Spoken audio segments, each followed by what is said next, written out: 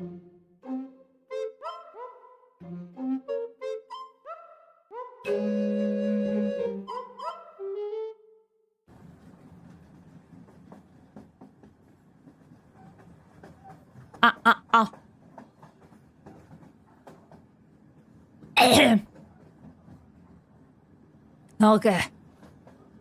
Hi, welcome to the stream. Hi, hello. If you're new here, my name is Darkus Levive and I'm a paranormal detective, but today I'm also an attorney. Hi, why am I always... Hi. Hi, jury. Hi, hello, welcome, jury. Head commands my favorite. Head commands? What do you mean head commands? Head commands. Hat. How is the job tree? Eve. Yeah, I hope you're all good and everything is alright. Hope everything is alright. Because I am kinda. Just a little bit tired. Pinky the pineapple, hi, hello. Your pin has a little typo. Where? Chat commands. Objection, your message. Hold it, your message. Boot throw a boot.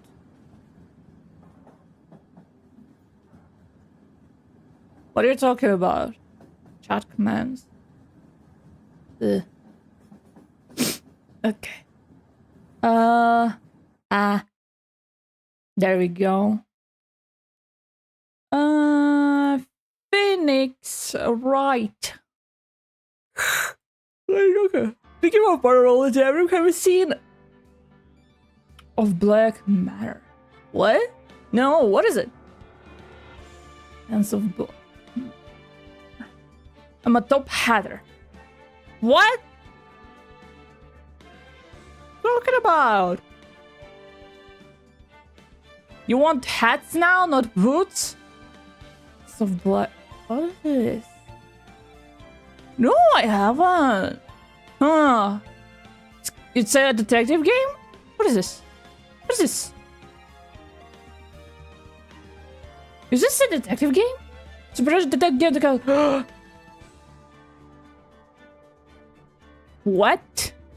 Are you for real? For real? 1 second. 1 second. Are you for real? For real? Okay, 1 second. Are you for real? Okay, shut it. Okay, here. Shh, get up. Okay. Okay. What is this?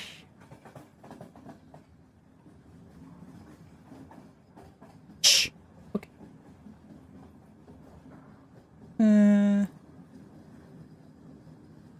Okay. What secrets are hiding here in Blake Manor? And where is Evelyn Dean? Time is running out.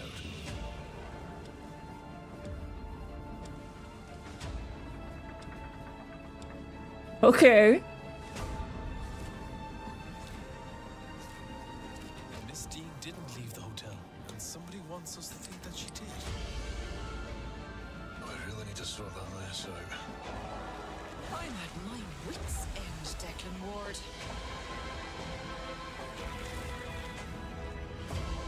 Damn, okay.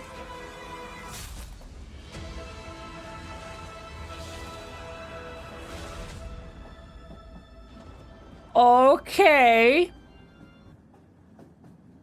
Okay. Gonna look into it. Okay.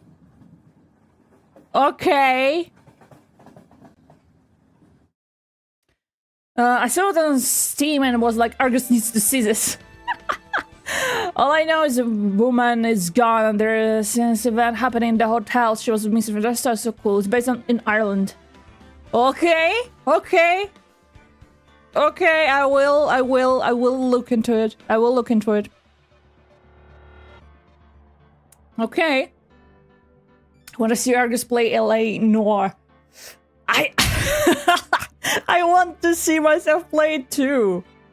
First I need to I need to earn some money for that, and yeah. I mean I can just need money because I'm currently saving up for the last Kingdom Come Deliverance 2 DLC that was announced. So yeah, I kinda tight on a budget now. One does not simply see a new Paranormal Detective based game and not inform Marcus. Yes, you should. Have you read the fine print when you subscribe to this channel? That you are obligated to tell me about any detective game.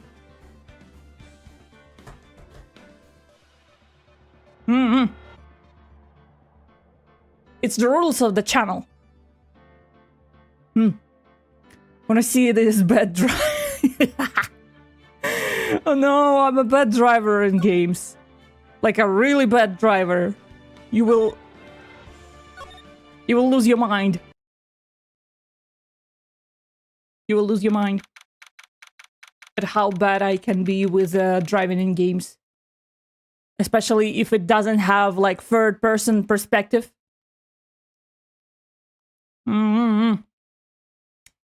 If your game has driving and doesn't have a third-person perspective, oof, oof.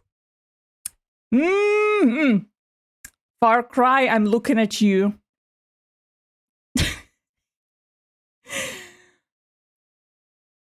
Last we played, we met the parrot and the caretaker, right? Yeah, and it's like trial. Start of the trial. I've been playing Yakuza Like a Dragon, if someone is a detective game. I was thinking about getting into Yakuza, but Walter told me you can't just start like anywhere. You need to play all the games to like understand them, or it's gonna be confusing. So okay. Dun, dun, dun. Court is now in session for the trial of Mr. Miles Edgeworth. The RPG nature of that is a nice change. Oh boy, I'm crashing that car. You don't want to know. Like, thank God Cyberpunk had a third-person perspective, because ironically, Cyberpunk is the only game where driving actually makes me motion sick. I don't know why. Maybe it's too realistic. I don't know.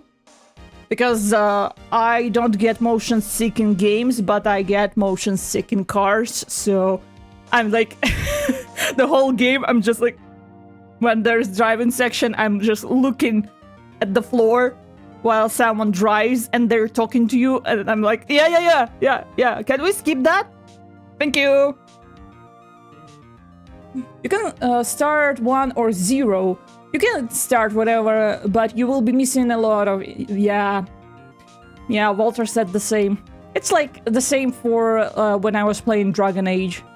Because everyone said, yeah, you can start Inquisition and it's alright. And when I started Inquisition, I was like, Church and Templars are the different things? Man, we're gonna get through this trial day and another investigation day before we get the scream at... Driving is optional. I mean, it is, but sometimes you really need it, like... Okay, it's time to save our Pookie. You're in Inquisition, like, what the fuck is going on? Help! Yeah. But I think I recommend everyone to start, if anyone wants to, like, get into Dragon Age, I think I recommend playing Inquisition first, because if you like Inquisition, you will like other games and will look past the graphics, you know, because Origins, mwah. Like, the first game, Dragon Age, mwah. It's amazing. But you need to look past the graphics, you know. But yeah, Miss Dragon Age, I wish I could play it, but yeah. Dragon Age, my beloved. The defense is ready, Honor. Yeah, fuck off. Very well, apparently the prosecution is also ready. Who's the judge here, anyway? Mr. Von Karma, your opening statement. Grandpa is sleeping. Very well, no opening statement, so... Not so fast, Judge. I was taking a meaningful pause before speaking. Eat bag of dicks. Ah! But yeah, Like a Dragon is basically Yakuza 0, but a new edge of the lore. Ah. Fuck Von Karma, my homies hate Von Karma. Yeah!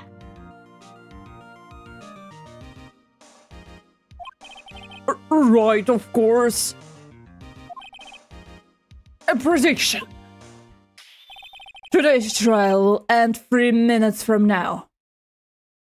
Okay? Okay, 3 minutes, okay. Okay. Timer. 3 minutes. Go.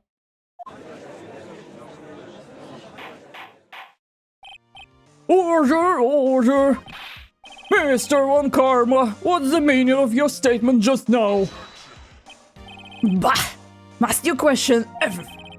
It will be over in 3 minutes. We have no time to waste. I'll call my witness now. Right.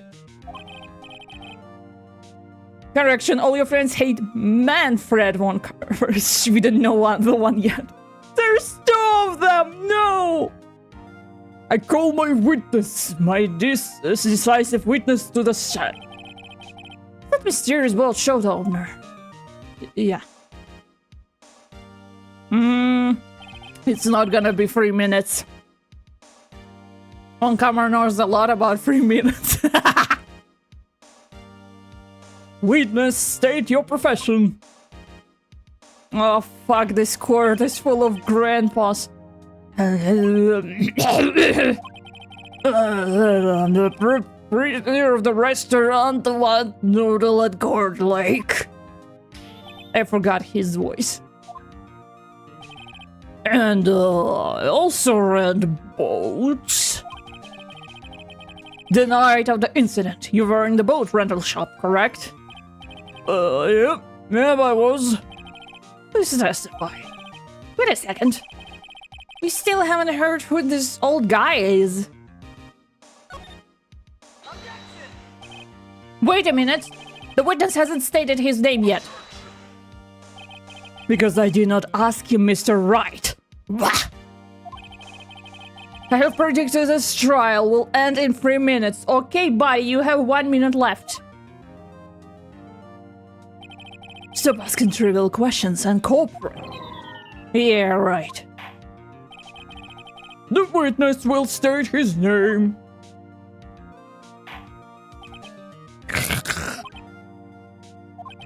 Well, I'm not really sure.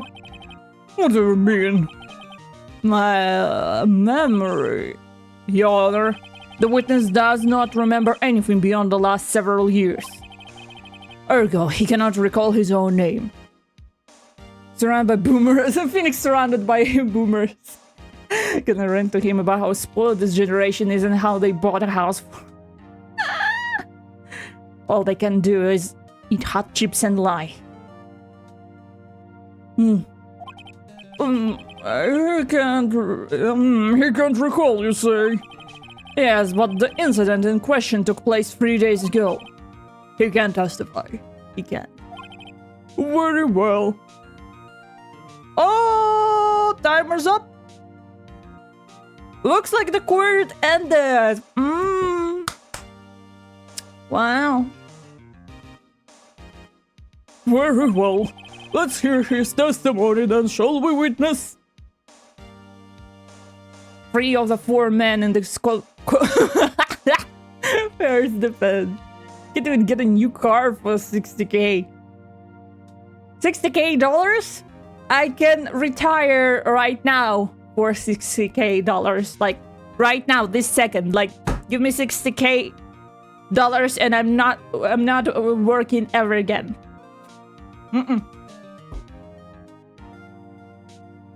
He has memory problems, but he can definitely testify. Sure, he can. Night of the murder. It was the night of 24th, just after midnight. Yep. I was at a restaurant where I rent boats as usual. Then I heard a bang. Yep. When I looked out the window, I saw a boat just floating on the lake. Then I heard another bang. Bang, bang. Ow. Just about then, the boat comes back to shore, and the man walks by my window. Was he handsome? Very well. I'd like to begin the cross-examination. I can't remember Grandpa's voice. Like, what? What was his voice? I don't remember. Maybe I am a grandpa. There is nothing to question in my witness testimony. Okay, I want to publicly apologize to Miles for saying he's annoying and he can't do that in court. Yeah, he can't do that, but I will prefer him over this bullshit. This is my apology. Where is it? Someone stole it! Where is it? There. Must be Upper Junior. Okay, I don't have ukulele, but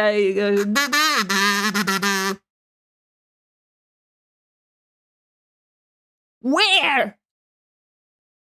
You just gave him a stereotypical old man voice, I think. You misspelled chat. Oh!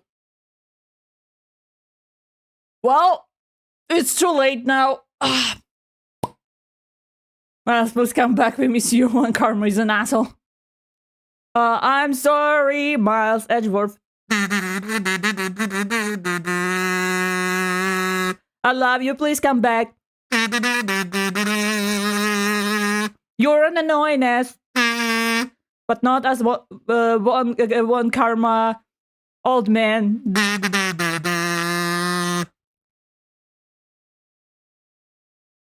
The sound isn't working.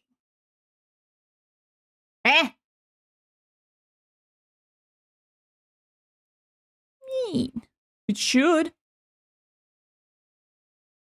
It should. Let me test it. Action.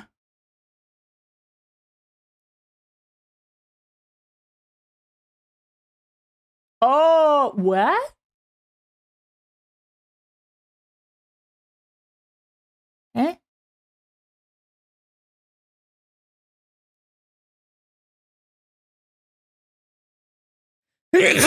Percent Raywinpood percent. There we go. Ow! Why would you do that? Okay, now everything should work. Now it should work. I don't know why it just reset it. I needed to like reapply the stuff in OBS. I miss my wife, Tails. Bless you. Ah, thank you. I forgot that I sneezed.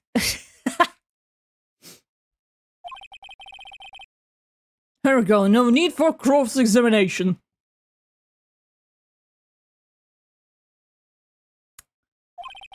Besides, there are only 10 seconds left before our 3 minutes are up.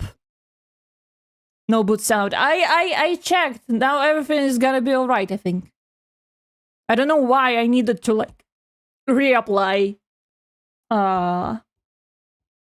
stuff to OBS. I don't know why.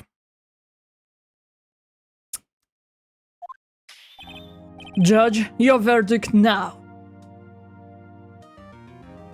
You will ask this fast for the verdict after your prostate exam, old man?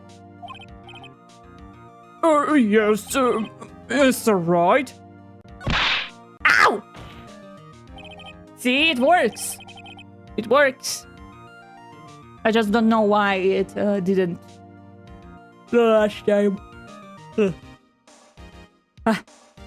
What are you saying? Of course I'll cross-examine the witness. Very well, you may begin.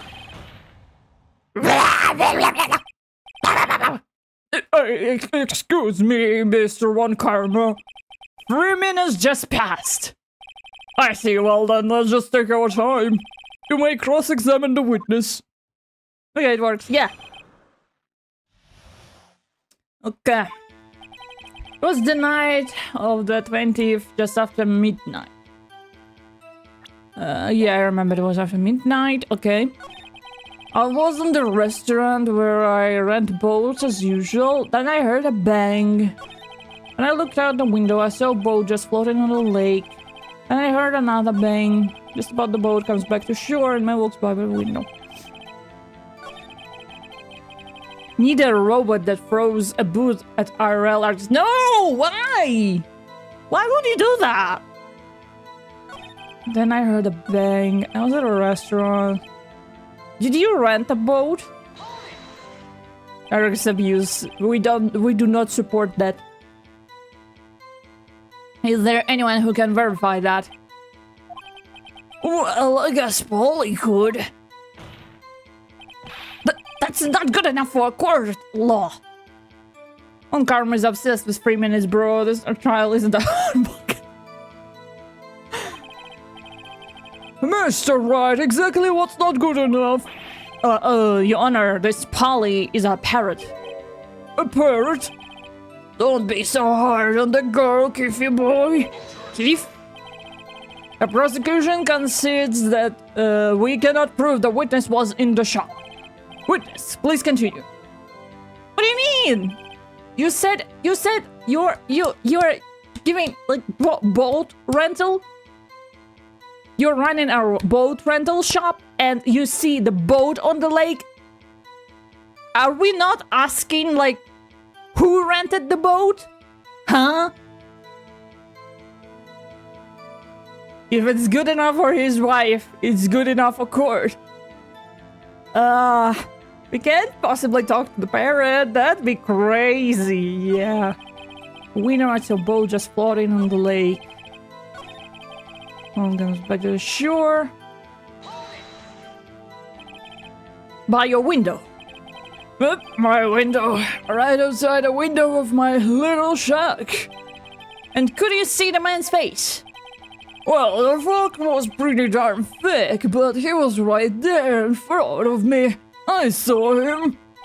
It's a rather important detail. Please add it to your testimony.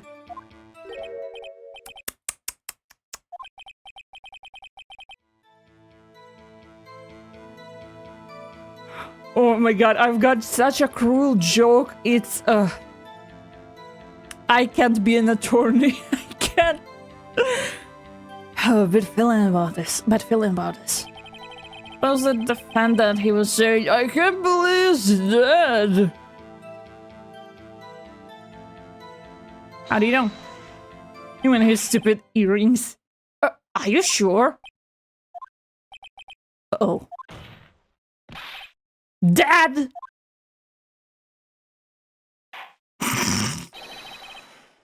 That's certain, Keith. He said, I can't believe he's dead as he was walking by too. Your Honor, I have something funny to say. The legal profession is full of dark humor. I mean, yeah, I understand. Like, I have a friend who, who works at court. So, yeah, I heard some wild stories. Whoever knows lawyers are like comedians. Stand-up comedian. Witness, are you sure that the person you saw was Miles Edgeworth? It was him, that Edgeworth boy! What? Oh my fucking god. Is he dead? Sounds like decisive evidence indeed. I see no room for doubt. Karma. He lured me into cross-examining so he could set me up for fail.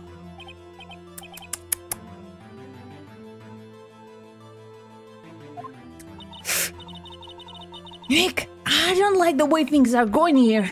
Everyone in the courtroom is glaring at us. I better act quick or this trial is going to be over. Why is this even an option? Oh my fucking god, he's fucking dead. Your Honor, we proved in yesterday's trial that it could not have been Edgeworth who fired the gun. Mr. Wright, are you referring to the fingerprints from Edgeworth's right hand found on the gun? At the photograph showing a man firing with his left hand. Exactly. That is easily explainable. He could have wiped his fingerprints after he fired. You're ignoring the truth of the matter here. Okay, now it's just like, she said, he said, you know. Everything in his witness testimony is true. I mean, if you can say, oh, maybe he wiped his fingerprints. Okay, where's the evidence of that? Like, am I supposed to, like, prove that your saying is not true? The real U.S. court, this case would have been dismissed by now. Yeah. It would end like before the court. I think it will be like, nah, bye. There is a guy. There was a guy, old man, with his own like TV show. If you probably don't know him because yeah, you know, but he's like movie director, really famous one, and he had his TV show when he was discussing like things and stuff, and once he was discussing some conspiracy theories for why, I don't know, that's just the way of old people, I guess, and he said something along the lines of if I say something and you think it's not true, it's your responsibility to prove it's not true. It's not my responsibility to prove it's true. I was like, what? And everyone was like, what are you saying, old man? I think he lost his place on TV after that. But we at least have the dates pushed back by years. Get this grabby. Aww. All the cats get and the little kiss on the forehead. Mwah. Everything in his witness testimony is true. The judge is lost in thought. What should I do? Why it's even an option in the game? Like, Your Honor, this witness claims that Edgeworth said, I can't believe he's dead. But his words is all we have. If he were telling a lie. Mr. Wright, in a court of law, the evidence tells all. Okay, we'll do that thing when we run our hands along the floor. Apparently, you have yet to realize even this basic fact. If you say his testimony is a lie, shows the That's literally Damn! What? Okay, 1 second. I will wait.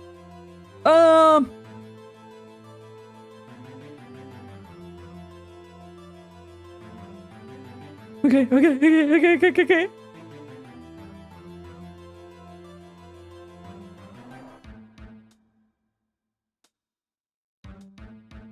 Okay. I will find this quote. 1 second. That's literally it. Like, literally. Если я что-то утверждаю, я не обязан предоставлять доказательства. Если вы утверждаете обратное, опровергая меня, это вы должны предоставлять доказательства. Разве не так? Okay, I will translate it. If I assert something, I'm not obliged to provide evidence. If you assert the opposite, if refuting me, it is you who must provide evidence. Isn't that so? That's... What?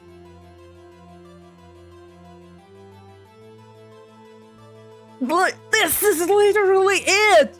Oh my god! All people have, like, a hive mind! Oh my god! Nick, do we have evidence? It's no good. There's nothing I can do. Oh god, it's literally him. Yeah, that's what I said! Oh my god! I think that that director lost his TV show because of like COVID, conspiracy theories. I think that's why. But anyway, are you sure? To be honest, I don't know what to do anymore. Please, can you hear me, sis? Please, we need your help. Nick needs you. Stop. 3 minutes was perhaps too high of an expectation. Your wife said the same thing! Ah! Oh, fuck. I didn't even touch it! My mic just fell. I didn't even touch it. What the fuck? However, 15 minutes isn't bad. It must be a new record.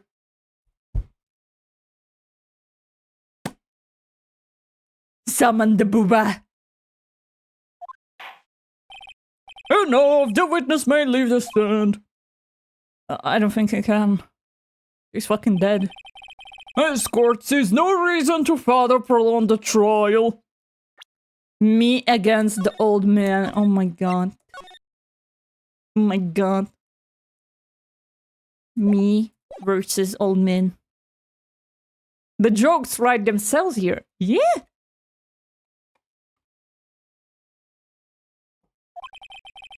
Nor is there any need for more time to decide the case against the defendant.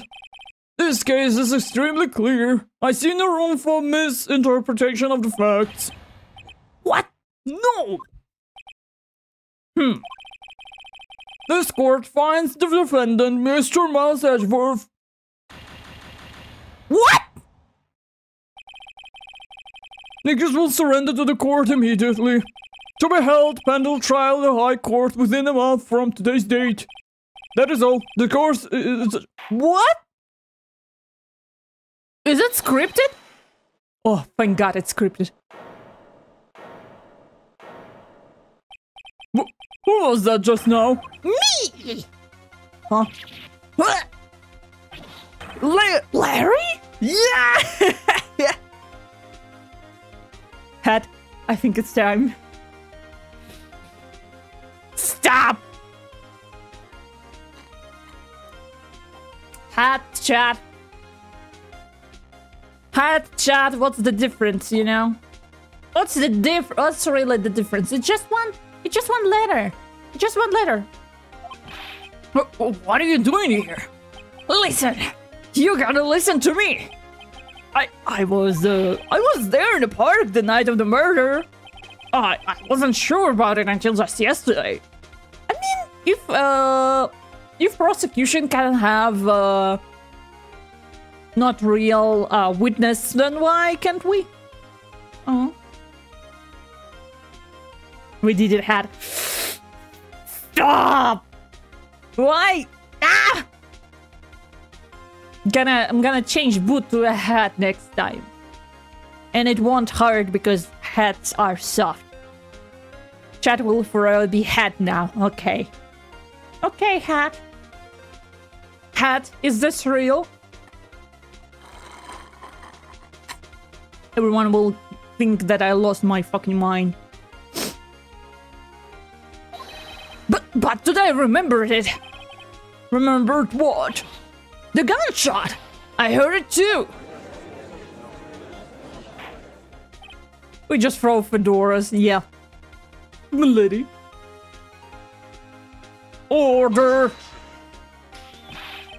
What is the meaning of this? The verdict has been decided. I call for adjournment. One moment, Mr. Von Karma. So, you say you heard a gunshot? Yeah, I did.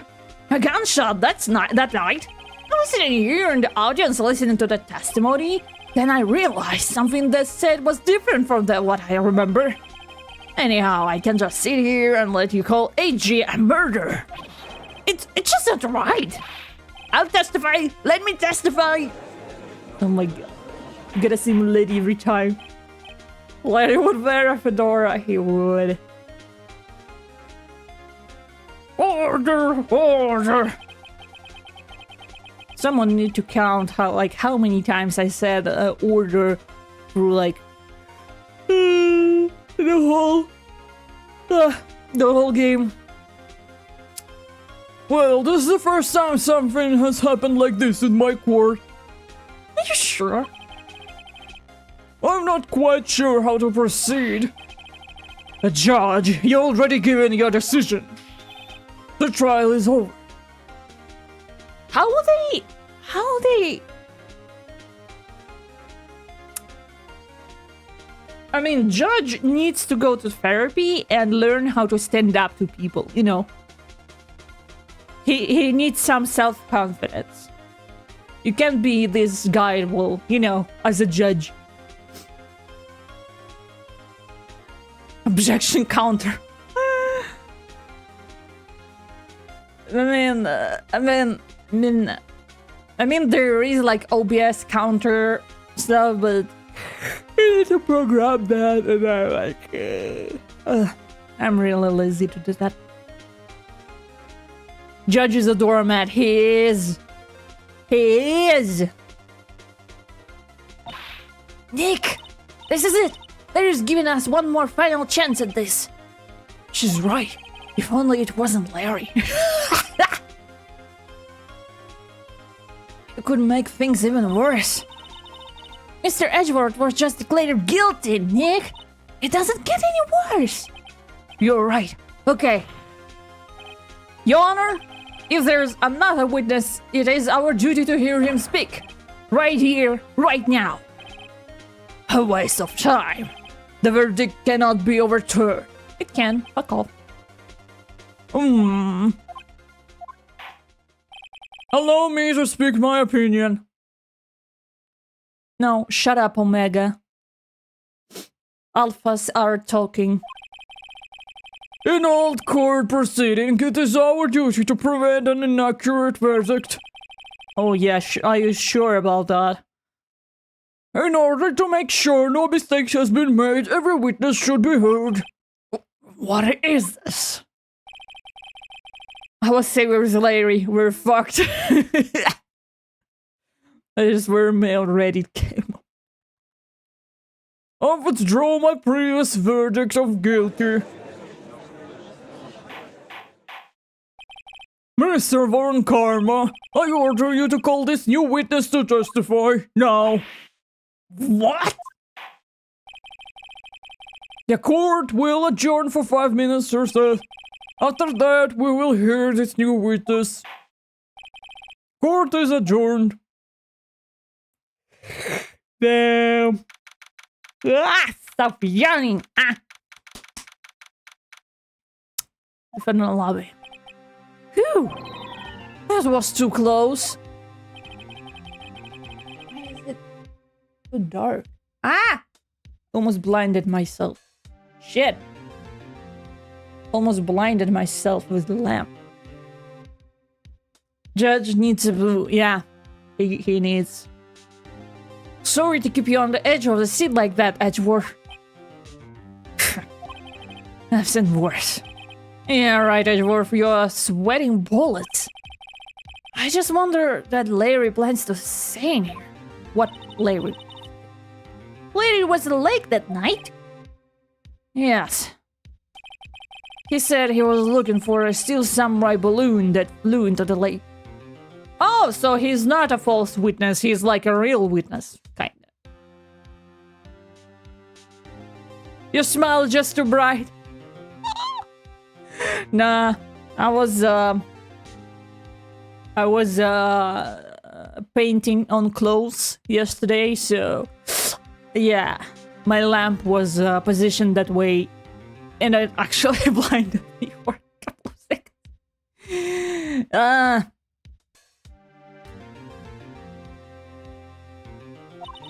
All right, and he found the balloon and the air tank that night. Yeah. Hey, Edgeworth. Huh? You say something right? Yeah, a lot of things. You seem out of it. What's wrong? Oh, I don't know, Phoenix. It's... Mr. Edgeworth, there's something I've been meaning to ask you. What's that? Why are your fingerprints on the murder weapon? It's a good question. Oh.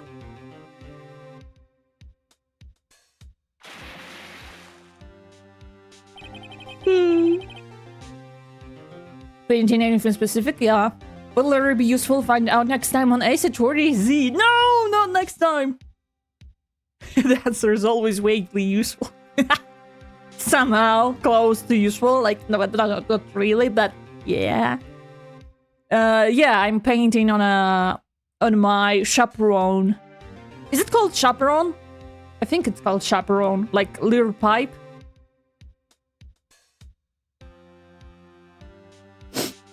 You can Google that.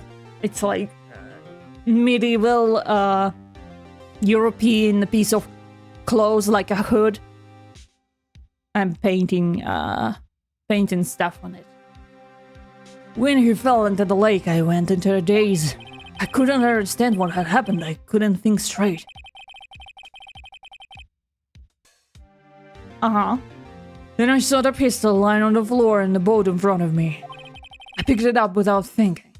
It was your first, like, thought to pick. Oh, God. I didn't have a reason, really. Please help in the most inconvenient way possible. The superhero we didn't need but deserved.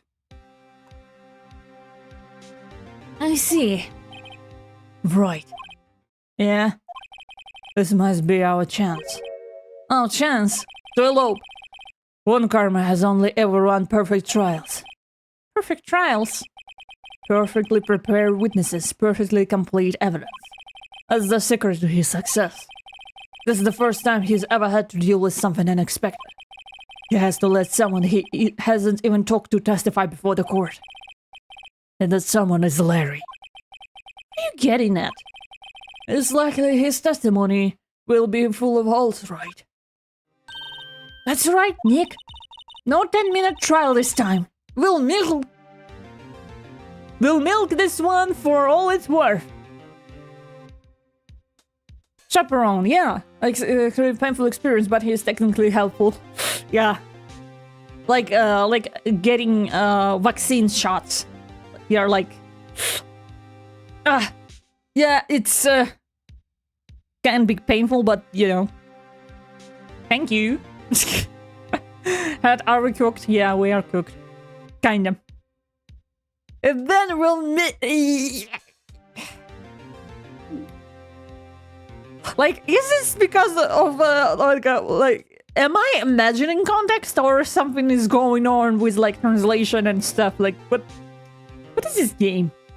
It's almost 4 a.m. I can do. No, we need 10 minutes. No! No! Stop! No. No. No.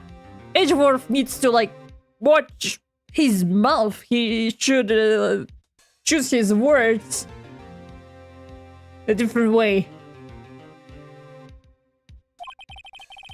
Hey, it was 15 minutes. 15! Everything's on Larry now. Hat, we're cooked. A lot of people ship Miles and Phoenix. That's what I'm talking about. Like, you can't, like, you can't interpret it the other way. Like, you're like, No, there are so many times when the translator face so weirdly suggestive to right word that I'm like, this cannot be unintentional. I mean, you're like, this is like,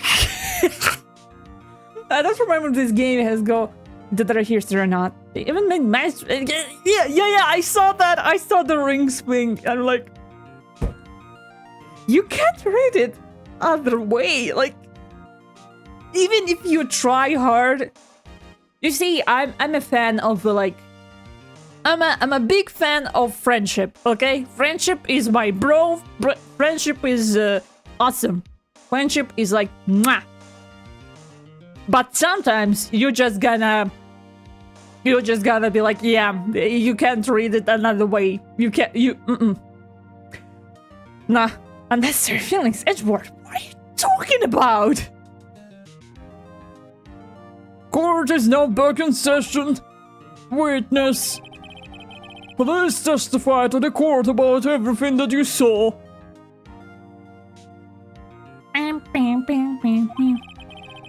On the night of December 24th. Right, leave it to me. Please, Larry, don't mess this one up. I had to admit it, but you're our last chance. On Karma didn't even have time to prepare his witness. I just hope Edgeworth is right about this being our big break. I think he's right. The night of the moon. That night I was out in the boat on the lake. I was looking for something and I found it. So I quickly slipped in the boat back in the rental shop dock. Then just as I was thinking about going home, I heard this bang. I looked over the lake, but I didn't see a boat. So after I heard a single gunshot, I went home. I think things briefly touches on it in the game, but bro went to law school for a chance to see Edgeworth again. This level of commitment is canon can be platonic. I mean, yeah. I mean, Legally Blonde is right here. And if you interpret Elwood's whim to go to the law school to see Warner? What's his name? Warner. I think it was Warner. So like, if you interpret it, she even says it's for love. Like, it's debatable for if was it real love. I think it was. But if you interpret her action as for love, then this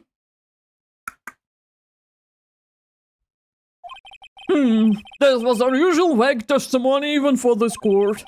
In any case, Mr. Wright, you may begin your cross-examination. Yes, Your Honor. What's wrong, Nick? It's Larry. I have no idea what he's going to say if I press him. I'm a little scared.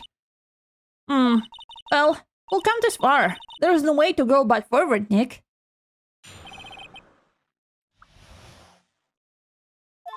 The murder. I'm gonna save just in case because I don't want to like go through all of this again. We already established Legally Blonde as low-key Miles' favorite musical. Yeah. I mean, it could be a Brotherhood BS thing. Oh, that's right, they made a musical. Yeah. Law school is far too grown to go through just for a friend. Yeah, like Elwood needed to like study. One of my favorite songs in the musical. What You Want. What you want, and I don't want you want, and I don't know you're better.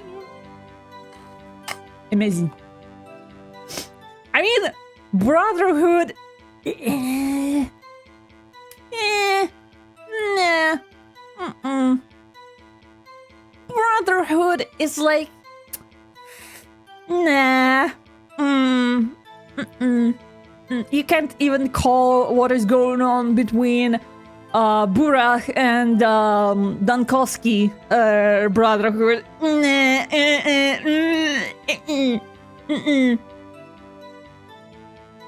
Also, don't forget Mia. What about her? What about her? What about her? Phoenix was majoring in the arts before he changed to law. Man, that could be my life, huh? That night I was out on the boat on the lake. I was looking for something and I found it. How could we forget Mia? What about Mia? What about Mia? How's she... What's her stance in this? What about her? What about her? Looking for something. Yeah, Mr. Butts, what was it you were looking for? What the witness was searching for is irrelevant. What if he was looking for bodies in the lake, huh? Most likely he was hunting for this gourd. It's surprisingly close to the truth in a sense. This is all irrelevant, let's get it over with. I think Mia encouraged him too, but his main motivation was Edgeworth, and at least according to what he told Maya. Huh. So it's a deal 2-in-1, huh? Like, I get a degree and I see Edgeworth? Let's go. Not to get spoilery, but get a chance to play as me and we see younger Phoenix keeping it okay. He slipped on a boat back in the mineral shop. Then just as I was thinking about going home, I heard this bang. Looked out over the lake, but I didn't see a boat. After I heard a single gunshot, I went home. So you only heard one bang, correct? Yeah. Huh. Well, Nick? It was a pretty wishy-washy testimony, wasn't it? I guess I should just start working on the contradictions. Sorry, I wish I could be more helpful. I wish I could call my sister. Bling bling, hello, sister? The lake is looking for something and I found it, so I quickly slipped the boat back in the rental shop dock. And just as I was thinking about going home, I heard this bang. I looked over the lake, but I didn't see a boat. After I heard the single gunshot, I went... Just in the murder, foul incident, it's a noise... Pretty sounds gunshot.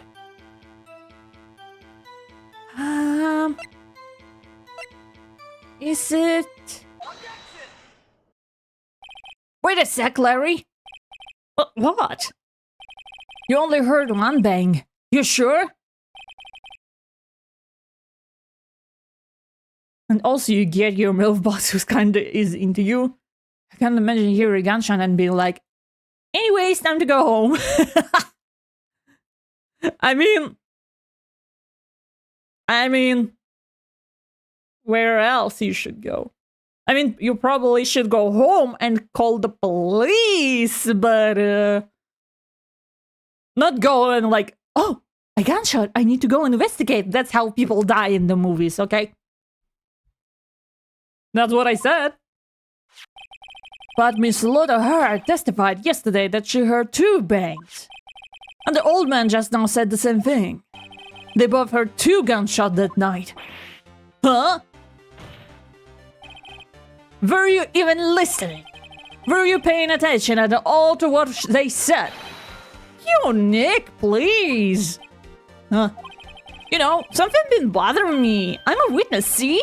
I'm like a customer here. So you get to treat me nice and stuff, okay? Not okay. Larry would die first in a horror movie every single time. Yeah. For different reasons.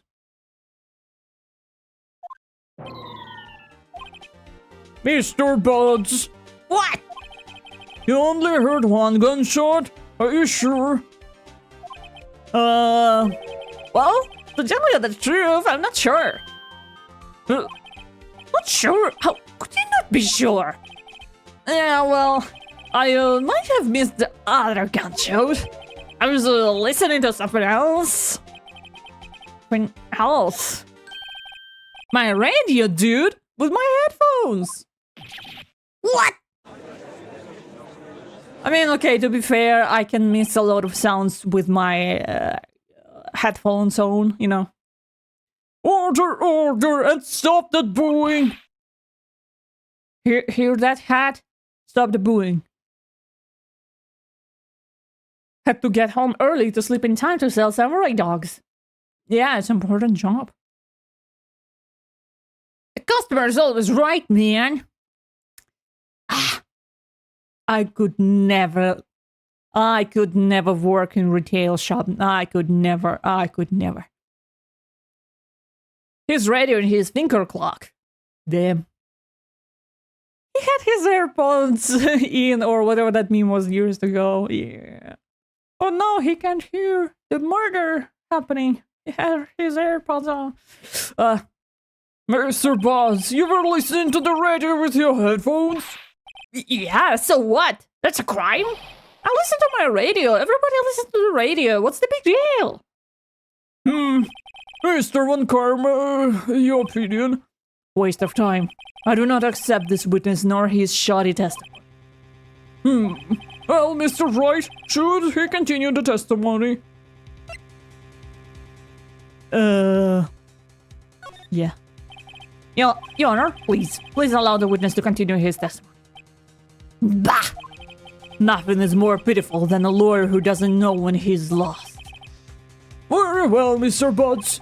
Please give your testimony and be sure to include details like your radio. Right. Leave it to me. I wondered if there were any other way out of this, believe me. Retail is not for the weak, and I say that as someone who isn't even like a full-time worker. I've done retail. Oh, damn.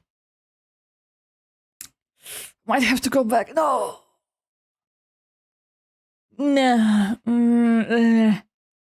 I can't like work with people face to face. I don't think I'm weak, but will you call it a weak if you will get really like snarky and being like, oh, well, get your ass out here then, like, and very salty.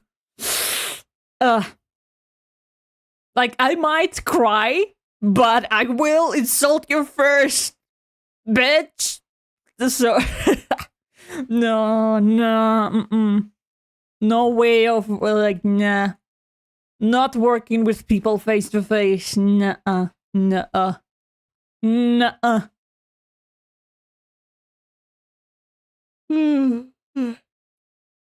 Oh, we do that in the back room. I have to hold my tongue constantly. That's what I'm talking about. Like, I can do that, but at one point I will be like, listen here. Because I hate people who don't treat retail workers or like workers in general, like waiters, reception workers and stuff, like they don't treat them like human beings. I just can't. I can't about. I will never understand that. Like, what do you mean you aren't sure if this register is taking cash? The sign said cards only. Customers can't read. That's true. Customers can't read. I once visited one of my relatives' workplace, and I saw people like asking the most stupid questions in the world. Like, I understand different situations, stuff happen.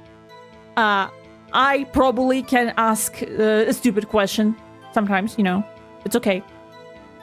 But some of them are like,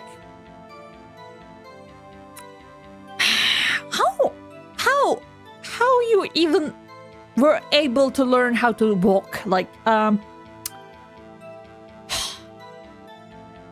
people like you are they probably die in childhood because they stuck their fingers in a electric socket. What the fuck are you talking about? Like, oh, I remember there was like a guy who was like, how much do we need to pay you so you will smile to the customers? I was like, we should kill that guy. Can I get 2 for $7 deal even though I'm only buying 1? Do you hear yourself right now? Yeah, they don't even check the product's name on the price tag. I was once working the desk and someone called to ask if I could get a different store chain to answer the phone.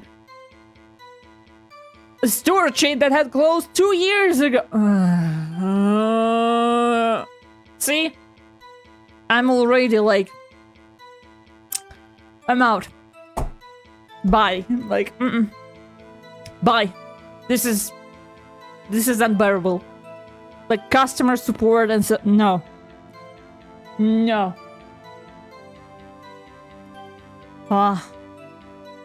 Very, No, not working with customers, like, face-to-face. Email me. Even emails are sometimes like...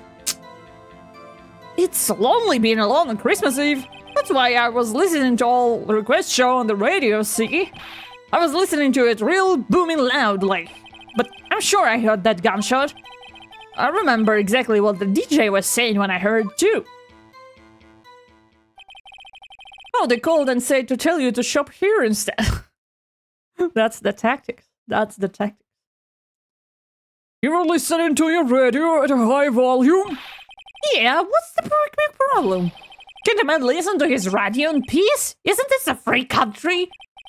I truly believe Larry has no idea what the problem here is. But Argus, you're doing customer service right now. How is this a customer service? Head is always right. No, head is not.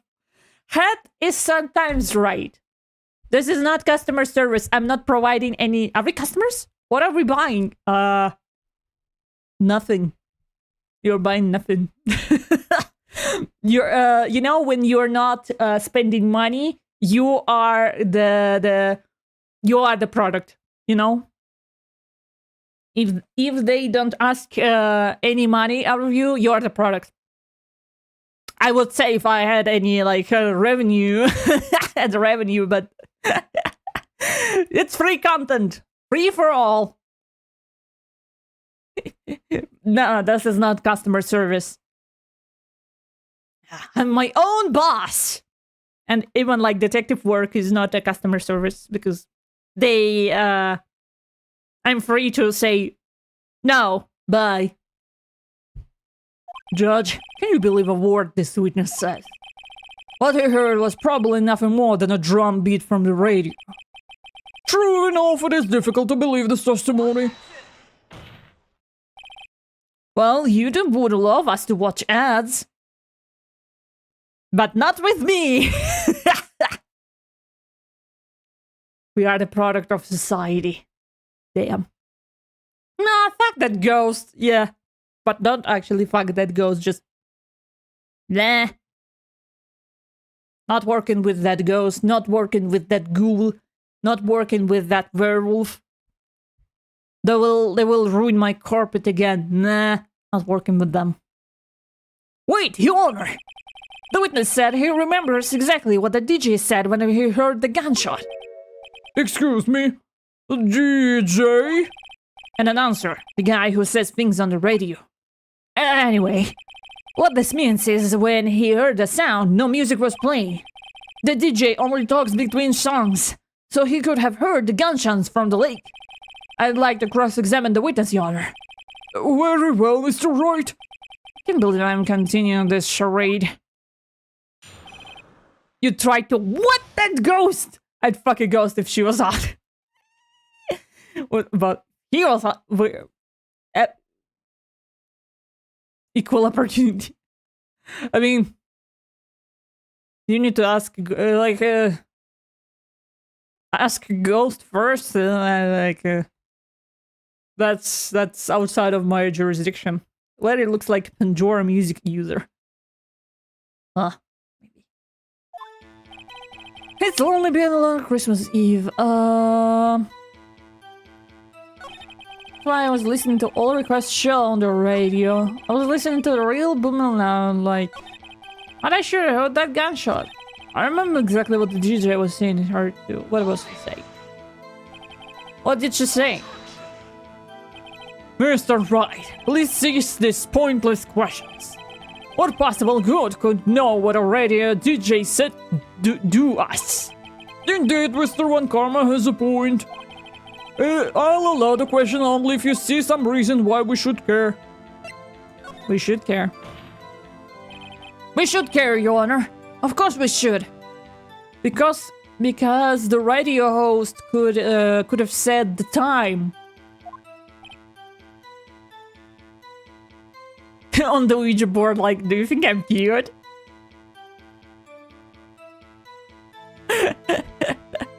That's how you should do that. Why? Well, how do you know if we don't ask, huh?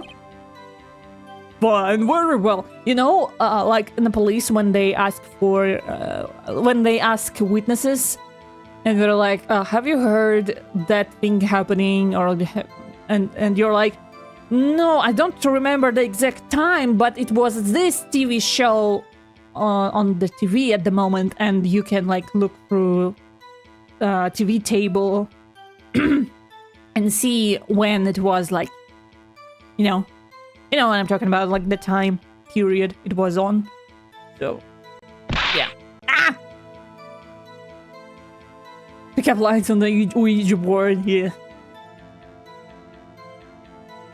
Fine, very well. Mr. Butts, please testify to the court. What was the radio announcer saying when you heard the gunshot? She said, hey, it's almost Christmas. I heard the gunshot. Uh-huh. Are you sure? Of course I am. She had this real sexy voice. Oh, sexy lady. Maybe One Karma was right. I'm not sure how that helped us at all. It's the most ludicrous testimony I've ever heard. There's some gleaming ray of hope in there. Got to press it until we get to the bottom of what happened. Won't be long Christmas Eve. That's why I was listening to an all request show on the radio. Real loud. But I'm sure I heard that gunshot. I remember exactly what the DJ was saying when I heard it too. Just when she said, hey, it's almost Christmas. I heard the gunshot.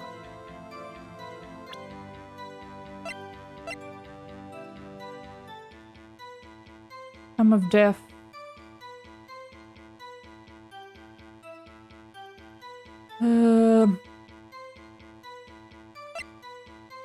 Taken automatically. The time. Larry, are you absolutely sure what you're saying is correct? Huh? What is the face? You look scary, dude. Hey, if you tried to scare me, you better know I don't scare that easily. Is something the matter, Mr. Wright? Your Honor? Did you hear what the witness just said? The DJ said, hey, it's almost Christmas, and he heard the gunshot. Indeed, and? Almost Christmas meant it wasn't Christmas. He's gonna say it. Oh, you were talking about this Another one. Making screenshot. Another one. Another one. Legendary. Oh, I've heard it once. Like someone was saying about almost Christmas is not a Christmas, and was like, eh? What are you talking about? Now I know. Almost Christmas means it wasn't Christmas. I posted that screenshot during Christmas. Hat, is Larry cooked? He is cooked. But like, in a good way. What? Damn, almost Christmas. I mean, in court, they probably would say that, you know, if they can ask for definitions of the words and stuff. So I think that's as real as we can get as close as we can get to the real course. Do you realize what this means? When he heard the gunshot, it was still Christmas Eve. That would seem to be the case, yes. But he should have heard a gunshot after midnight. This photograph is irrefutable proof of this fact. Let's see what the time was on the photo taken when the gun triggered Miss Hart's camera. 15 minutes after midnight on Christmas Day. This is a clear contradiction, Your Honor. I mean, to play the devil's advocate, you can say, how can we be sure that the time was set correctly on the camera? But, you know, followed by the screenshot of the killer saying, Merry Christmas, when it's 25. Oh, they tear that statement apart for sure. They love dealing in absolutes, yeah.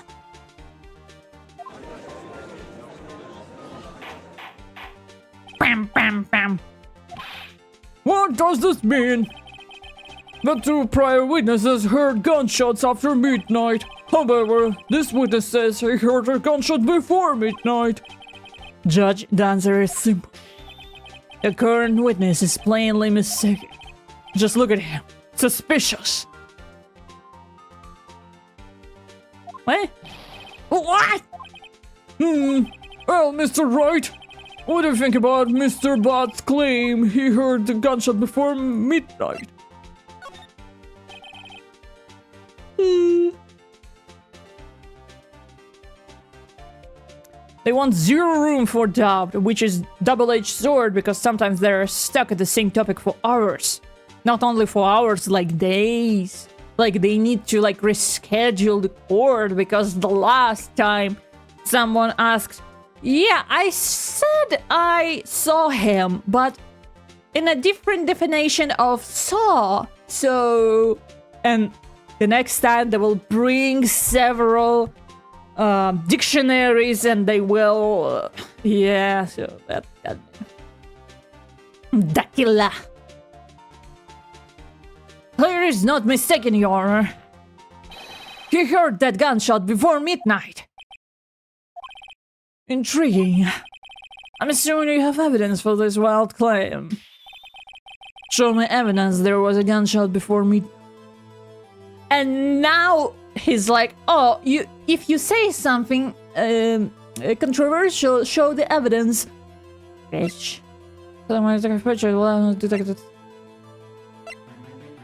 Gunshot before midnight. I mean, the photo. Show me evidence there was a gunshot before midnight. Wait, how am I supposed to show evidence there was a gunshot before midnight if I... Warn Lake, article about monster sign. Until Lake.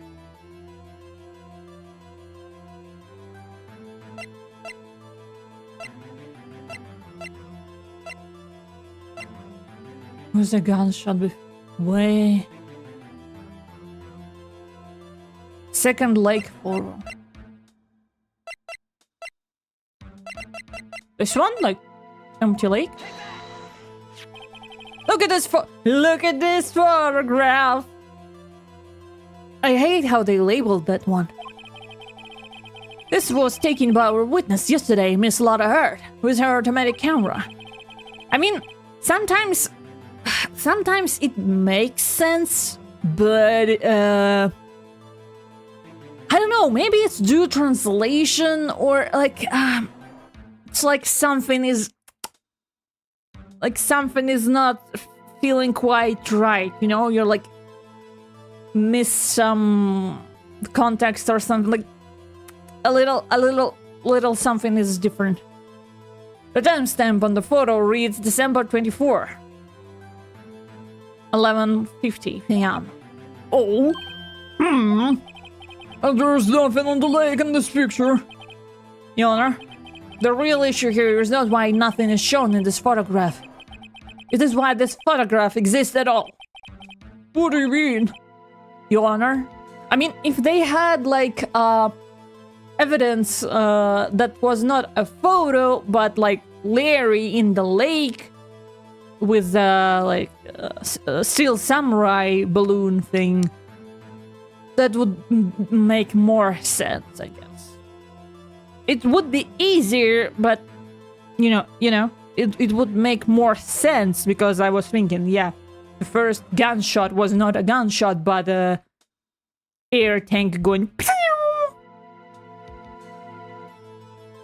It's gonna make you laugh. We make that Nickelback reference every time we have a photo. No. I mean, why would they even make it like that? Photograph was taken by an automatic camera. That camera was set to go off in response to a loud noise. Aha! Correct! There was a loud noise in the lake at 11:50 p.m. This is why this photograph was taken. In other words, when Larry heard the first gunshot, it was most definitely still Christmas Eve. Indeed, it would seem that is the case. Then where does that leave us? They like making sure we have paid attention during the... I mean, yeah, but... No, you know...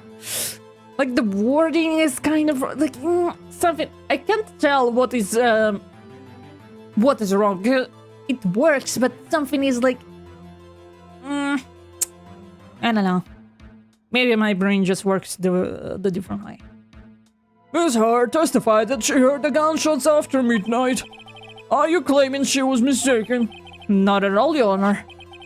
It is in fact that the camera also triggered at 15 minutes after midnight.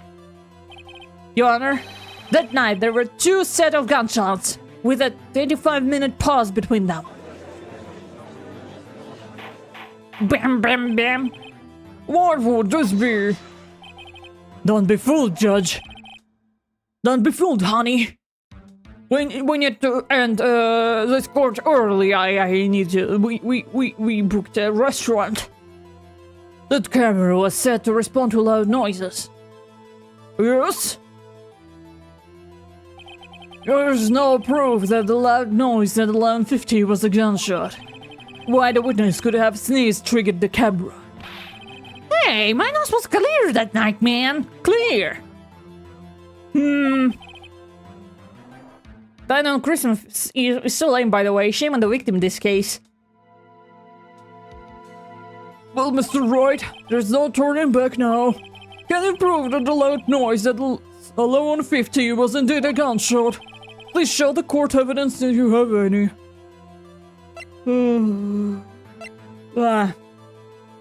So I need to prove that the first one was a gunshot. Okay. Automatically. Second lake. Victim's body. Fired 3 times. This is my evidence. The murder weapon? Something about this pistol was bothering me, Your Honor. Both of the witnesses who testified yesterday heard 2 gunshots. However, the murder weapon was fired 3 times. When then was the last shot fired? Shots fired! Only now have I realized the truth. That third shot was the shot Larry heard just before midnight. Eh? Order! That would make sense if the evidence we've seen so far. However, it leaves me wondering exactly what did happen the night at the lake. Exactly. Is that true? There were 2 sets of gunshots separated by 25 minutes. One at 11:15, another at 15 minutes after midnight. Why, I ask you?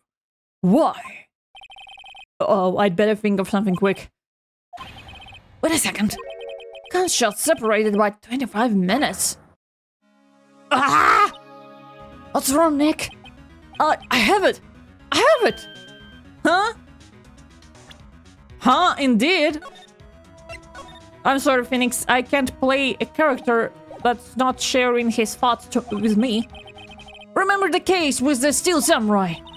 Ah, yeah, of course I remember. The murderer in this case had the same idea as the murderer in that case. What do you mean? Maya? Yes! If we don't figure this out now, we'll never overturn a dwarf guilt. Ah, okay. Need a brew. Shots fired! Girls are fighting! Boop. Why boop? Judges cooked. I've got a hunch and I'm going to run with it. Right, I mean, it's a safe. Safe? We already got a guilty verdict. We have nothing to lose. You just watch and let me know if anything that sounds fishy, okay? Right, Nick? Phoenix, share with the rest of the class. Yeah. Your Honor? Yes, Mr. Wright. The testimony just now has cleared up the entire case. Okay. What do you mean, Mr. Wright? He makes this noise because he's a rat. Because he's a rat, and rats make noise. He's a rat. So you finally realized the truth. It can be no other murderer than Miles Edgeworth himself. Wrong one, Karma. A man was shot that night, but it wasn't Edgeworth who did the shooting. Listen, rookie. Take a deep breath and consider the facts. At the time of the murder, one boat was on that lake. This was shown by the witness photograph. The defendant, Edgeworth, was the victim, Robert Hammond, were in that boat.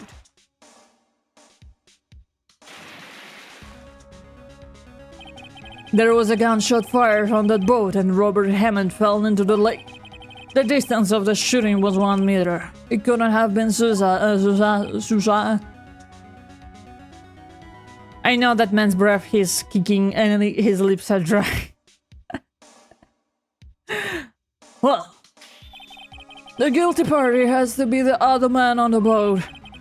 I admit it's hard to imagine any other possibility. Yes, but this assumes that the victim was shot at 15 minutes after midnight. What do you mean by that, Mr. Wright? We have photographic evidence on the time of the shooting. The timestamps of the photo says 15 minutes after midnight. But Larry heard a gunshot 25 minutes before that. Robert Hammond was killed then, 25 minutes before the shot on the lake. That's the only way that Edgeworth could be innocent. Mr. Wright, are you quite mad? Explain who the two men on the boat are.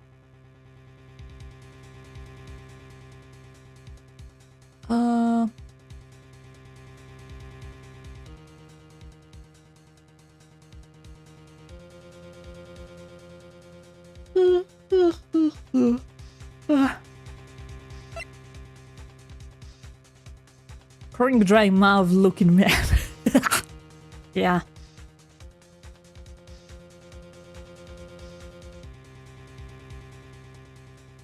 That kind of man that will read a lecture in your university and like auditorium is like really quiet because he's mumbling and talking really like so and you hear his lips smack every sentence and you're like or explain who the two men are both. Edgeworth and the murder and Hammond.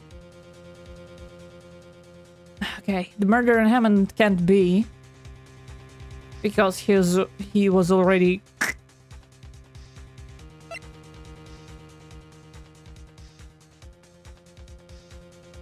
the murder and the okay. You got this. Edgeworth and the murder. It doesn't make sense.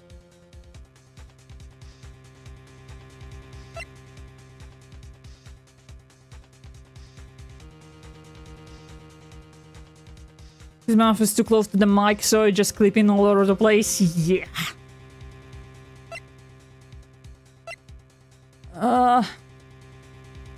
Okay, 1 second, I need to think. So, it's not Edgeworth and Hammond. This photo was after midnight.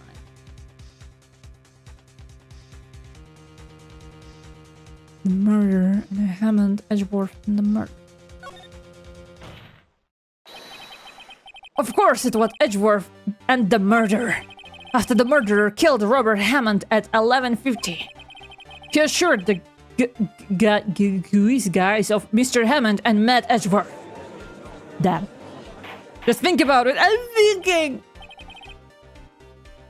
Can't wait till we get more fun prosecutor. What? Oh, are you serious? Yes, Edgeworth won't tell us why he went to the lake that night. However, I have a hunch. That night, Robert Hammond called Edgeworth to the lake. Now, Edgeworth didn't know that Robert Hammond faced that well. That's why he didn't suspect anything when the murderer took Robert Hammond's place. I'm not sure what to make of all of this. Ludicrous! Mr. Wright, tell us the name of the murderer then. The murderer's name? Right. It's...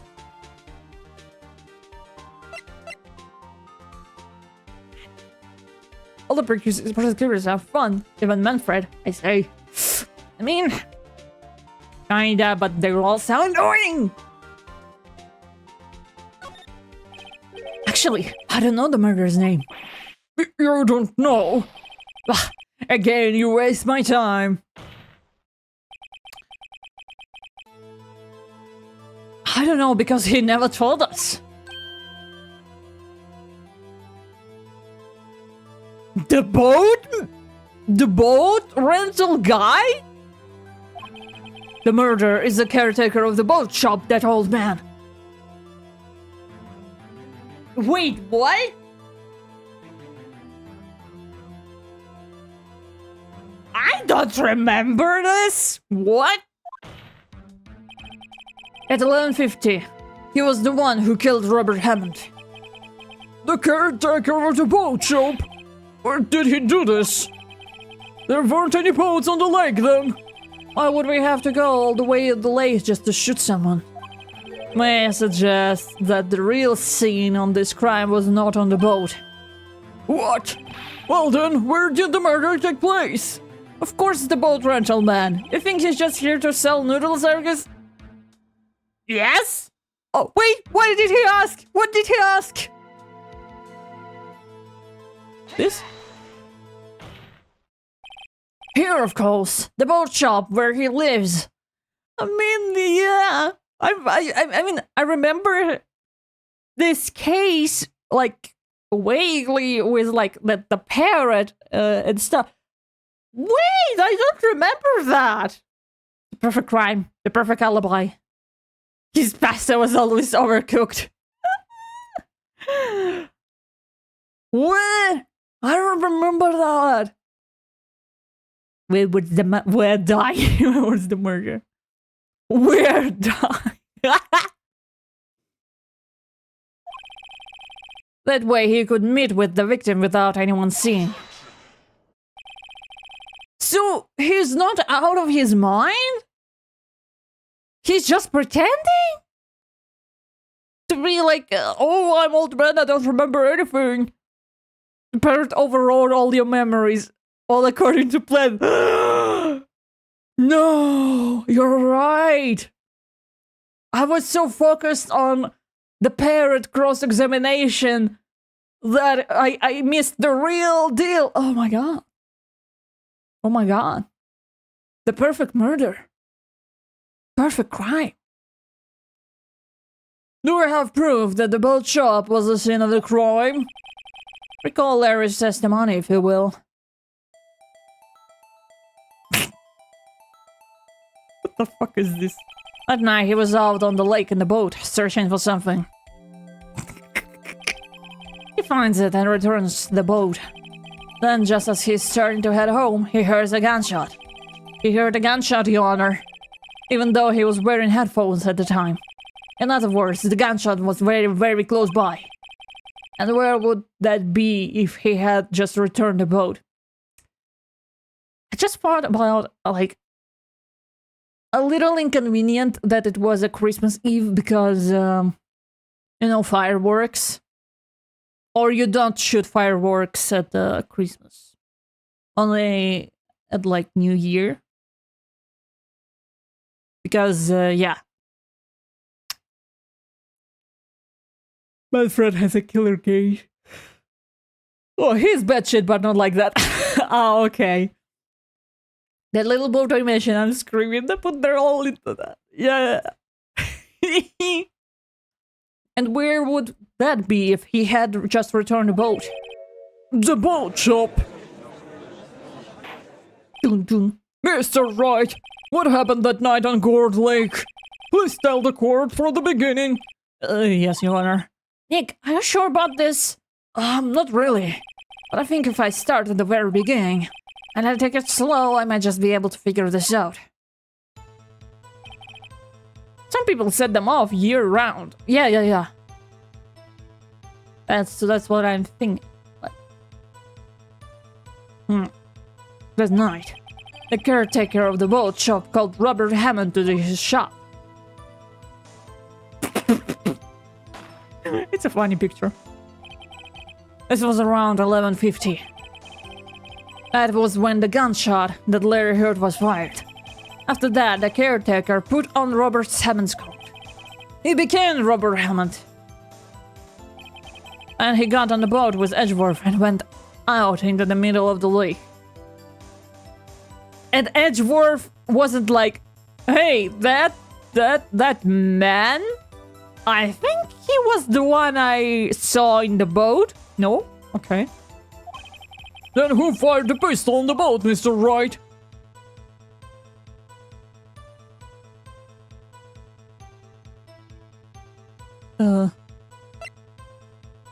Sure about this? I've been everything before Maya. Yeah. Of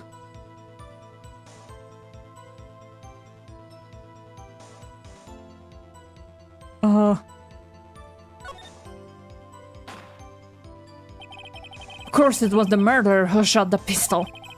He shot twice, both missed Edgeworth on purpose. Wait a minute. Yes? How would he shoot twice if he didn't mean to hit anyone? Oh, details. Know this, Mr. Wright. The moment you run out of explanations is the moment you lose. Tell us why the murderer had to fire twice. To create a witness. I believe he shot twice to create a witness, Your Honor. Create a witness. The murderer lifts his pistol and fires one shot. That ensures that anyone who heard the shot would look at the lake. Indeed, Miss Hard did exactly that after hearing the first gunshot. Next, the murderer waits a bit and he fires again. And then... Miles is probably like, what the fuck just happened? Boatman! At least a super William name. Boatman. Boat guy. Just imagine you thought you're gonna be called, like, by the people they will call you, like, Karen. But they just call you a boatman. The murderer jumps from the boat himself, leaving the pistol in the boat behind him.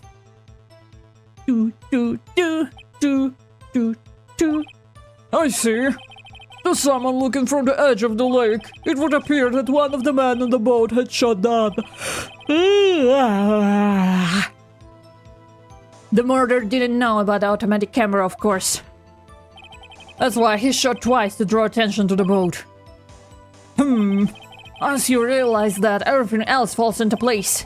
The boat shop caretaker swam back to his shop, and he put Mr. Hammond's white coat back on the body, and threw the body into the lake. This is what happened, Your Honor. I think autopsy would say that he was killed.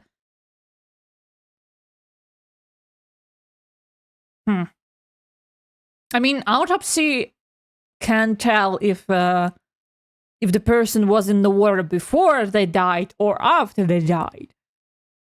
So I wonder, could autopsy like conclude that he was in the water after. Because, you know, there's like a time limit. How long you can be, like, the body can be in the water.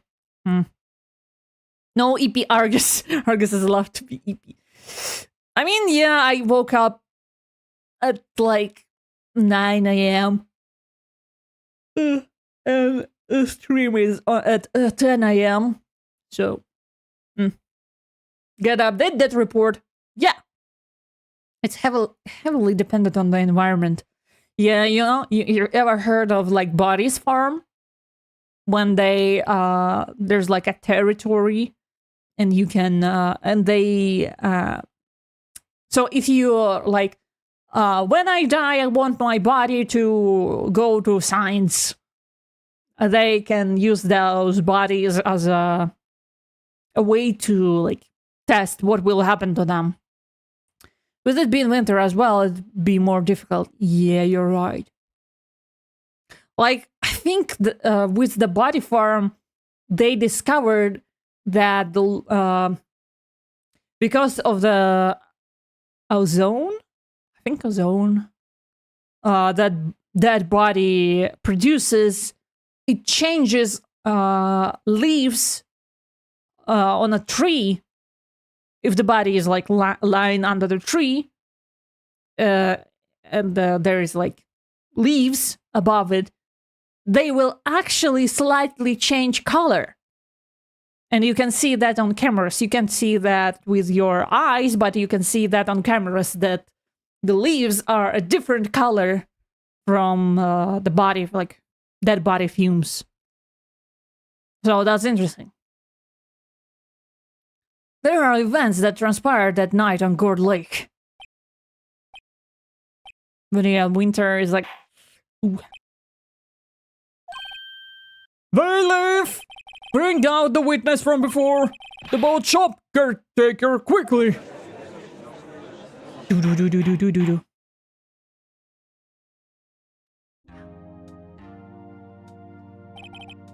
Very well. While we are waiting for the caretaker, I would like to ask the defendant Miles Edgeworth a few questions. Mr. Edgeworth, please take the stand. Hydrogen, sulfide, ammonia, and carbon dioxide are the main gases. I mean, something along those lines. Like. So yeah, some fumes are like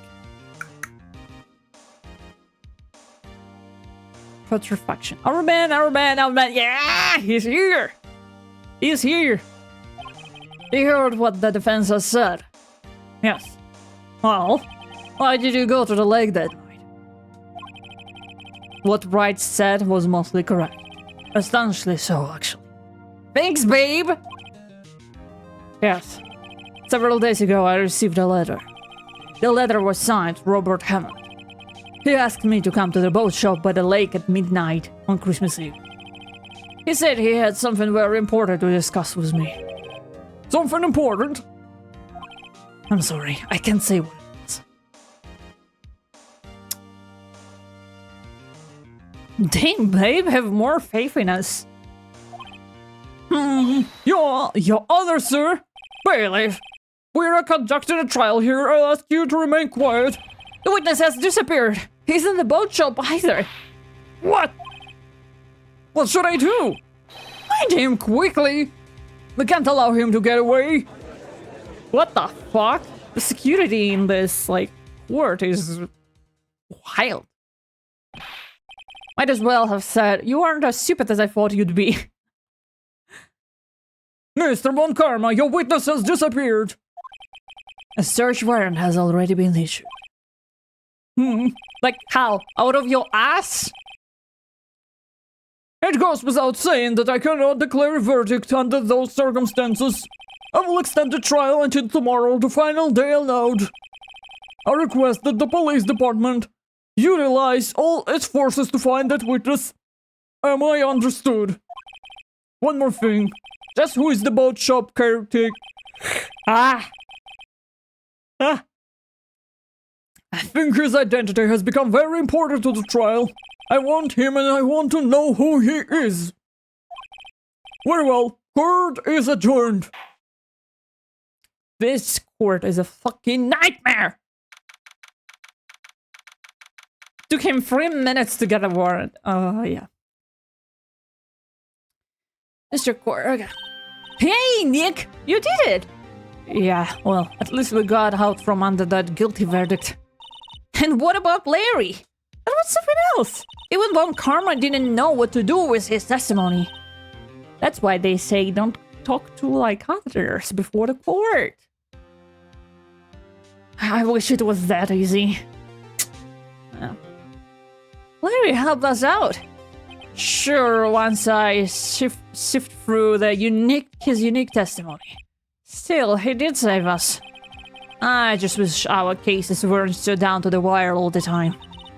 I know what you mean. Sometimes I feel like it's us on trial instead of clients. You're so sad! Oh, you're so sad! Goddamn kangaroo court. I mean, yeah. Honestly, the judge would have issued a badge warrant for him. Yeah. Everyone goes to jail, like, everyone, judge included. You're so sad! Why are you so sad? Hey, Edgeworth.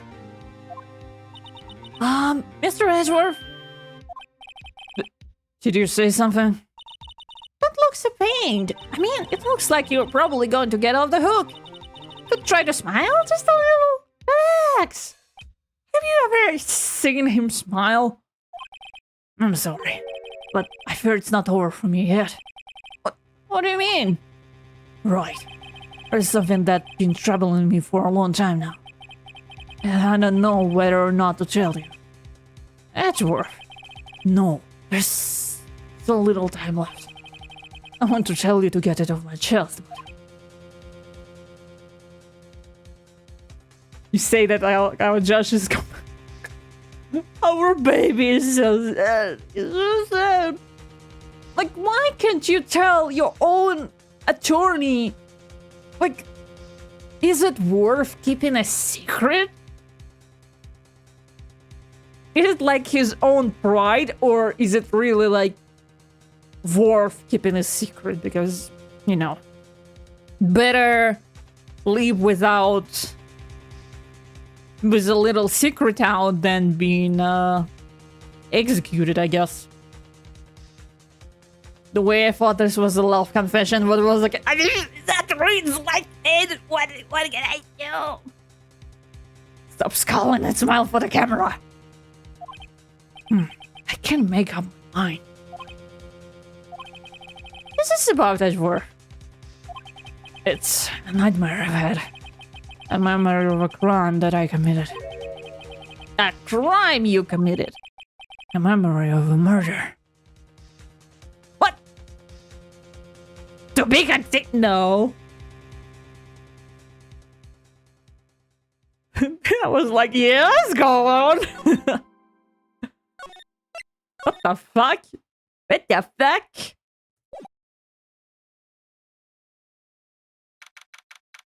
December 27. Ride and Co. offices. What was Mr. Edgeworth talking about? A memory of a crime that I committed. A memory of murder. You really think Mr. Edgeworth killed? I don't believe it, not Edgeworth. Some painful memory has been troubling him recently. Wait, he thinks he killed his own father? We only got one more day of investigating before our final day of trial. But he'd never take someone's life. Ever. Nick. Yo! How's everyone doing? What do you think of my performance today? I love this sprite. It's so cute. I had him swimming in the aisles, huh, Maya? Swing? Me? Oh, yeah, I do remember feeling faint. Right on. Tell me the truth. It was like love at first sight, right? Right, Nick? Huh? Me? Well, maybe my heart skipped a bit or two. It's been eating him alive for decade. If Edgeworth is a cat, Larry is a dog. Oh, he is a dog in many ways. I think you can do better than that. Come on, accept Edgeworth in there, dude. Edgy! You guys should be bowing before me. Yeah, bow before your hero. Damn, man. Woohoo! I was hot out there. Hot! I'm glad someone's happy about how this case is going. He seems too happy to care about anything I show him. Bro wants praise so bad. I hope you like Larry. That's okay. When he's not being a douche, I'm like, let it pass. Yeah, Larry saved Miles. Not our years of law school. He never showed up again in our other game. Are you for real? He never shows up again?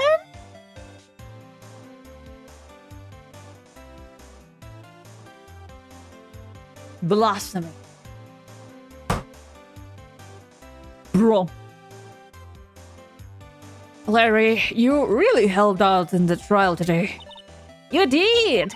If you weren't there, Larry, I'm sure Mr. Edgeworth would have been found guilty. But seriously, Nick, the boat shop caretaker guy is pretty suspicious. But Edgy ain't off the hook yet.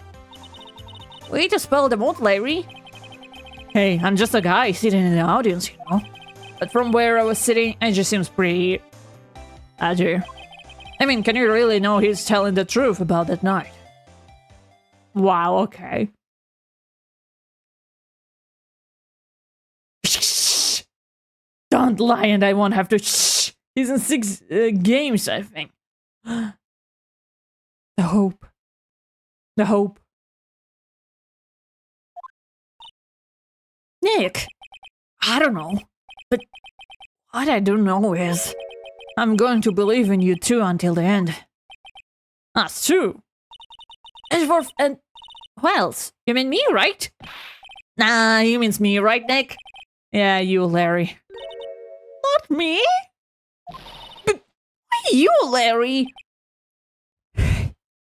Bros! Huh? Actually, yeah, why me, Nick? Enough with the silent treatment!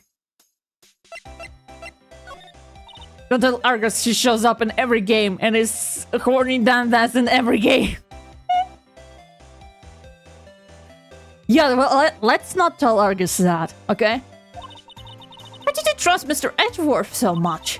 I mean, he changed recently, true, but when we first met him, he was kind of a jerk, don't you think? You didn't know him back then. It's gonna be our hat. It's gonna be our little secret. Shh. Don't tell Argus.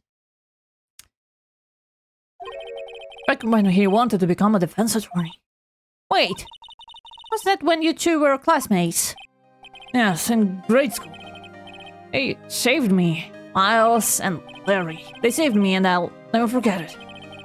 That's why I became a defense attorney, you know. Liar! It's a secret. Yeah, keep it hush-hush. Can't have Argus catch on. Yeah. Argus is not that smart to catch on. So, it's gonna be our little inside joke. What? Hey, Larry. What's he talking about? Huh? Yeah, sorry, I kind of forgot. Okay, Nick, out with it. I'm going to hear the story today, and that's final. Okay. It's kind of a long story, so hang in here. It was the very end of a 3rd grade. I was in a trial. A class trial. Oh my god, that's intense, my dude. Lore time! Okay, lore time. Flashback time. Class trial. That's intense, dude. A class trial? What the fuck? You remember, Larry? Spring, end of 3rd grade. A kid in our class got his lunch money stolen. Lunch money. Our school was really small. Every month, kids would bring in an envelope with money for lunch from home. Ah, I see. Anyway, this kid's envelope disappeared with $38 still inside. 38 bucks. It's 380 rubles. It's not enough. Is it enough for the lunch? $38. I guess. He'll get hit with the kick treatment. We're gonna play Danganronpa now. Danganronpa. Damn. If only I could erase my memory and play Danganronpa on stream. Damn. Oh yeah, now that you mention it, I do remember that. Zorowachigaoyo.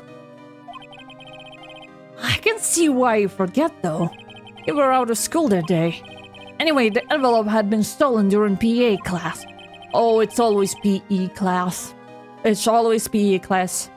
I was coming down with a cold, so I skipped PE that day. I was the only one in the class. So, I thought you did it. Yeah, the kids in class said I should be put on trial. Trial? So the next day we held a classroom trial with me as the defendant. Damn, kids this day, what the fuck? That's what... What? I think this is a child abuse, no? Has Ergus played that yet? I played the first game and I know the plot of the second and the third game and Danganronpa another episode, I think. We better play 2x2 when it comes out. I mean, maybe. Why not? I hated PA class. This is bullying for sure. Yeah, this is bullying. PA class.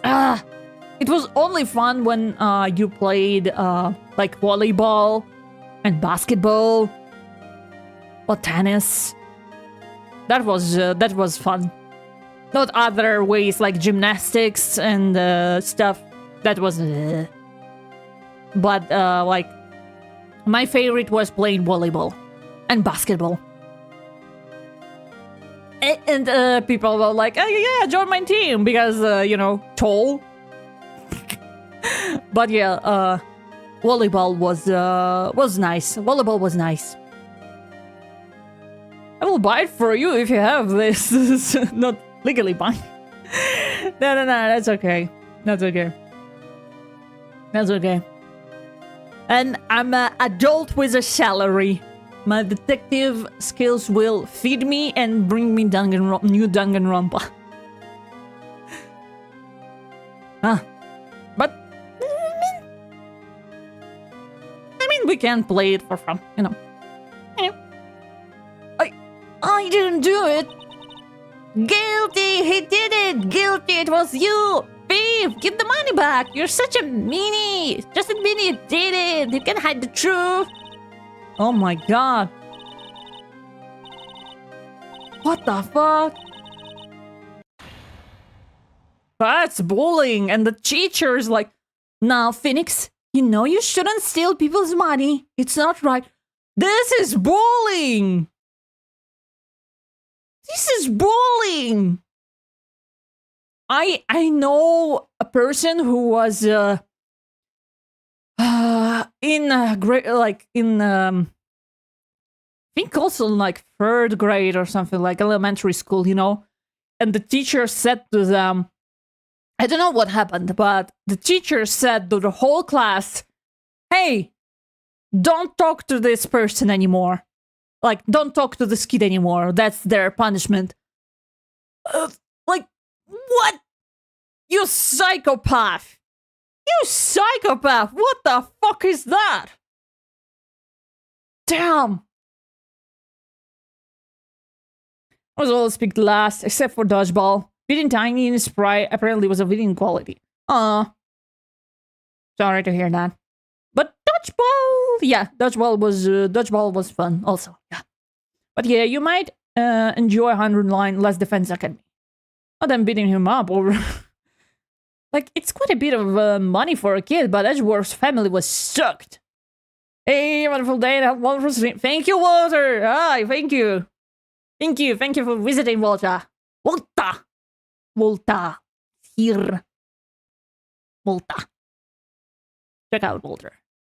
In the middle school, there was a rumor that I went around that I was a boy. I have a fraternal twin bro, so people thought it was funny, and the teacher encouraged it. What? What the fuck?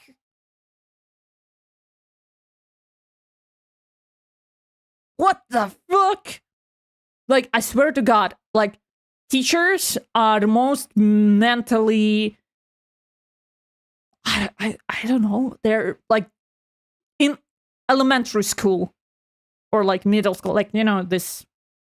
They're the most, like, insane people out there. Like, I understand, like, finances, like, blah, blah, blah.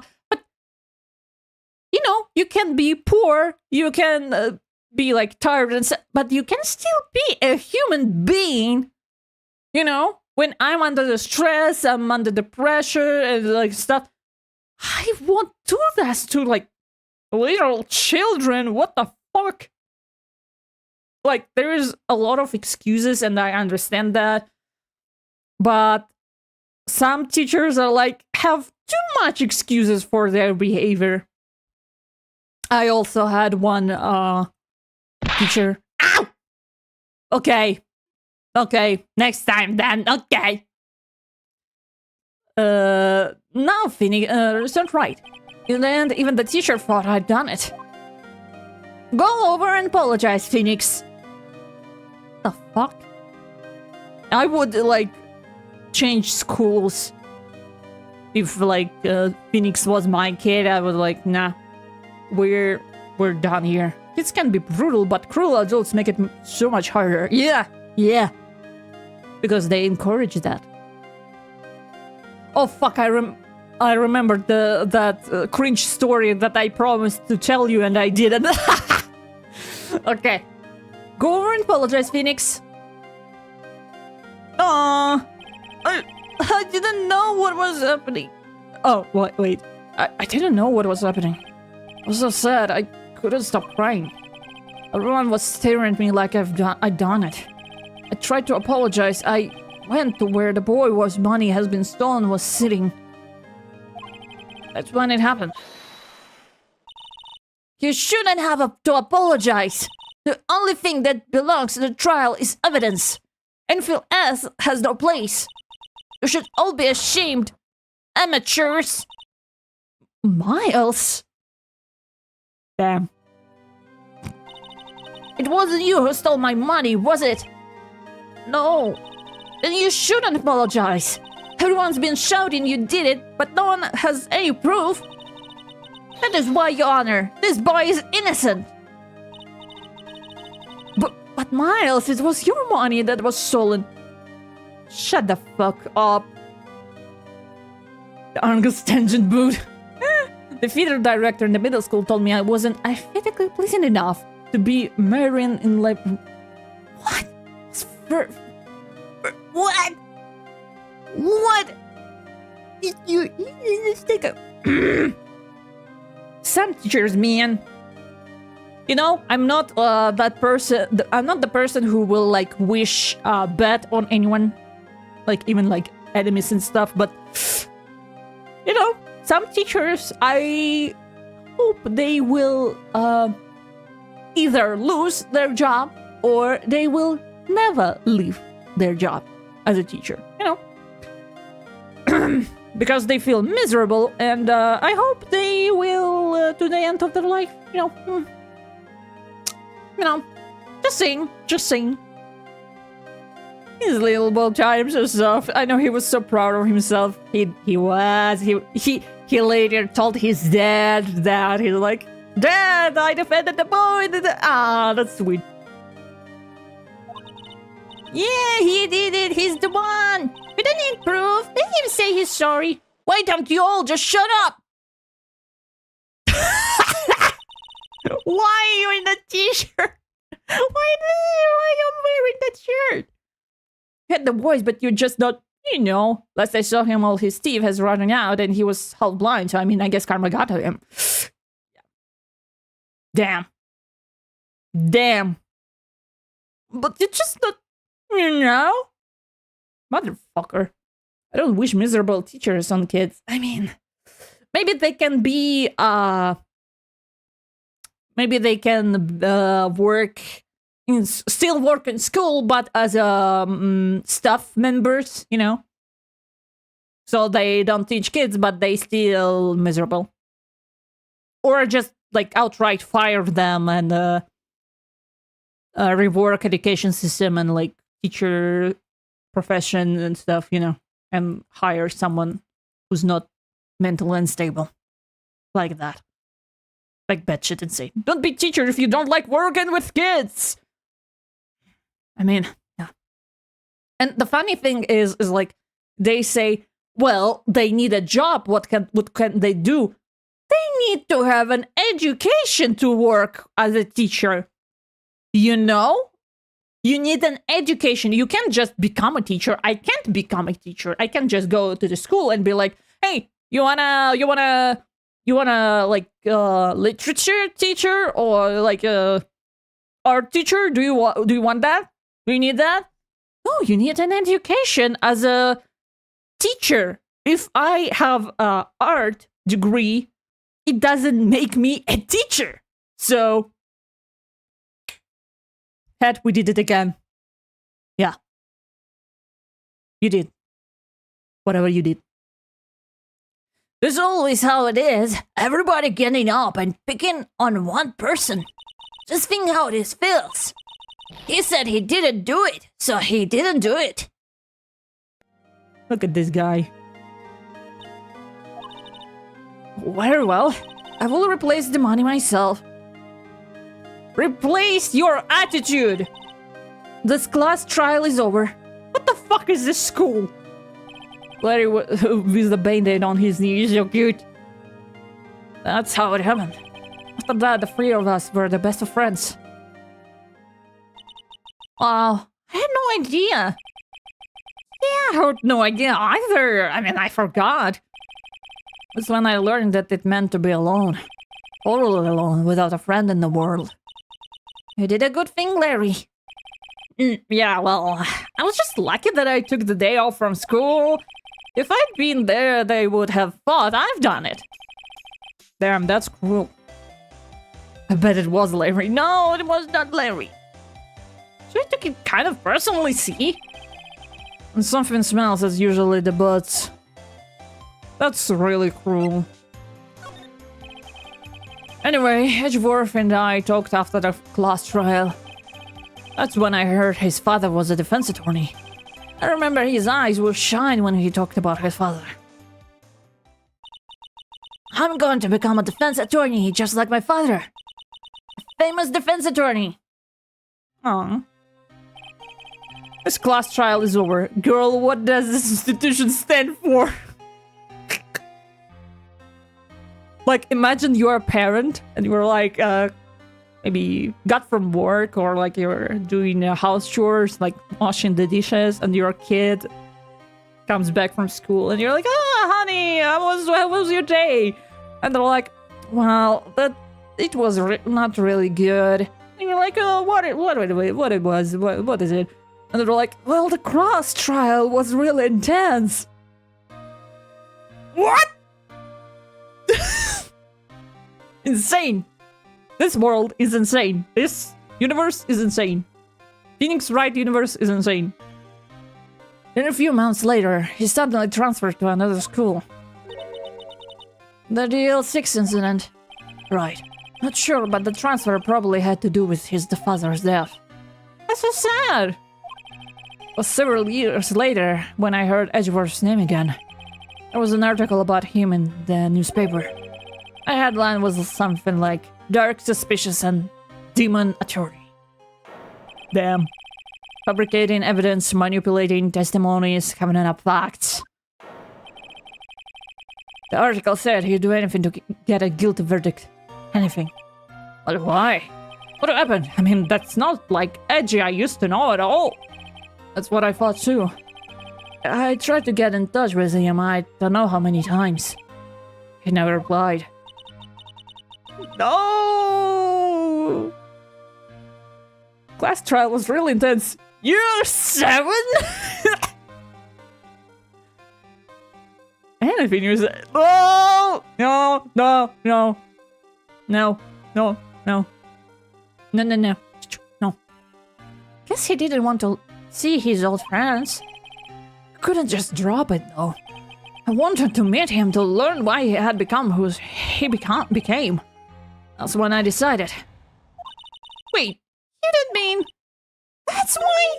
That's why you became a defense attorney? To meet Edgeworth? Ladies and gentlemen and non-binary folks, we got him. I was a defense attorney.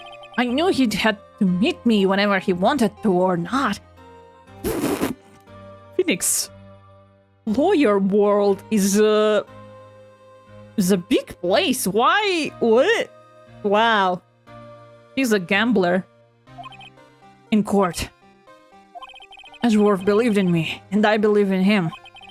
He's in pain, and no one on his side. I'm the only one who knows the real Edgeworth. I'm the only one who can help him. What, Nick? So, is that why you helped me out for free? Yes. I helped you because I believed in you. Except I don't remember saying I'd do it for free.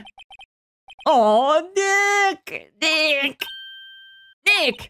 I have to save Mr. Edgeworth if it's the last thing we do, okay? Right. Very well, maybe.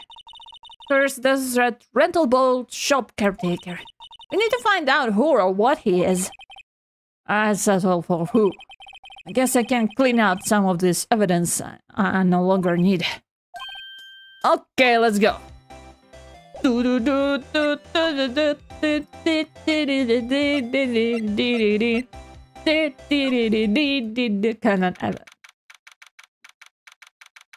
Chase will do everything but just ask men out on a date.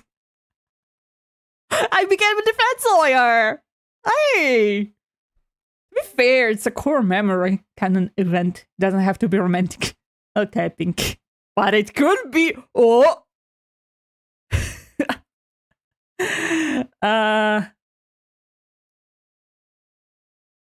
Damn. But I mean, yeah. I mean, I value friendships. Most of the time, I will choose friendships over romance in like TV series or games like any day. But, but there is sometimes you just gotta, yeah. Hey, let's go. Hey, pal, long time no see. Oh, Detective Gumshoe! Who's one today, huh? I got so worked up I snapped my tire off. Oh, sorry about that. No problem, pal. Thanks to you, we now know who really did it. You mean the boat caretaker?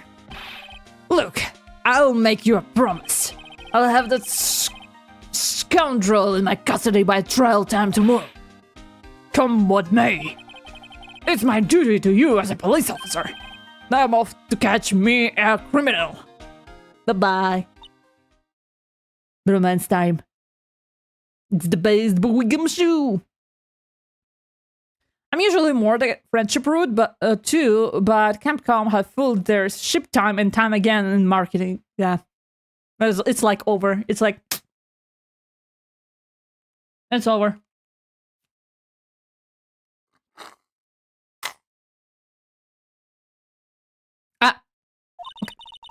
Detective Gumshoe sure is active today. Yaoi sells? Have you seen the recent gaming stuff?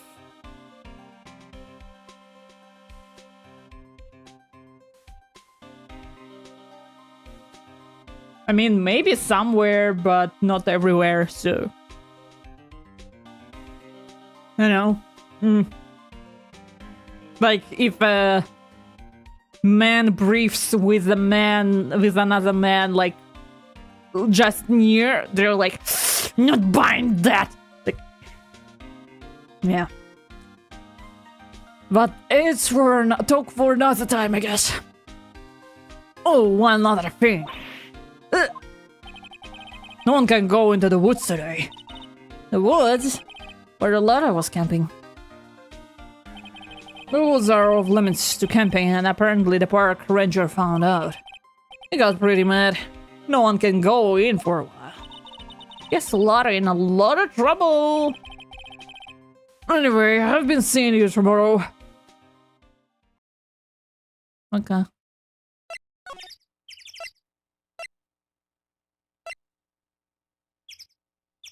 I just hear the gamers complaining about tits. You mean tits are not out? Tits are not on my screen? Edgeworth, tits. Now. Now. But Into the Woods is a cult classic, Mr. Gouch. It's off the limits. I'm for equal objectification. Edgeworth tits, now. Let's go.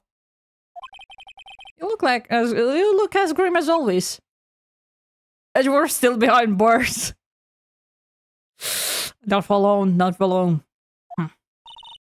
Mr. Edgeworth, I heard the story about the class trial. Class trial? What do you mean? You don't remember? No, I don't. Yes, he does. Your lunch money was stolen, wasn't it? In 3rd grade? Lunch money. Oh, right, yes, I seem to remember something like that. Oh, he's pretending that he... yeah, sure, yeah, I remember. He deserves to be at the home with his scattered body slippers. Let's get a game with a skimpy outfit for everyone. Yeah! Let's go! Everyone! His canon big slip. Damn. So many canon events happening, and I'm not even aware. Nick, I think you're the only one who really remembers. Well, it probably only really mattered to me anyway. Mr. Edgeworth, didn't you know? That trial was the reason Nick became a defense attorney. Why are you saying that out loud, Maya? He's not impressed. Tits out, guns out. Yeah! Let's go. Tits out, everyone. Has big PJ. Oh, I think that's why there's a lot of like, maybe that's why there's a lot of, them in, cuddling in bed fan art, huh? Maya, stop outing us. Maybe he's gonna think we're more stupid. Ridiculous. Gee, thanks. That said, it does sound like the kind of thing you do. You haven't changed a bit, have you, right? So simple. Purple, even. Well, maybe yeah, but I think you changed too much, Edgeworth. Perhaps. Edgeworth, how did you become a prosecutor anyway? You used to look up to your dad. You said you wanted to be a defense attorney, right? I couldn't let myself deny reality like that. What do you mean? My father was taken from me and you want me to defend criminals. I mean... Don't you choose who you defend? Nakish! I mean... Don't attorneys... If you're not like attorney provided by the government, I think you can choose your attorney. An attorney can say like yes or no. No? I'm sorry, right, but I'm not the that good of a person, I've noticed. He's for the glass. Damn, that would be big cinema, you know? One suspect was apprehended in your father's murder, right? Yes, the man trapped in the elevator with my father. His name was Yanni Yogi. He had to be the shooter, any way you look at it. Yet, he was found innocent. The defense attorney got him off the hook. It will be Robert Hammond. On the day 15 years ago. The three of us were trapped in that elevator for 5 hours. When we were rescued, we all suffered oxygen deprivation. I had lost all memory of the murder. Lost your memory? Even now, I can't recall what happened in that elevator. That was crux of Yogi's attorney's argument in court. He claimed Yanni Yogi had been not of sound mind due to oxygen deprivation. Yogi was released due to lack of evidence. Innocent. You can choose your clients, but there are rules of ethics that restrict conflicts of interest and all of that. I mean, yeah. So... why is your elevator airtight? I mean...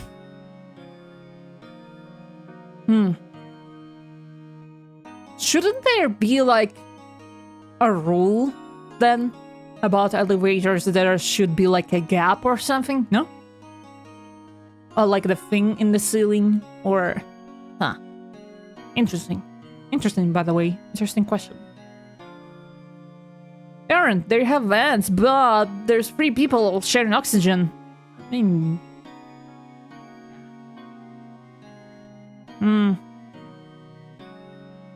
That's when I changed my mind.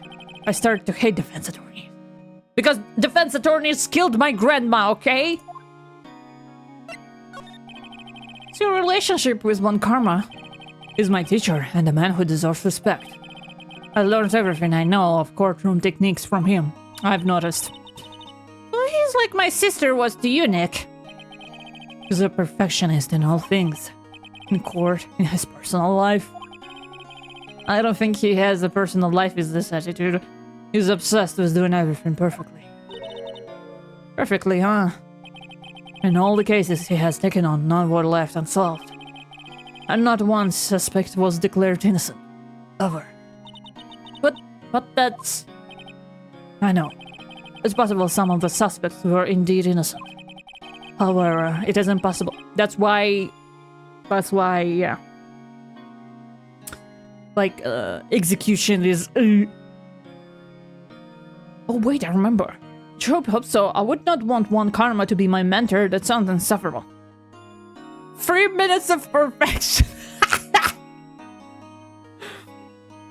We are not letting it go. Hear that, Von Karma? Hat is not letting it go. You said 3 minutes one time, and that's all. That's all. That's all. However, if it's impossible for us to accurately determine that in every case, all Von Karma does in his job to find that suspect guilty perfectly. In any case, it's not well impossible to find a weakness in him. Should a weakness appear, he would do everything in his power to make it go away. Edgeworth? If what you are saying is true, you head for a guilty sentence tomorrow. He's right! Now it's no time to praise the enemy, Mr. Edgeworth. It's a strange situation in which I find myself, I'll admit. No kidding. Look. Sorry, I'm not sure I can help you with that. Okay. I don't think I can talk to him more. About anything. Move the public beach. Burb will save us. The Burb savior. Huh. The seal I saw is missing. eyesore. Looks like the hot dog stand is closed too. I guess Larry too busy worrying about Edgeworth to show up for work.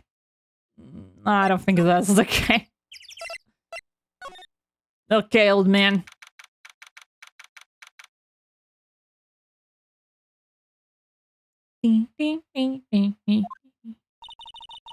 That old caretaker got away. Yep. Never imagined he might be the real murderer. I'd know that clearing of the throat anywhere. Oh, hello! What might you be doing here? Out for a walk, huh? Ah, the days of my youth, like the scent of fresh lemon, you see. Wait. No dogs for us. Unfortunately. I will have a lasagna for the lunch. I bought lasagna yesterday. Ooh. The Pringles man. Do you like boats? Yeah. That's a nice boat. Do you like boats? Oh, is it the Danganronpa Kawaii fucking reference? I'm sorry, is this Kawaii reference? Bro was smoking something in these woods. Lasagna sounds so good. Yeah, lasagna. Garfield introduced me to lasagna and I wasn't the same since. You like both? Is this fucking Danganronpa reference? Ah. Yes, it is. I can't believe I got it like from the depths of my mind. Oh my god. I can't believe it. I can't believe it, Pinky. I can't believe you did that. Oh my god. Ah, the days of my youth, like the scent of fresh lemons, you see. Mr. Grossberg, this is no time for idle reminiscing. Mr. Edgeworth's trial ends tomorrow. That's true, yes. When I read like stuff like books or like fiction, they're always like, oh, the air was filled with that, or oh, she smelled like a lemon, and it's always what is it? I forgot. What is it? 1 second. I forgot how Karitsa. Cinnamon. Or like it smelled like cinnamon. No, fuck off. What about scent? Why? Or like oh, he came out of the forest and he smelled like the man. And he smelled so masculine and like a lone wolf. Are you saying he smelled like a wet dog? Because that's what you're saying. This was so serious, I love it. Hope! Hope! Oh. They're all being, leave them alone. Okay, just asking questions. From what I saw, after this trial, Edgeworth should be fine, right? Oh, well, I'm not sure about that. Oh, what do you mean by that? Well, I'm not sure. If you find anything out, come to my office at once. I may be able to offer you some assistance. I think Kirkus has been reading romance books. I mean, obvious. I mean, have you read any fan fiction? AO3? Have you been on AO3? I mean, yeah. They were always like, oh, the scent was of cinnamon. Stop! The cinnamon thing!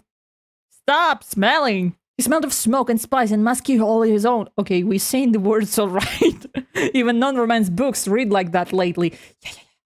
Because all of them came from writing fanfiction and reading them. So. Thanks. Why? What do you think Mr. Grossberg was doing here anyway? But the one was like, oh, that was a forest. He smelled like a forest and the wolf. He smelled like a wet dog out of the forest. Okay, got it. I wonder what Argus smells like. Damn. Smells like nothing, really.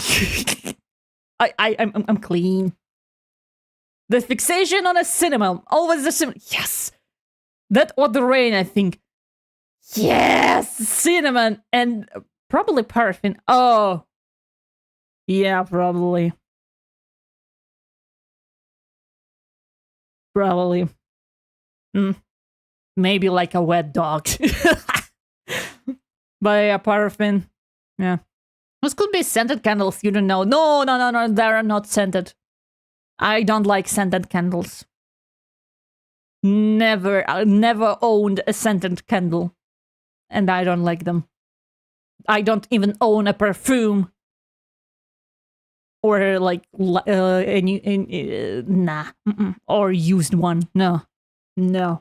I don't like smells. Artificial smells. I don't like them. What do you think Mr. Grossberg was doing here anyway? Who knows?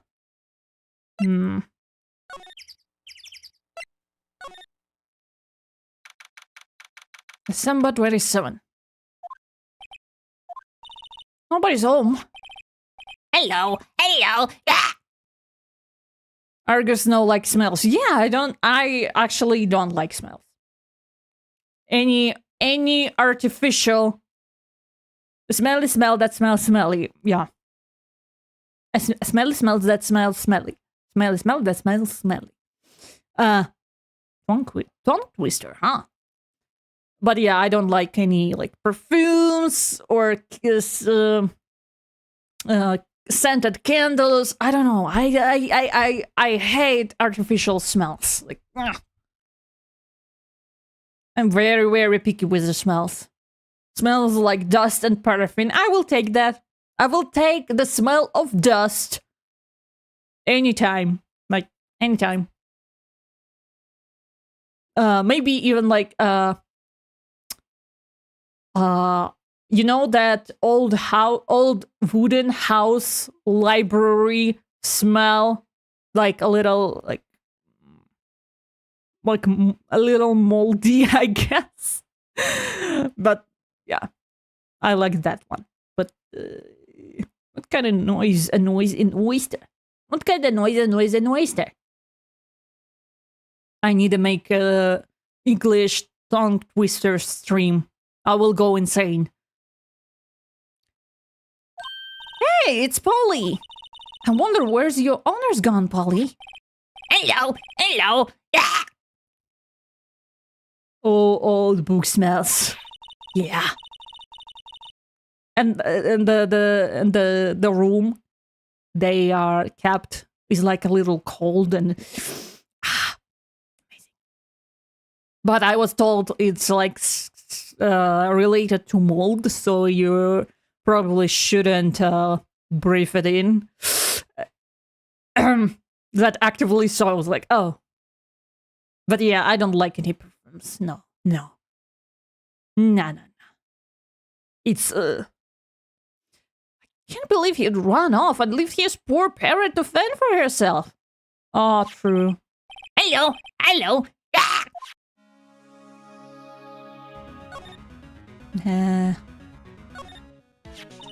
Maybe I should take care of Polly, Nick. You probably shouldn't just kidnap her. The police know about her anyway. I'm sure they'll do something. Well, okay. Sorry, Polly. He says I can't take you. Great, now the bird's going to hate me. I like how he's just... everything's cold. Looks like he didn't run his heater on. I guess he hasn't been back here since the trial. What's wrong? Huh? Oh, never mind. What? Tell me. Just when I saw the TV, I remembered. They're showing a Pink Princess special this week. Oh. See? That's why I didn't want to tell you. It reminds me, Nick. Polly here knows the number to the safe, right? Yeah, that's right. Slowly, what's the number to the safe? 1, 2, 2, 8. Let's open it, Nick. Come on. I'm sure there's any other money in there. Aw. But hey! It keeps it locked, right? So there must be something of value in there. I'm not so sure. Okay, Nick, let's see what's in there. Yeah, there might be a clue or two. The only thing in there is a letter. A letter? Aw, boring. There's no name or signature on this thing. I prefer wood sand candles. Old Obvious is still part of it, but it's a matter of how the books are stored. Save time! Hey, oh, you're going to suffer having to do that voice for the trial. That's okay. That's okay. I'm frequently doing that voice.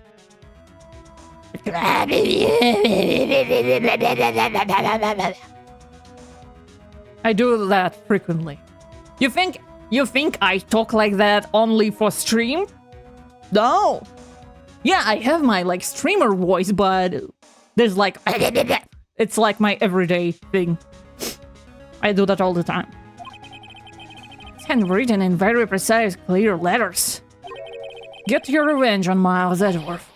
Edgeworth! Nick, why would Mr. Edgeworth's name be on here? What should I know? I'm going to read the whole thing. Get your revenge on Miles Edgeworth. It also says this is your last chance. Now is the time to get revenge on the two men who ruined your life. The rest of the letter goes on to describe the murder plot in detail. How to kill Robert Hammond and frame Edgeworth. Calling Edgeworth out to the lake, getting on the boat, firing twice.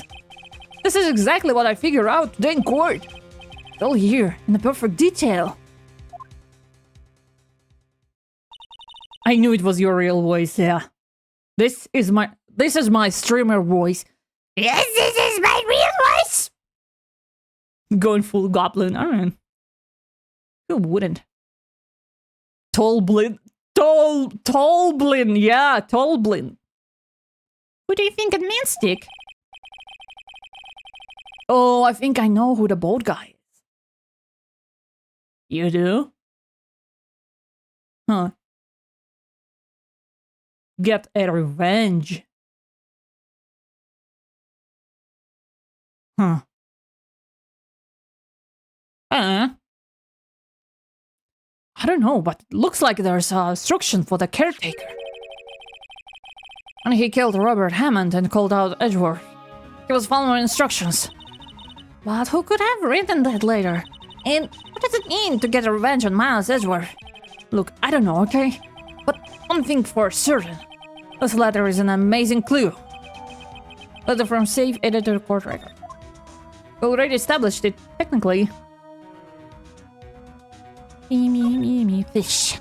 Say, Nick, some people usually put pictures of fish up on the wall to boast about them. Yeah, I guess so. You mean pictures of the fish they caught, right? Right, but don't all the fish on the wall here look really funny to you? Well, you know what they say. You should have seen that one that got away. Except the one that got away from us was the caretaker, and we did see him.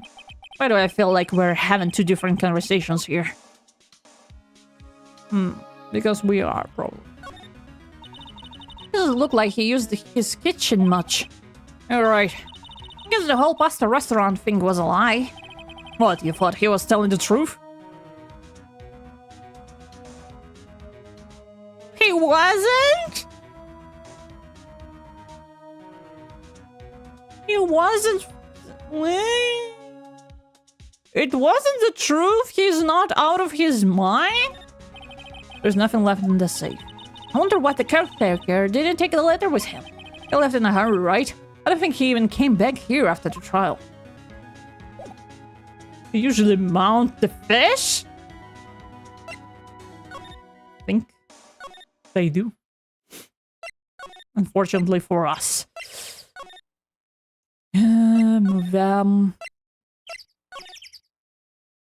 Let's show this letter to our husband. Just to brag about it?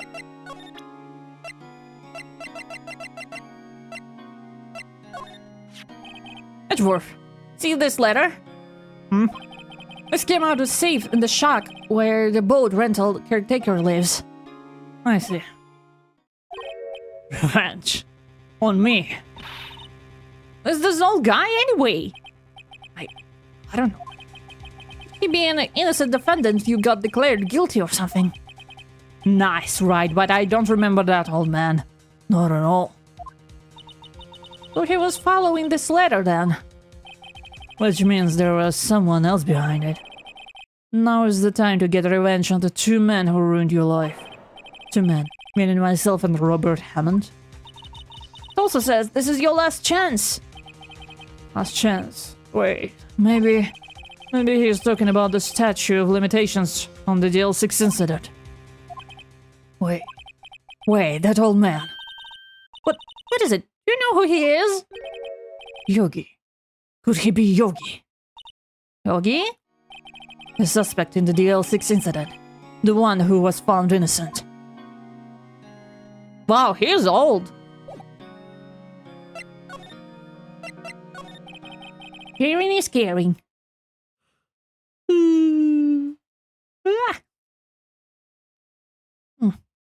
Yanni Yogi was a court bailiff at the time.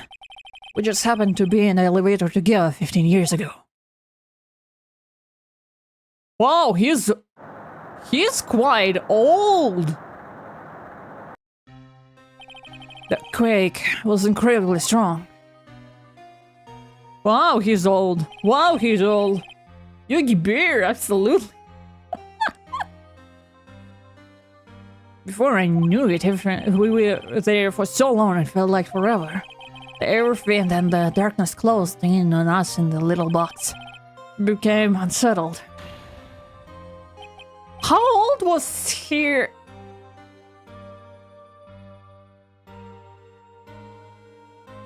20.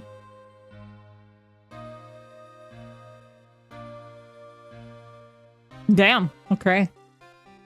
Help, I can't breathe! Quiet! I say quiet! You're not making this any easier! I want to get out! Help! Get us out! Don't shout! You'll just use up more oxygen! That's all I remember. I was a hospital bed staring up at the ceiling. If I remember correctly, Yanni's wiki page has him listed as like 37 to 52. Can't. Something between that. That's a range. He's an enigma. In court, Yanni Yogi's mental condition was called into question. They claimed the oxygen deprivation and stress had caused temporary insanity. In the end, the claim passed the court, and Yogi was found innocent. Huh. But isn't that strange? This letter tells him to get revenge on Edgeworth. Why would he take revenge on you? Because father is dead, how can you... So, you know. Right. Yeah. There's something that has been troubling me the last few days. I didn't know whether or not I should tell you. I'm your defense attorney. You should have told me that right away. You mean the nightmare? It's a nightmare I've had. A memory of a crime that I committed. A crime you committed. A memory of a murder.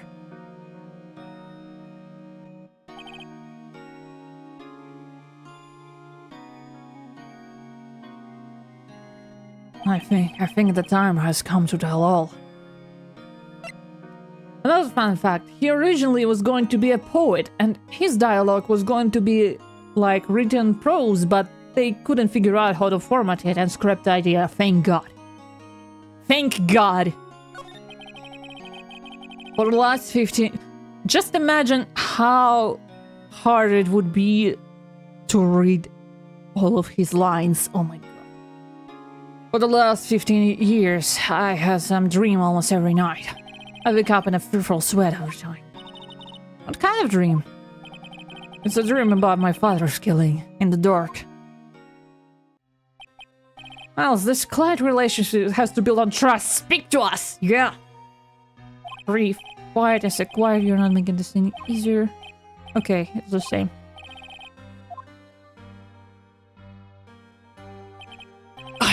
I can't breathe.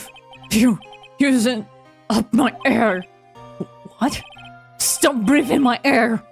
I'll stop you. What are you? Stop breathing my air. No, father. It's attacking father. And I see the pistol lying by my feet. I don't know if it was evidence from that day in court or the bailiffs. In the days I picked up a pistol. Get away! Get away from my father!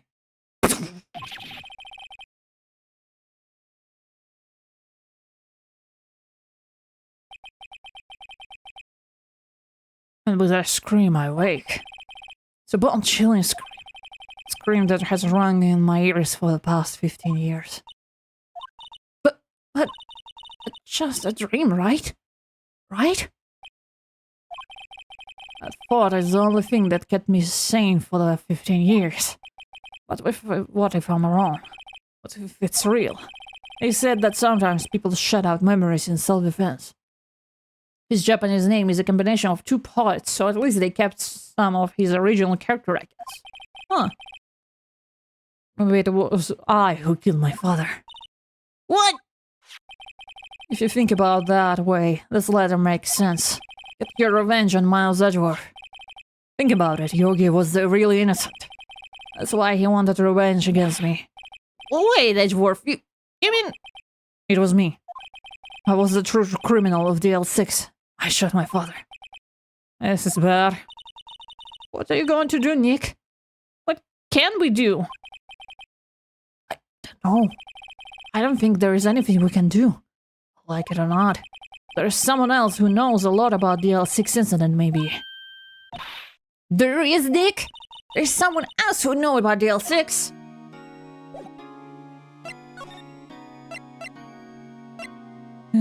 Okay, let's just go in order.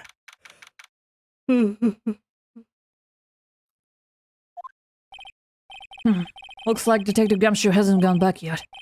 Gumshoe, he wasn't coming back today. Oh, really? Said there was some guy he had to arrest by tomorrow. About shopkeeper. He shouted something about kitchen him if it's the last thing I do, pal. Good luck, Gumshoe.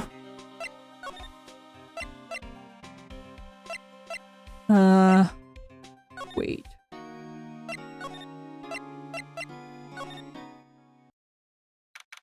This poor man. Mr. Grosberg! Oh, hello there, what's wrong? You look troubled. No kidding, I can't believe you're not. My. Just come down and tell me what happened, It's Mr. Edgeworth. No! I'm other man. All my men are either in prison or working. I see. So Edgeworth drowned, he shot his own father. It's only a dream. Only a dream. I wonder. What? Is that case, then why do you two look so troubled, Well... Also consider this. Yogi quite certainly holds a deep grudge against Miles Edgeworth. He was a child! What are you talking about? So deep he wants to frame him for murder. This leads me to surmise that Mr. Edgeworth's dream was not a dream, it was real. As you imagined, Miles Edgeworth threw the pistol to save his father. The pistol fired, and the deed was done. Well... No! I don't believe it! Yogi was suspected of murder, and his career as a bailiff was irrevocably wrecked. Thus, he sought revenge of Miles Edgeworth. That was the last charge, of course, with the statute of limitations so close. When will our husband, of Frank Gumshoe, return from the war? He's dying to fight. A war with himself. What do you know about Edgeworth's father? He was a defense attorney without P. It sounds trite, but it's true. Well, he may have had one P now, I think about it. He mentored me a Faye. My sister. Gregory Edgeworth was very disapproving of Mr. Von Karma's techniques. That's not a surprise. Von Karma is an extreme man. Forged testimonies and evidence are nothing to him. The result, he has a perfect win record in court. To beat him, Gregory Edgeworth tried to call attention to his methods. And? He lost, and died in despair, as it were. I see. When Gregory Edgeworth was killed, the police called him a spirit medium. That was the mouth of Mr. Faye.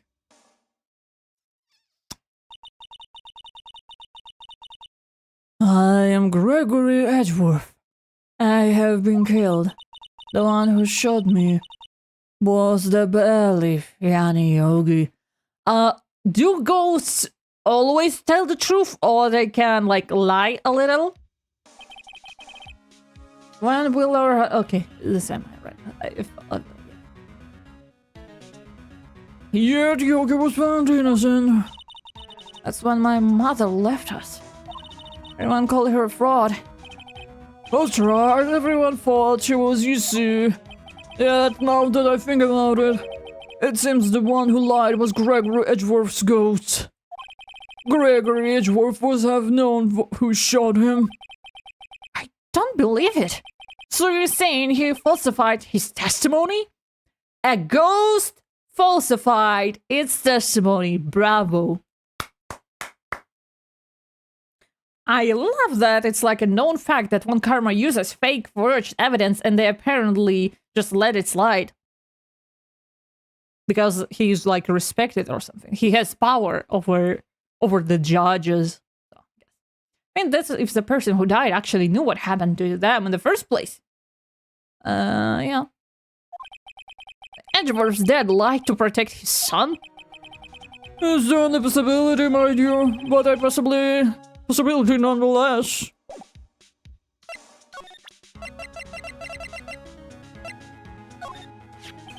Oh no, so this is the letter. It does seem that Yogi was following this letter, and he killed Hammond. What? Why killed Robert Hammond? Hammond was a skilled defense attorney, but he defended clients not for their sake, but for his own. Huh? His own sake? I mean, the motive is not because he did, like, the attorney did something. They wanted to make it look like Edgeworth had a motive to kill him. So. He would never trusted his clients, that one. The only thing he trusted was his own ability. But he got his client found innocent, so why should it matter? Actually, my dear, it's quite different. He wanted innocent verdict for no one but himself. Yogi was a free man, but socially he was ruined. Huh? You'll understand soon enough. Wait. What is it? It's a letter. I've seen this handwriting somewhere before. A long time ago. Whose handwriting was this? Do you have an idea who wrote this?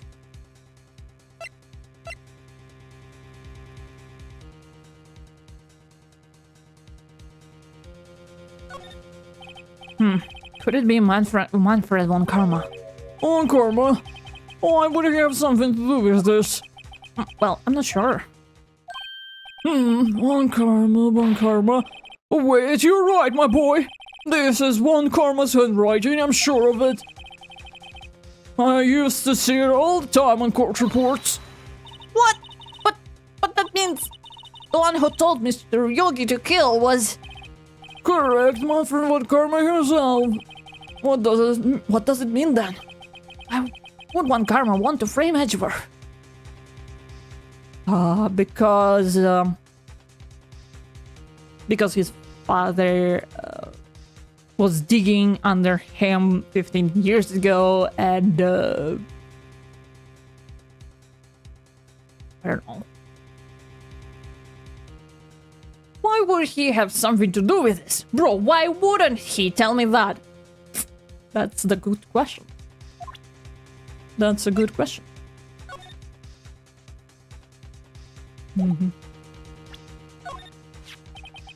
Gregory Edgeworth, he was a gifted man. His death was truly a loss. I wonder what have become of Von Karma were he alive.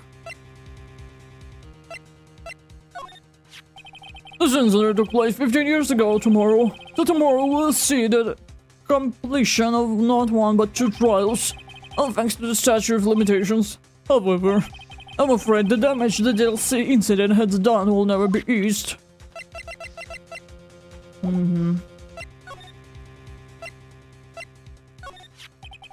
If it truly was Von Karma who wrote this letter, then he would know the truth. He would know that...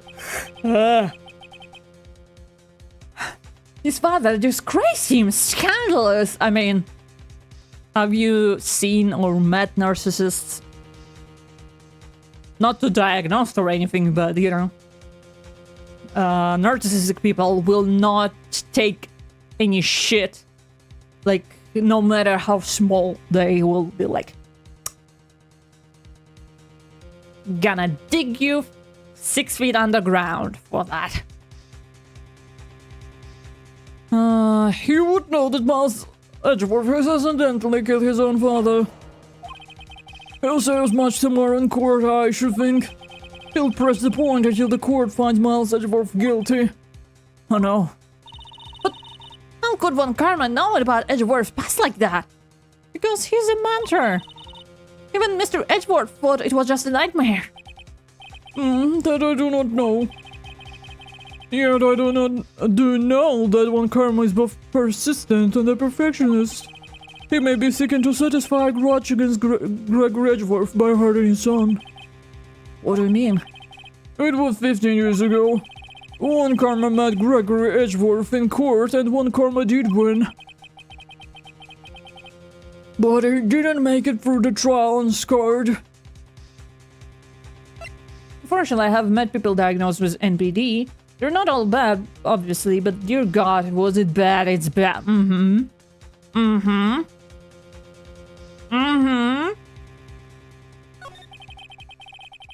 What happened in the trial between Edgeworth's dad and Von Karma? Von Karma got the guilty verdict he wanted. He wanted trial. But Gregory Edgeworth accused Von Karma of faulty evidence. And though he lost the trial, Mr. Edgeworth's accusation stood. Faulty evidence. It was the only penalty Von Karma has ever received in his career as a prosecutor. Gregory Edgeworth dealt a blow to his perfect trial record. Wow. It must have been quite a shock for Von Karma. As I said, like, even if he won, like, a little jab in his side, they can't let it go. Never, never, never. You can be like almost one of the powerful men alive, and you will fold like a chair if someone said, "Oh, you're a fake gamer. You're not really good at video games." That's it.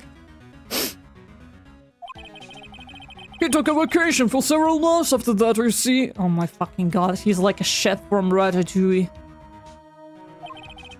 A vacation who died from criticism. Yes, an unusual event for the man. It was the first and the last vacation he'd taken in his many years of persecuting.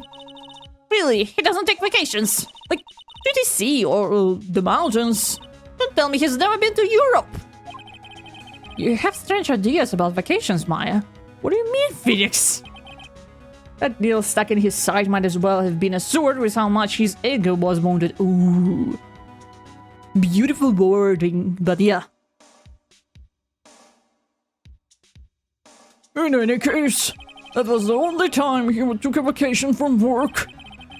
I believe the penalty upset him quite a lot. Odd, he wanted to keep a perfect record so badly. Why would he take such a long vacation? What do we do, Nick? When Karma is going to bring up DL6, you can bet on it. What if Mr. Edgeworth pleads guilty to DL6? I won't let him. Yes, Mr. Wright, I had to say this. But if an accidental murder is murder, you know. He was 6! He was a child! What are you talking about? Phoenix hates Europe, confirmed. It's like, Europe? I hardly even know her. I know that! I just believe in Edgeworth's innocence. I can't believe he killed someone. But Nick, Mr. Edgeworth admits it himself. His father must have lied to protect him from beyond the grave. I don't care. I know he's not guilty. He's my little meow meow. Mr. Wright, you say so. I suppose I could go check again. The police files might hold something of interest. Mr. Grossberg, thank you. I can't promise anything. In fact, I think the chances of finding something are slim. I understand. The police materials, huh? Okay, to the police we go. Why do I need to move to the one day left, Nick? Yeah, I know. Well, no time to waste. Let's get going. Why do I need to go to the detention center or the office to go to the police station? That's strange.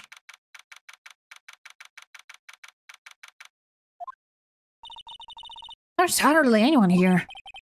Everyone must be looking out for the old guy, Yogi. Ah, it's you. I don't think Gumshoe coming back today. He's staying out late looking for someone. Sounds like Detective Gumshoe is pounding the pavement for real. Why would you word it like that? We were wondering if we could check out the records room again? Well, no, I can't have just anyone wandering around in there. But I guess Mr. Von Karma isn't there now anyway. You can go in alone as he's there. One Karma. Yes, he just arrived actually. One Karma is in the records room. Nick, let's hurry! Let's go. Let's block the door. Let's brawl. Let's fight. This is old man. Dust as always. Maya, you can't say that about people out loud. Gee. I wish they just let us choose spots from a map rather than have to move like that.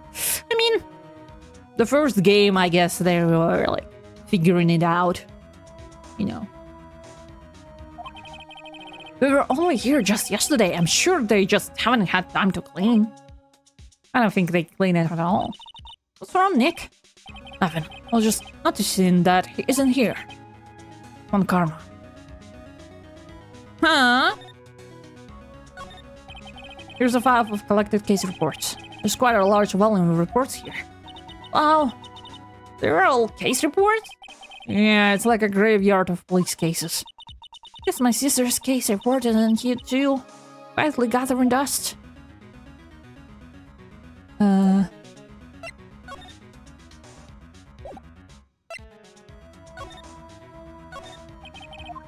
Oops, here. It's like there are files inside the glass case. This is so dusty I can't see what's inside. Nick, it's locked. You must keep important case files in there. There are shelves stuffed with the case files in the back of the room too. Forgotten cases rotting away for eternity. Nick, let's get what we need and get out of here. All this dust is getting to me.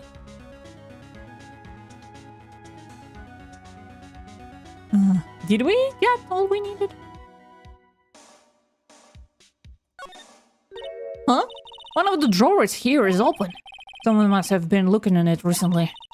The label said unsolved cases evidence. Unsolved cases. Nick! The file for Gil 6 is completely empty! What? What are you doing in here? Oh, fucking god. The open drawer! One Karma? You. Oh my god, man. Close your eyes, man. What the fuck, man? Ma, there's a weird cat in the garden. Blink, motherfucker. How do you know my name? Huh? Have we met? What are you saying? We see each other every day, don't we? We're Miles Edgeworth's defense team. Defense team? I beg your pardon, you see, I rarely remember defense attorneys. What the fuck? He looks terrifying from the front. How could I forget? What the fuck? I don't know who does his eyebrows, but they need to be fired. Yeah. What the fuck? They're like a box to me. Need these things to be crushed. I can see how this guy was Edgeworth's mentor. Look what I have! Phew. You think I, a prosecutor, will give you a defense attorney information? Bah! Creep!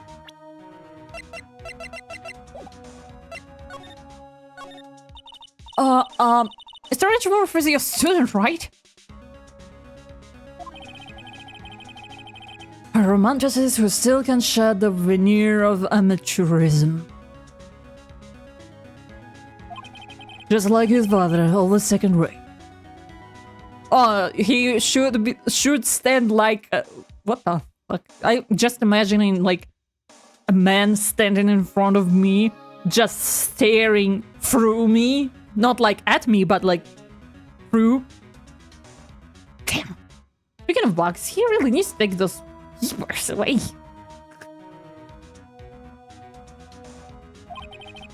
Mr. Von Karma. You had an axe to grind with Mr. Gregory Edgeworth, didn't you? Me, a grudge against the mayor defense attorney, why? Like, I imagine him talking like almost robotic. Because he dealt with a blow to your otherwise perfect trial record? So you did.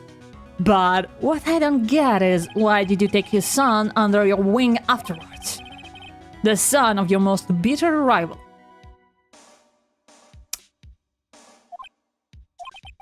That, my dear attorney, is none of your business. Oh, it is my business. Tomorrow will be the last day of the trial. It's been a while since I've had a defense attorney last this long. Still, you will lose in the end. Miles Edgeworth will admit his own guilt. His guilt of 15 years ago, you mean? You're quite a researcher. If you've done your homework so well, then certainly you must understand. You know what Miles Edgeworth will tell the court tomorrow. We're alright. Someone Karma is going to bring up DL6 in court tomorrow.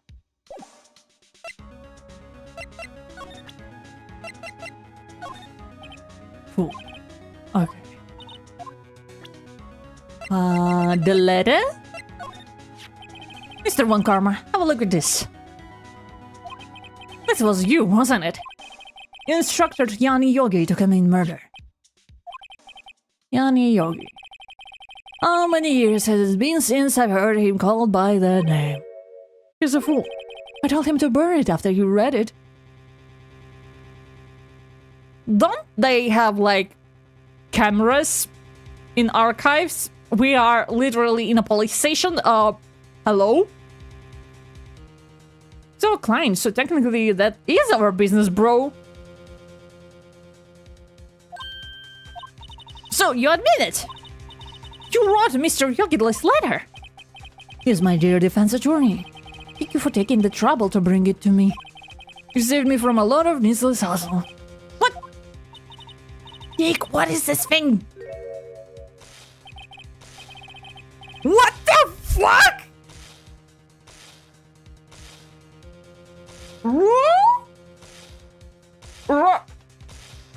Right here? In the police? What if we have a copy? You know, what if it's a copy? What the fuck? A stun gun for the self-defense. Usually. Indeed. Six. 600... What? What? 600,000 volts will course for your body like a dog torch in an electric fence. What? 600 volts? Oh, don't worry. People don't die from it usually. The way I'd be showing the letter in my pants and run away. Now give me the letter. Like, say to Maya, like, shove her to the exit and say, like, call for help. He can't, like, shock us both. At least, like, give the letter to Maya and, like, go, Maya, go. And don't let him, like, leave. That's a dangerous amount of volts. How did I miss that? It's like... It's not... I don't... Can those things even produce that much? I don't think so. No! No! Ugh, what are you? Nick, run! Maya!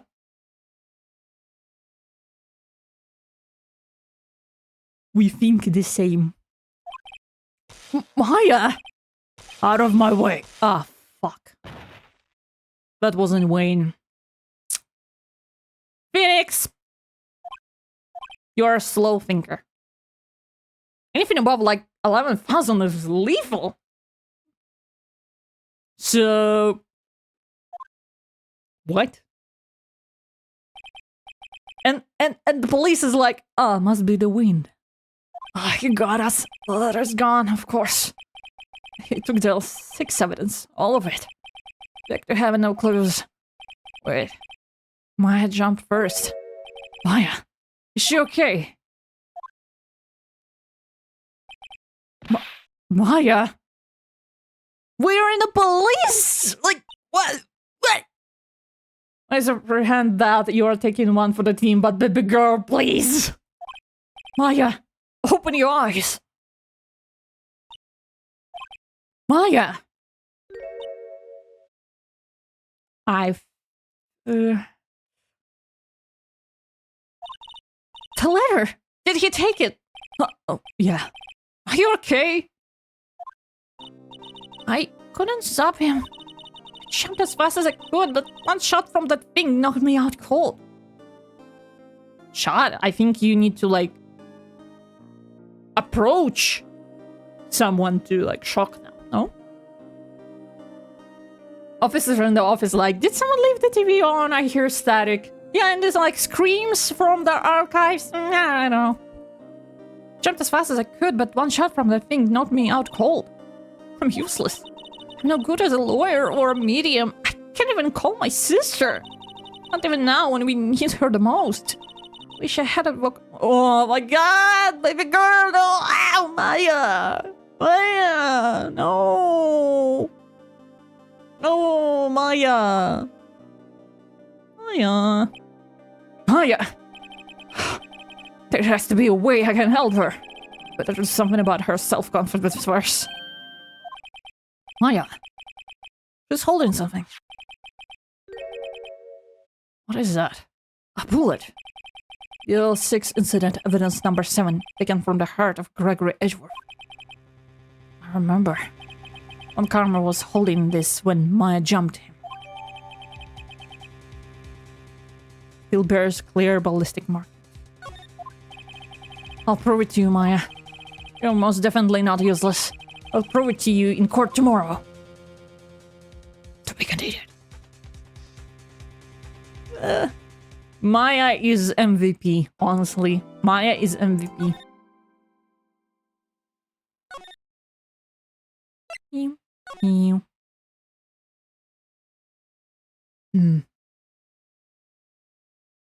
Okay, give me a second. Give me a second.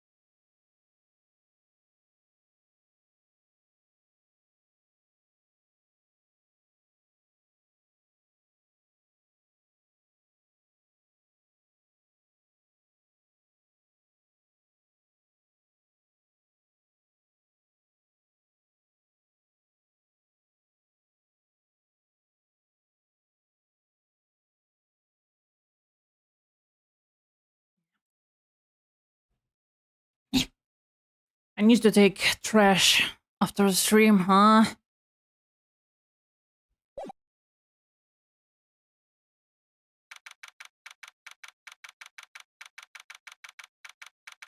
And in the lobby. This is it. Judgment Day.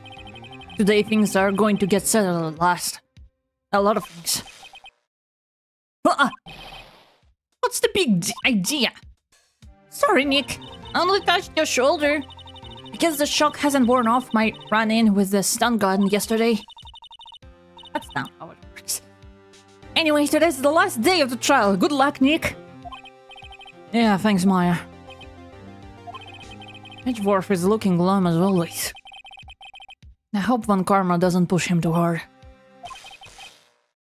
What are you doing?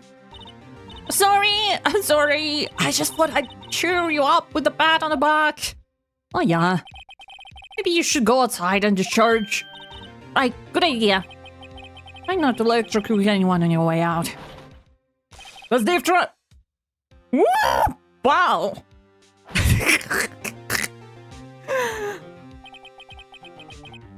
What's gotten in that girl?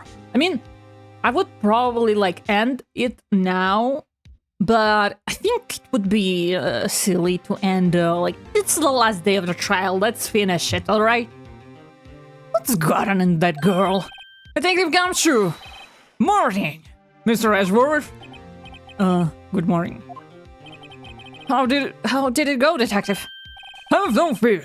As promised, I've captured our runaway caretaker. I just brought him in to call night, pal. Thanks, Detective Gumshoe. You must be tired. Actually, after that shock I got on the way in, I feel pretty good. Yogi says he's forgotten his own name. That has to be a lie. Why would he want revenge on Edgeworth if he couldn't remember his past? Just remember, and I'm going to prove it. Glad to see my eyes walking off her attempted murder from one car. Yes, like...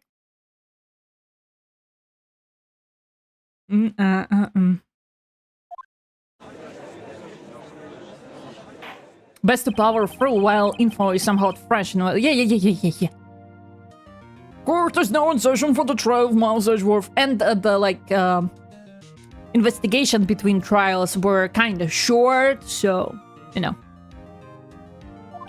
The defense is ready, Your Honor. The jury is, jury is ready, Your Honor. The prosecution is ready. Right, very well. We have reached the final day of a proceeding in this trial. I ask that the prosecution submit decisive evidence. Understood. Come on, don't be awed in the silence by every little thing he says. Very well, Mr. Von Karma, your opening statement. Alright. Thanks to Detective Gumshoe's efforts, the boat rental shop caretaker has been arrested. In yesterday's trial, the defense asserted that the caretaker was the murderer. However, the caretaker has yet to confirm this. I don't confirm this. Okay, he's innocent. Bye. I would like to ask the defense to cross-examine him as much as necessary. Oh, very well. Please bring the witness in the courtroom. What's your game, Von Karma? What's your game? Ladies and gentlemen of the court, I believe you all remember our witness. He lives in the boat rental shop on the lake from where he witnessed the incident. You know how some VTubers have names for their fans? We know your hats. Like, I was thinking about chat mascot and like maybe name. I mean, your nickname is a hats now. Because detectives wear hats, you know? But yeah, chat, hats, that's your, just like, it's your second name. In addition, he has currently lost memory of his name and identity. Witness, why did you run away yesterday? The witness was not running away as he will now testify. What the fuck? I see. Very well, please begin your testimony.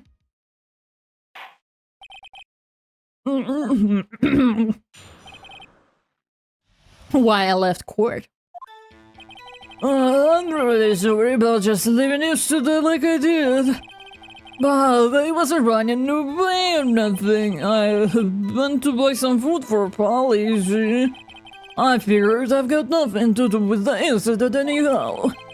I mean, I need one of those modest things, right? And I don't got one. So my testimony yesterday stands as a... We are the hats until someone cuter comes along. Something cuter comes along. Cuter? You want cute name? Damn. So many demands, huh? Very well. Let's begin the cross-examination, shall we? He has to know his name. Yanni Yogi. You're Yanni Yogi and I'm going to prove it. Does he have a documents or something? Like passport? I'm really sorry about just leaving yesterday like I did, But I wasn't running away or nothing. To buy some food for Polly, see? Figured I got nothing to do with the incident anymore. Lot of things, right? I don't went to buy some food for Polly. Wasn't running away or nothing. Food? Well, Polly's a bit of a gourmand, you see. She only eats those high-quality birds pellets from France. I only have them in the big pet shop downtown. You weren't arrested until this morning. Why didn't you go back to the caretaker shack? Oh, well. I kind of got lost, you see. The witness has trouble remembering things sometimes. When the police apprehended him, he was on his way back to the shack. Yeah, right. Nice try on karma. No one's going to believe that. I see. So he was lost. Please, Your Honor, come to your senses. Oh my god. Wasn't running away or nothing. Pretty sure, but just... Some food for Polly. I got nothing to do with the incident anyhow.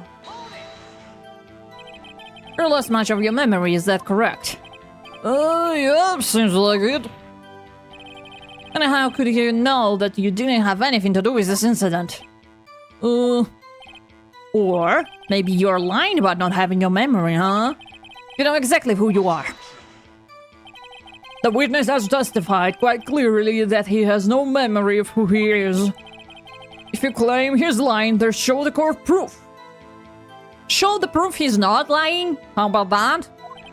How am I supposed to prove what's going on in that old Codger's head? That's impossible. I'm glad you come to a sentence, Mr. Wright. Very well, witness, please continue.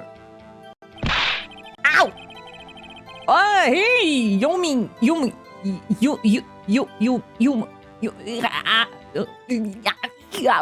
It's been 3 hours. Alright, hello! Hi! Welcome back! Hi! I haven't seen you in a while. Hope everything's alright. Motives. Don't go. How can you say you had no... I say you do. You have a grudge against Edgeworth and the victim, Robert Hammond. That's why you took revenge on them. Typically, one would be opened by saying hello, and then... I mean...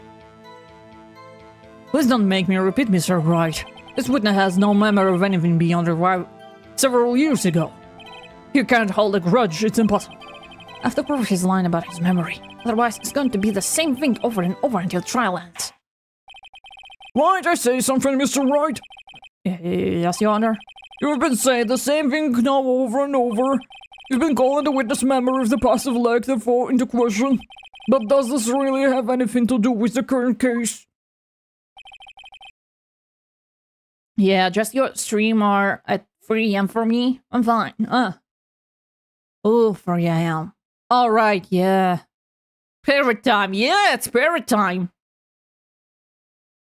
But yeah, 3 AM because because for me it's 10 AM. For other part of the globe it's like midnight. So of course, Your Honor, the witness has said he has nothing to do with this case and no motive. Both of those statements are lies. Order, order! Mr. Wright, There's a serious problem with your claim. Or are you saying that you know who this witness is? Of course, Your Honor. Oh, now this is interesting. I would like to know myself, so who is he? He doesn't have a passport or anything, like... Don't play down one, Karma. Mr. Wright, please tell us the witness name. His name is Yanni Yogi, a former court bailiff. Yogi? That name seems familiar. Oh my god, another grandpa with no memories. Oh my god. Oh, Yanni Yogi from the DL6 incident. Figures the judge would have heard of it. It was such a famous case. But what does this mean? Your Honor, if this man is Mr. Yogi, then he has a clear motive. Stop with your rat. The streams are 3 AM here too, but I work nights, so pretty much like them. I see. Man, that's hard.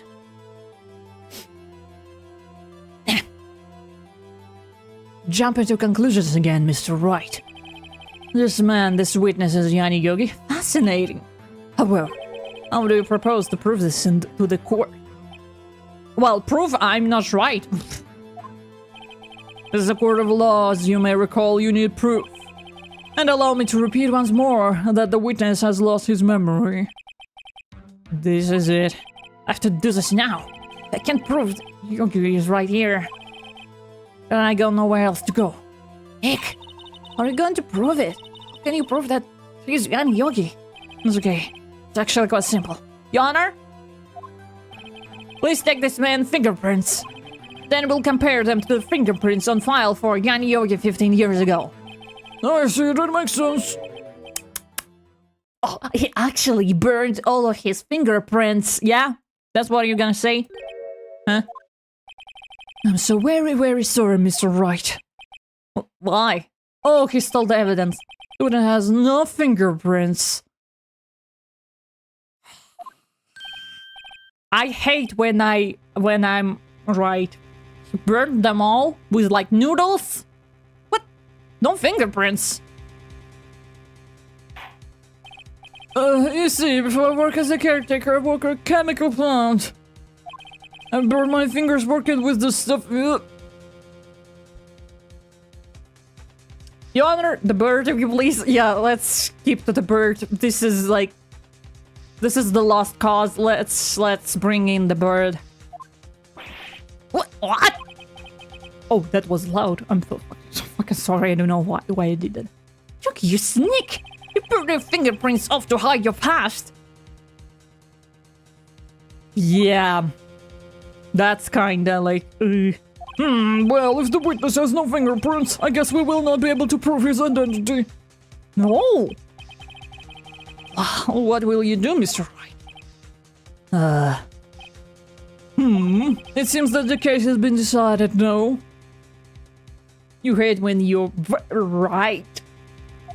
Like, I predicted so many times already, what the characters are gonna say. Like, I say something and the character then... I don't really hate it, but I like... Stop! No, I know what happened. I know everything.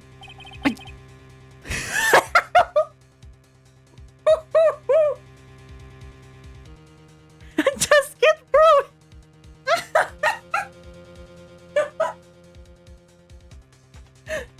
It's the meme right now.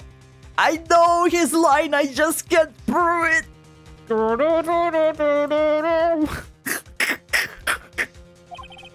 No, I can't let it end like this.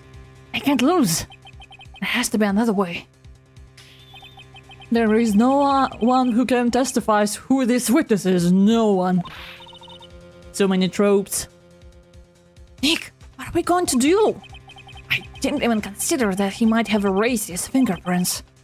What do I do?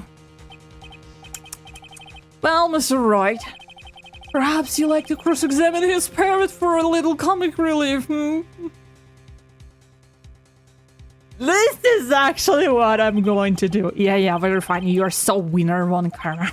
Wait a second. Let's examine his parrot. We need to counter-testify the parrot. There's so many tropes that should be the Ace Attorney tagline. What is it, Nick? No, you're not going to. Your Honor? The defense would like to take Mr. Von Karma up on his proposal. Take Mr. Karma up on my proposal? Exactly, Your Honor. I would like to cross-examine the witness back parrot. Iconic. Order! Order! Well, what do you think, Mr. Von Karma? Did you even ask? This is a farce. I object. No. Let me at that bird. Wait a second. You were the one who suggested I cross-examine the parrot, Von Karma. Malicious compliance. I love that. I have the right to do as you suggested. Well, if you're so desperate, then please be my guest. Of course, you should go through with this. And nothing comes out of it, then I hope you're ready for the consequences. Nick, this is crazy. I love crazy. Well, still want to go through with your little game? Yes. Let the parrot take the stand. We'll cross-examine her, Your Honor. This is the most ridiculous thing I have ever heard. One camera rigs every person testimony, every piece of evidence. Except the parrot. She's my last chance. At least I think so. Bailiff, bring in the parrot. They arrested the parrot. Oh my god. It's crazy, but it might just work. That's quite a bird. Please tell us your name. Name. The witness is ignoring me. Must hard to be ignored by a bird. Well, very well, witness. Who's Your Honor? Please testify for us.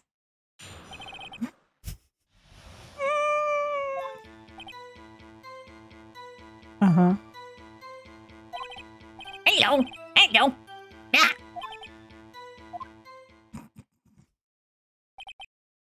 They just put a shit over the cage and call it a day. Certainly the most concise testimony we had so far. Very well, begin your cross-examination. Alright. What are you going to do, Nick? I don't know. What do we do, Maya? It's like, oh no, consequences. I didn't know they will go through with it. I know one Karma is punching the ear in the head right now. She's like, what the fuck is going on? Hello. Ah. Okay. Witness, you can't just say hello and expect us to get anywhere. I want you to testify. Maya, you talk to her. Right, what do I say? What's her name? I should get her to say her name. Polly, what's your name? Polly. Ah. Mr. Wright, I think we're established that the spirit is named Polly. Does it have anything to do with her own identity? Of course. Yes, it does. Ha! Fascinating. You claim that the parrot name will prove your owner's identity. And show us the proof. Nick, don't you think we're taking the bathroom a little too far? Listen, we're not here to answer the question of who is the caretaker. We're here to prove he's Yan Yogi. And we'll have to do is tie the name Polly to Yogi. Your Honor, to prove that the parrot's name reveals the caretaker identity is...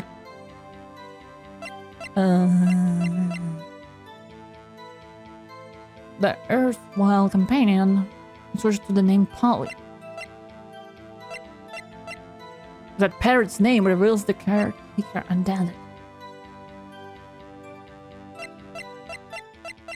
What?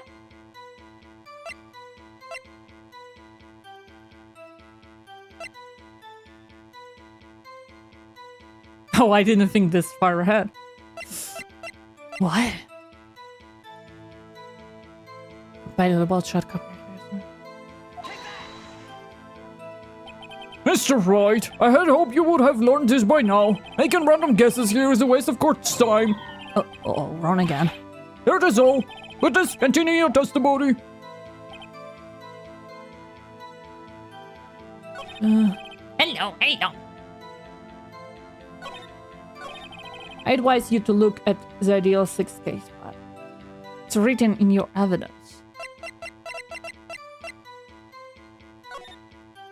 Oh, I can... Scene, defense attorney trapped in the elevator, to the file on the murder weapon found twice. First bell trapped in the elevator. Holly Jenkins coming.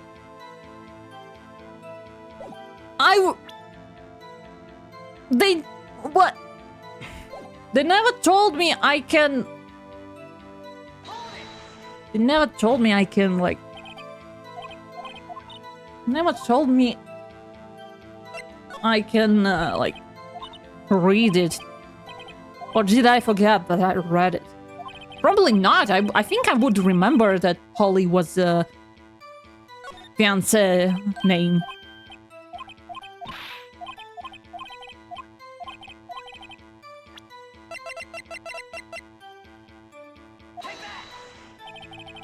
The DL6 case file. That's quite a large file you have here. Which page is this proof on then? Show us, or stop wasting our time. Very well. Mr. Wright, please show us the page.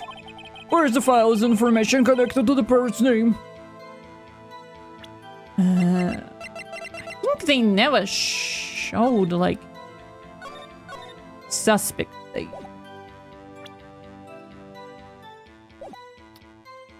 Suspect data.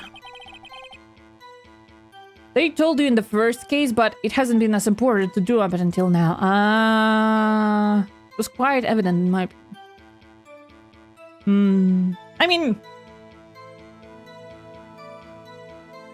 I mean, it was evident because you probably because you know already. So, I mean, it's a suspect data page. Like, don't forget that I have, like, almost weeks of breaks between the streams, so, you know, things can blur. This page has all the information about young Yogi. Right after he was arrested, his fiancé committed... See? Indeed, he does say that, yes. What was his fiancé's name? Polly Jenkins. Polly. Exactly, Your Honor. He wanted to remember the name of his fiancé who had committed... That's why his name is Parrot after her. I see, I guess this is possible. A mere coincidence, that's all. Figure. I mean, yeah. My granddaughter has a dog she called Phoenix. Bark, bark? Well, Mr. Phoenix, right. Does this make you my granddaughter's fiancé? I mean, Mr. One Karma, we didn't want to tell you right away.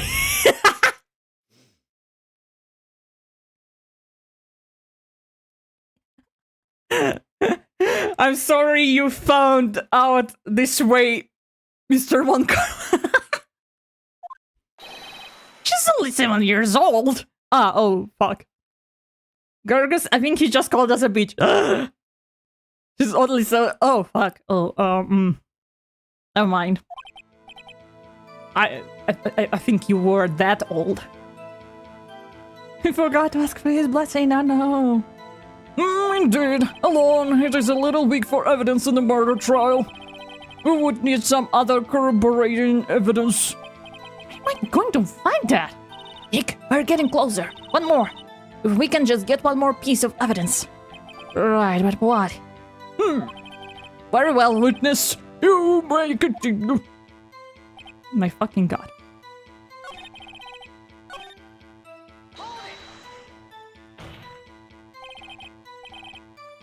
Witness, you are here to speak. You must speak to me.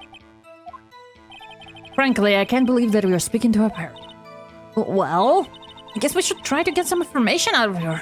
We need to show the judge that her owner is Mr. Yogi.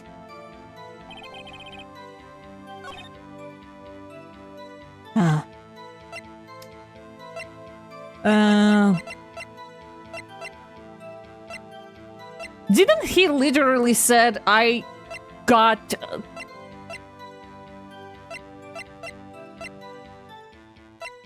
He literally said that, like...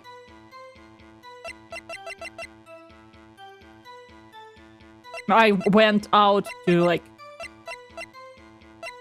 buy bird food. Can I... Again, I need to read it. From speak... Guess we should try to get some information out of her. We need to show the judge that her owner is Mr. Yogi.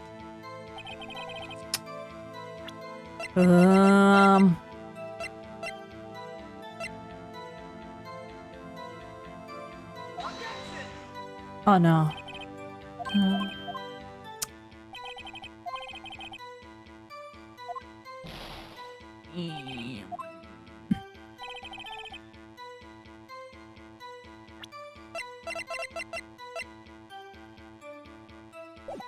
Again? Goodness, you can just say hello. What do I say? Have we forgotten something? As I recall, 2 days ago. Polly, have we forgotten something? Don't forget DO6. You can re-ask. Yeah. I wish they edited in the second one.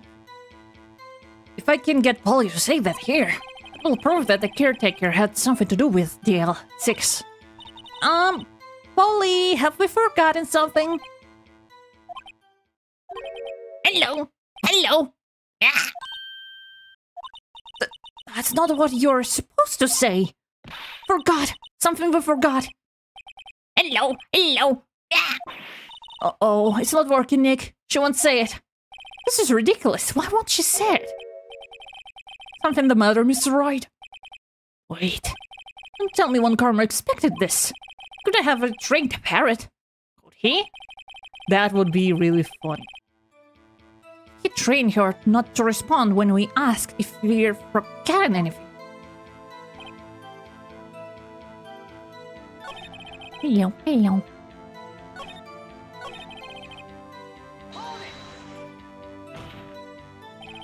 Neatness. Her. Right. What do I say?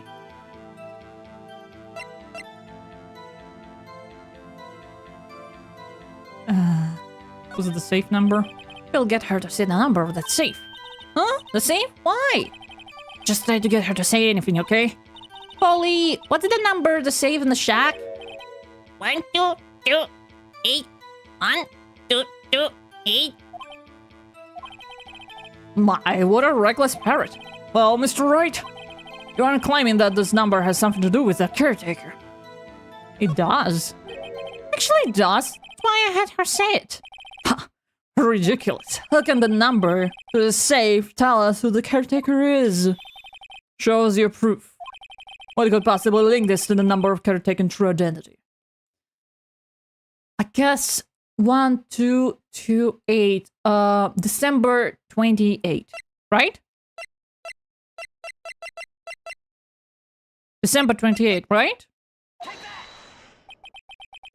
The DL6 case file. What is the obsession you have with that case? Mr. Wright, where in the file is something related to the safe number?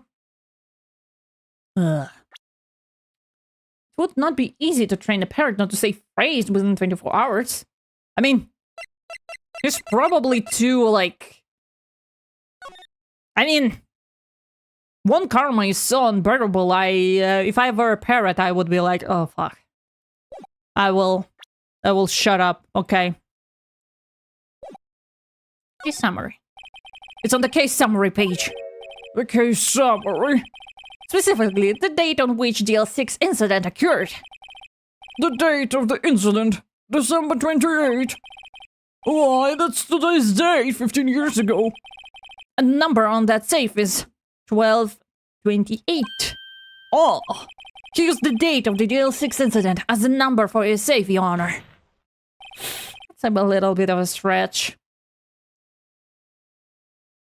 That's how important that date was to him. I see, it certainly is an interesting coincidence.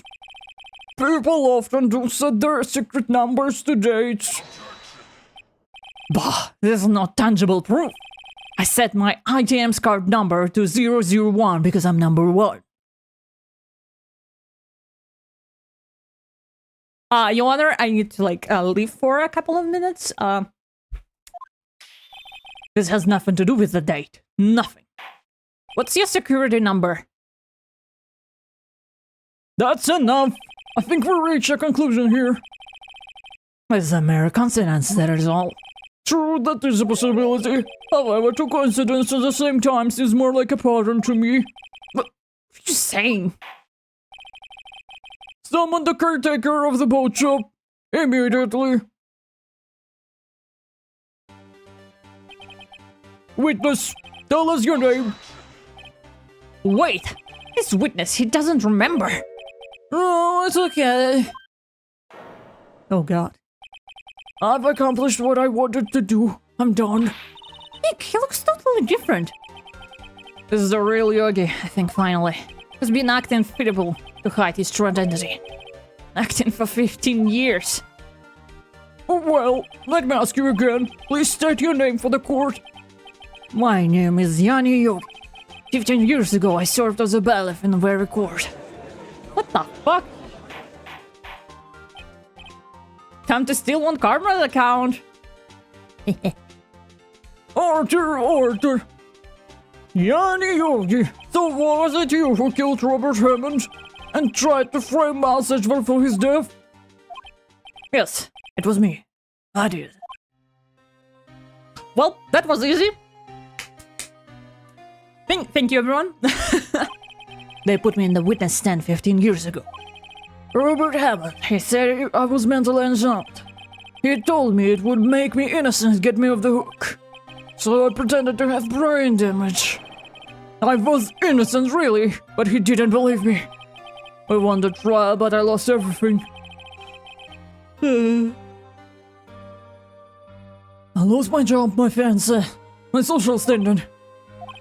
Then this year, 15 years later, a package arrived. It was a letter, an epistle. Then why he trained his parrot to say, stuff? He won't need it much longer anyways. Must take over all of his assets. Now, some of them he can keep it to himself. I don't need all of them. The plan was written out in careful detail. It was a plan for me to take my revenge on the people who ruined my life. I didn't care who had sent it. I thought this was my chance after 15 years. This was it. Finally a chance to have my revenge on Robert Hammond and Miles Edgeworth. I have no regrets.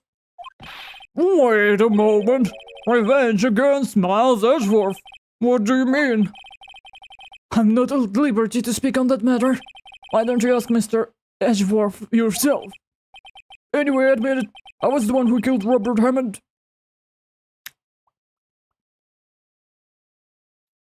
I think to add more to his facade. Come on, Karma. Where is Mr. Yogi? Under arrest, Your Honor. I saw no room for error in his confession. Then the defendant, Miles Edgeworth, is innocent. In this case, at least. Very well. Man, Edgeworth is in demand. 2 cases in 1 day. Damn. And one of them is declared innocent. Wow. Will the defendant please take the stand? I mean, he still can't be judged even if he did kill his father. First, it was an accident. Second, it was a fucking child. And the third one, it was like self-defense thing. So he's still not, you know, he's still not guilty. There are few mysteries left unsolved. Still, you're cleared of suspicion for this particular case. So I would like to pass judgment on the murder of Mr. Robert Hammond. Any objections? I don't believe it. Isn't Lord Karma saying anything? Very well. This court finds the defendant, Mr. Miles Edgeworth, not guilty. He's a hot topic, man.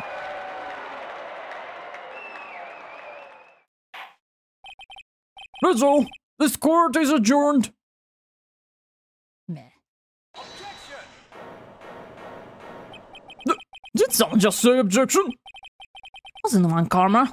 Wait, that means... No. Edgeworth! Your Honor, I object to your judgment. What do you mean? I'm not innocent at all. Oh my fucking god, shut up! Shut the fuck up! You... It's like the clients... It's almost like you tell your clients to shut the fuck up! As we have heard, Yanni Yogi killed Robert Hammond in revenge. But revenge for what? Ick! Edgeworth was trying to confess. He's going to say he's guilty. He's going to tell them he was the murderer in the L6 incident. He's going to tell them he killed his own dad. Uh-oh, what do I do?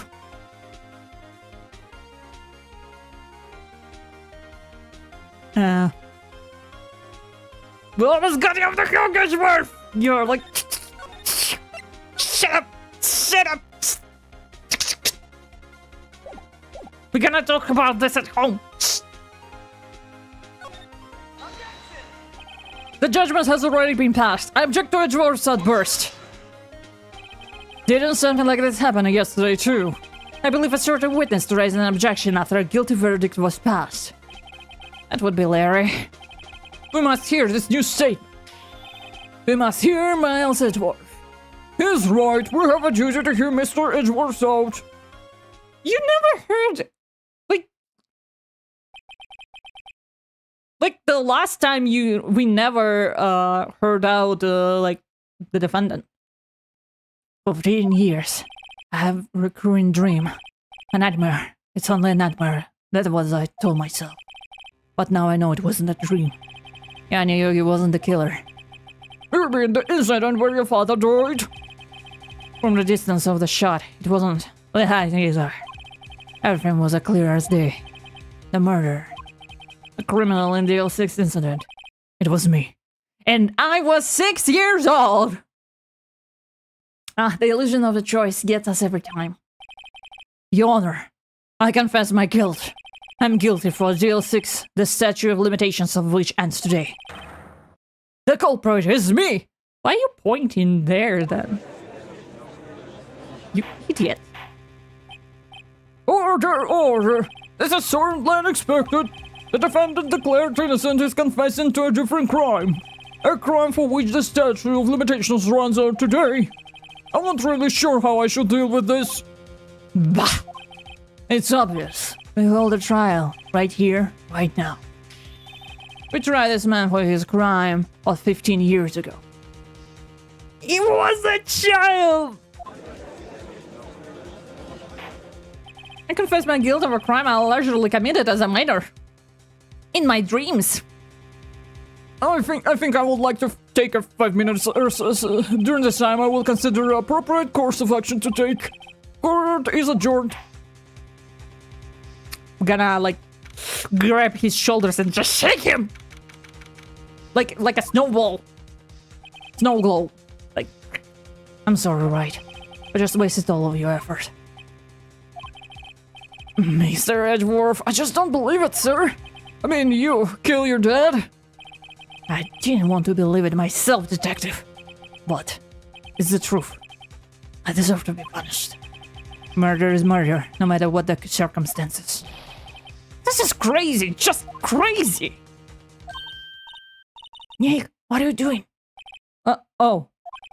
I was just reading through the court record once more. I'm getting my case ready. Your case for what? Huh? Isn't it obvious? I'm going to prove that Miles Edgeworth is innocent. All that work and what? Get me, Edgeworth. I wonder who really did it. I wonder. What are you talking about, pal? He just admitted to it. He confessed that he did it in court. I'm sorry, Edgeworth, but I don't believe your nightmare. What? It's just a dream. It's not real. The truth is right here in this court record. In any case, tighten your belts. The real fight is just beginning. I'll prove you're innocent. Trust me. Right. Ah. 230. Suspicion and freak. Fountain, I would like to resume our trial. Judge, Miles Edgeworth has admitted his own guilt. He has confessed his crime. Let us begin by hearing his testimony. Then, through pointless, let defendant do their cross-examining. The statute of limitations on the jail incident runs out today. Though it's unconventional for me, I'd like to run this one by the book. I see. Does the defense have any objections? No, Your Honor. One car. One bitch! You knew this was going to happen from the very beginning, didn't you? You're on a home stretch. Ah, it's Gumshoe, of course. No, my Pookie. No! No, Gumshoe, how could you? He was also a toddler at the time, no! And he shot his father, no! Very well. The only crime he's committed is being a Pookie. Gumshoe did it. I can't believe it. Will Miles Edgeworth take the stand? Will the witness state his name and profession? Miles Edgeworth, I'm a prosecuting attorney. Mr. Edgeworth, 15 years ago you mistakenly killed your father, Gregory Edgeworth. Is this correct? It is correct. Then testify about this matter to the court. When Edgeworth was telling me about his dream yesterday, I noticed something. One detail didn't quite fit. That will be the key, but only if I can get it to work. Please, please.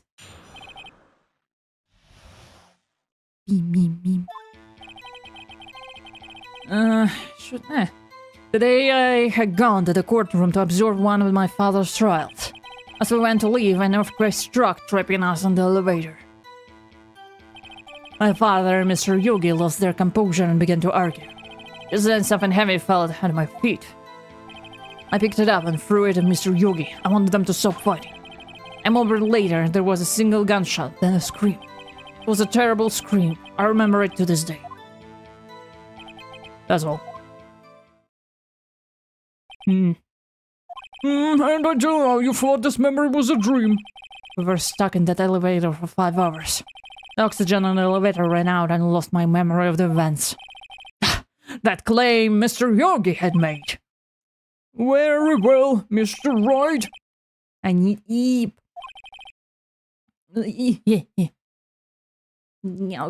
Bye-bye, Pinky. Good night, sleep well.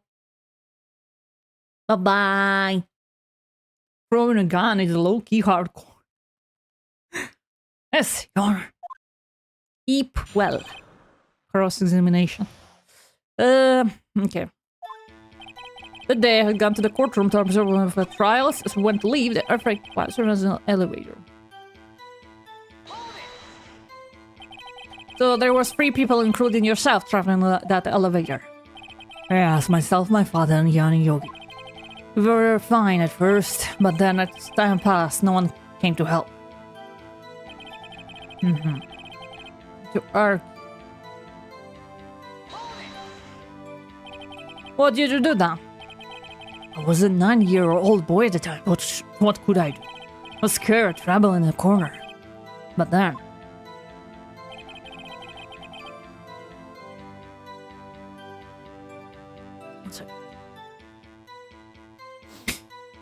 so many messages. One second.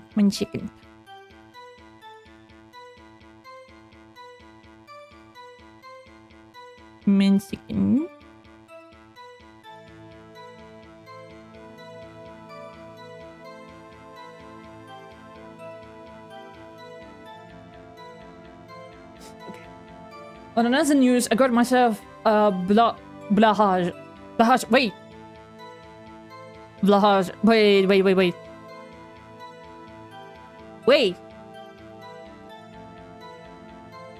Why do I know that name? She's cute and fluffy. What? Wait, who is it? Blahaj. Something.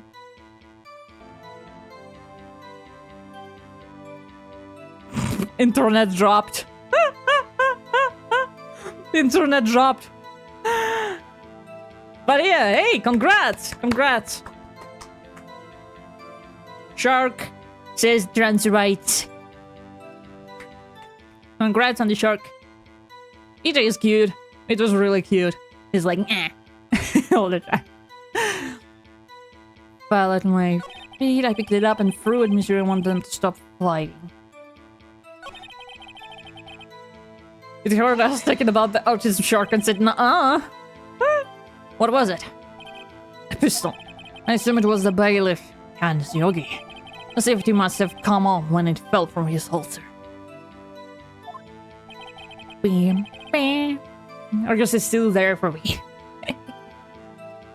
And you picked it up. What's next?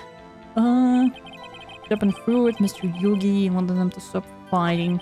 Later, there was a single gunshot and a scream. Whose scream? The gun fired once? Yes. I think after I threw it, I lost consciousness. Since then, I echoed in my head every day. The gunshot had a horrible scream. A scream. Whose scream? I scream. Got out for like 3 seconds. Yeah. It was like... Brr. There it is. One part of the testimony clearly contradicts the evidence. I don't know what it means. Better find out and quick. Go to the courtroom. Okay, what do we have as an evidence? Convicted body, murder weapon, fired 3 times. Making noise, incident. Okay, let me read it. Cached elevator, air in the well section, depending on the time incident, no clues found on the scene. Trapped in the elevator, found in her. The murder weapon was fired twice. Uh-oh. Struck. Composure. Just then I from my feet. I picked it up and threw it at Mr. Rick. I wanted him to stop fighting. A moment later, there was a single gunshot. Okay. Okay, mister. You're not going to jail today. I scream for ice cream. Ice cream. Oh my god, don't give them ideas. Oh, stinky. Are you sure you only heard 1 gunshot? Yes, I'm sure of that. I heard the shot and the scream. Then everything faded. I was unconscious until the rescuers came. I see. No, Your Honor, unfortunately you don't. Look at this file one more time. It plainly contradicts the witness testimony. I love Phoenix sprite going like against the paper. You're not going to jail today because you can't count. You do enjoy dragging out that file, don't you? Well, what can I do? I don't accept this evidence unless you can tell us what page it's on. Which page contradicts the most... I forgot. Wait a second. Let me check. On the scene, the murder without twice. Second one. Victim data. Victim data. Look at the victim data. In this file. It says it's quite plainly the murder weapon was fired twice. Same. Yeah. It's a really well made file, One Karma. Animation and music are great. Yeah.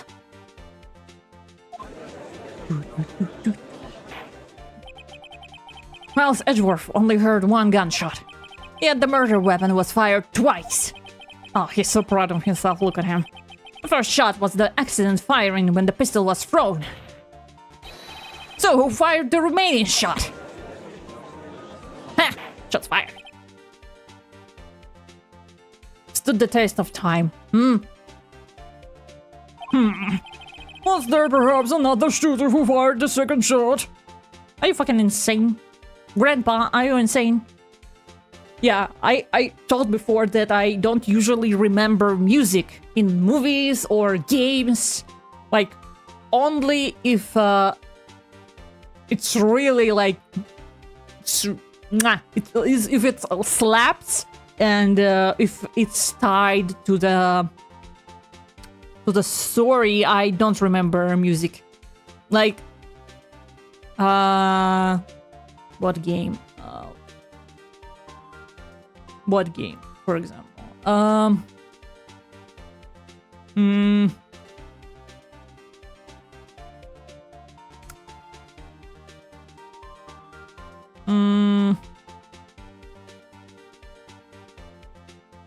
One second. Fuck, they all have nice music, I can't... Like, maybe Dark Side Detective, I can't remember music from it. Like, at all. I can't remember anything. From Firewatch, I can't remember music. I'm not saying it's bad, I just don't remember it.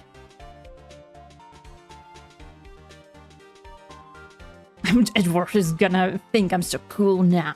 Objection! MGs has a great music in my opinion. MGs? What is MGs? I mean, I'm not saying that those like games or movies have a bad music. I personally just don't remember it. Like, you know? Like, Persona music always slaps. I remember Persona music, I remember Disco Elysium music, I remember Ace Attorney music, Hades and Hades 2 music, Death Stranding music, Kingdom Come Deliverance music. Yeah. Metal Gear Solid. Metal Gear Solid. No, I haven't played Metal Gear Solid, so I can't say. No. But, you know, Death Stranding. Close enough. Like, Stardew Valley, you know, they're so iconic. Tasty. Tasty. But most of the time I don't remember music from the movies or like video games. Oh, Expedition 33, oh boy, it slaps. The thing about that game is peak. I want to game blind again too.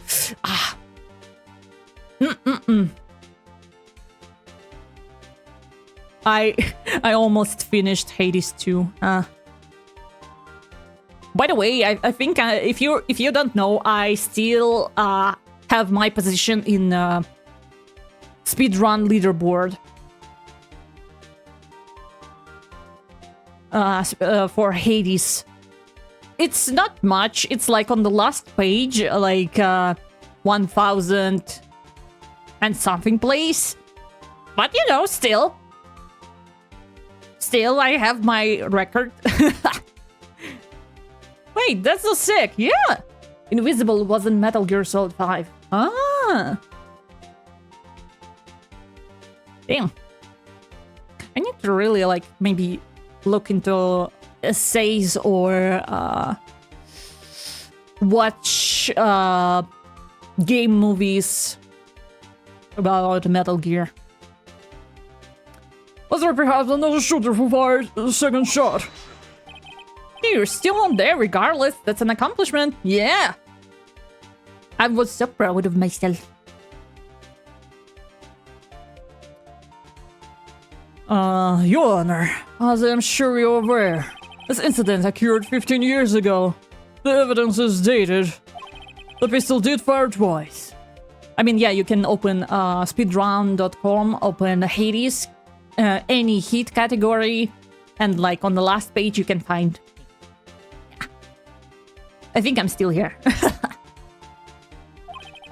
However, we don't know when the second shot was fired. It might have been fired the day before the incident. What about ballistic, like, expertise? There's no proof that the second shot had anything to do with the incident. What? I see. You do have a point, Mr. Wright. The murder weapon was fired twice, as we have heard. One of those shots was fired by the defendant, the boy at the time. Do you have any proof that the other shot fired had something to do with the case? Yes. The evidence is dated. Sorry, you bro. Your Honor, I think I will be able to show the proof. What? Impossible. It's prehistoric. This whole room is prehistoric. Like, I'm so done with those old farts. Oh my god. No, Mr. Von Karma, save your surprise for after we've seen the evidence. Very well, Mr. Wright, show us your proof. Do you have evidence that the second firing of the pistol is related to this incident? Okay, I think it's gonna be the pistol, right?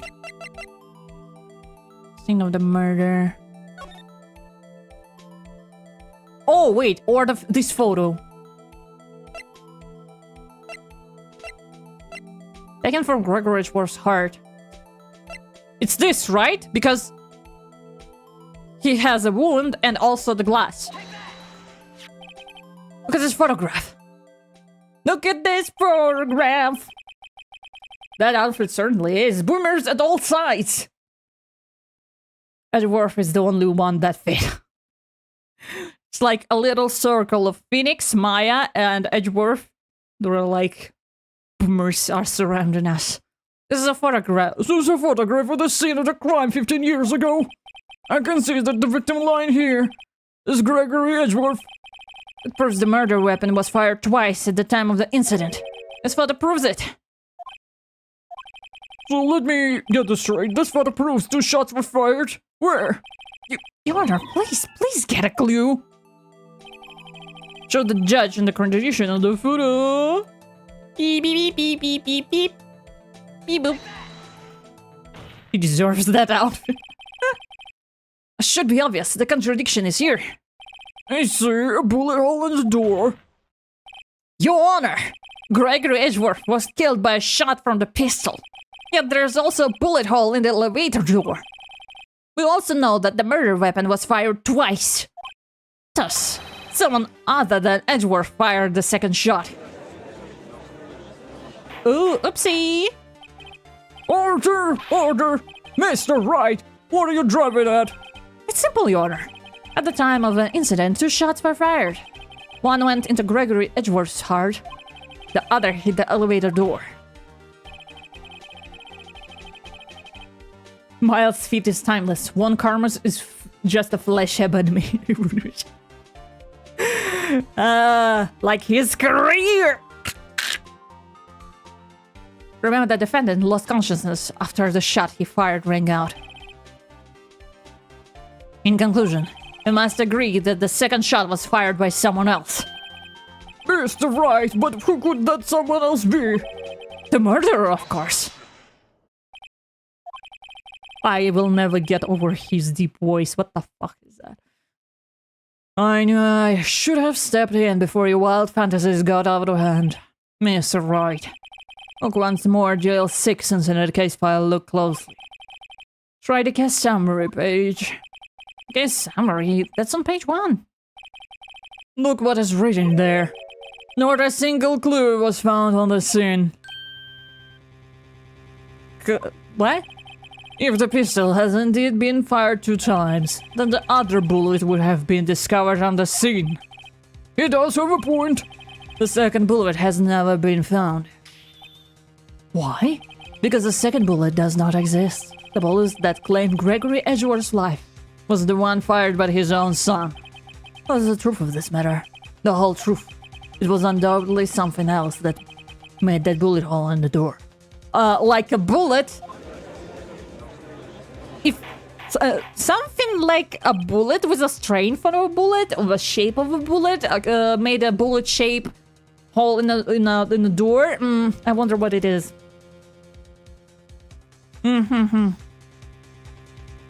Order, I will have order. Mr. Wright has proven one thing to us quite clearly, that the murder weapon was fired twice at the time of the incident. However, As Mr. One Karma says, the second bullet fired was not found. It is highly unlikely that the police merely overlooked the second bullet. So while we have the single bullet fired, I'm afraid I have to discount the defense claim. Hey, not so fast. I praise the judge for his wisdom in this matter. God, how did this happen? I don't believe that the second bullet didn't exist. Was I wrong? Have I been wrong about this whole incident? What are you doing, Nick? Walk in. Are you raising an objection? Or aren't you? I'm sorry, Maya. What? Looks like I was wrong. Nick? Everyone needs a therapy to be a self-confident. Oh man, a bullet-shaped hole in St. Leaf of Lodge. Can you prove it? No, but you said do it. You do it, Nick. You said you get Edgeworth declared innocent. I'm sorry. When I saw the photograph, I thought that 2 shots has been fired. I was so certain of it. I thought I'd won. What? There was another person, someone else, who fired the killing shot. No, I was wrong to think it could be that simple. This case stood unsolved for 15 years. Nick. Well, it seems that we have finally cleared up his incident. Only 1 bullet was found at the scene of the crime. That shot was fired by Miles Edgeworth. There was a bailiff and he, said, yeah. Precisely. I would like to ask one thing of Miles Edgeworth before passing my verdict. Have you been paying attention to the trial so far? Yes, Your Honor. Do you have any objections? No. No, I don't. So you killed your father for what? Not your intention? Yes, I did. Oh no. He's accepted the guilt. Very well. The statute of limitations on the murder of Gregory Edgeworth runs out today. Therefore, I must pronounce a verdict on the defendant today right here. Right now. Indeed. Does anyone have any objections? Been here before. Just like my first day in court. There's so many things I know I should be saying. My mind goes blank, I can't find the words. Mr. Wright. I have an objection, Your Honor. I object. Stop doing that, you rat. Mr. Wright, on what grounds do you object, Right here, right now. Nick? I don't know. His case is perfect. No. It must exist. The second bullet. What? What did you just say? Nothing. The second bullet must exist. Where? In your fucking pocket, Phoenix! Someone took it. It seems waiting is not going to produce any answers from Mr. Wright. Wait, Your Honor. The second bullet. It existed. What? But we just heard proof that it did not exist. I realize that, Your Honor. Really grasping here. Ace Attorney, but the only difference is one Karma has absurdly cartoonish red ears and teeth. It just... someone took it from the scene of the crime. That's what happened. But who? The murder! The murder. Then tell us just who is this murder. I'm still thinking about that one. So the criminal took the second bullet, but why? Huh? First of all, how would they have found it? It's not easy to find a stray bullet, Mr. Wright. It wasn't the door, you doofus! Was there some pressing need for the murderer to search for the bullet? Some pressing need for the murderer to search. Of course there was a need. That's why they took it. Ha! What a possible reason could they have had? Well, the reason the murderer took the bullet away from the scene with them is... the bullet would be proof? Maybe they thought that the bullet would be used as a proof. Proof? It was a special bullet, so they took it with them. that was the case, then should have taken the bullet from inside Gregory as well. Huh? Why would they only take one of the 2 shots fired? Alright, Mr. Wright, have you really thought this through? I'm going to have to find out. fucking hell. This is going so well. Was there some pressing need for the murder to search for the bullet? Nah. Why would the murderer have spent the time to look for the stray bullet? Haven't got a clue. What's wrong, Mr. Wright? The murderer had no reason to take that bullet. He doesn't want to admit it, but it's true. Had to take it. Had to take it. The murder. What does it mean? You're thinking too normal. Think crazy. Be freaky, Phoenix! Don't think why the bullet was taken. Think why the bullet had to be taken. Mr. Wright? Yes, Your Honor. I have no idea what I'm doing. Well, the murderer had no intention of taking the bullet from the scene, but the murderer had to take the bullet. Had to, Mr. Wright? What do you mean? Well, for instance... For instance, what? Oh, maybe the bullet, hit the murderer? The bullet hit the murderer? Just saying, for instance. I mean, if it hit you, you would have to take it with you, wouldn't you? It's not like you could perform surgery right here. You know? Wait a second. It's just checking off the top of my head, but what if it's really what happened? Let me get this straight. So at the time of the murderers themselves was shot. And they left with the second bullet still inside of them, thus leaving only 1 bullet at the scene of the crime. Oh, yes, I guess that's how it would work, yes. Thanks, Mia, we shall think crazy. Freaky Phoenix. He is freaky. But there's a problem with that. The other 2 people rescued from the elevator, Miles Edgeworth and Yanni Yogi, were both unharmed. So that would mean... The murder came from outside, yes.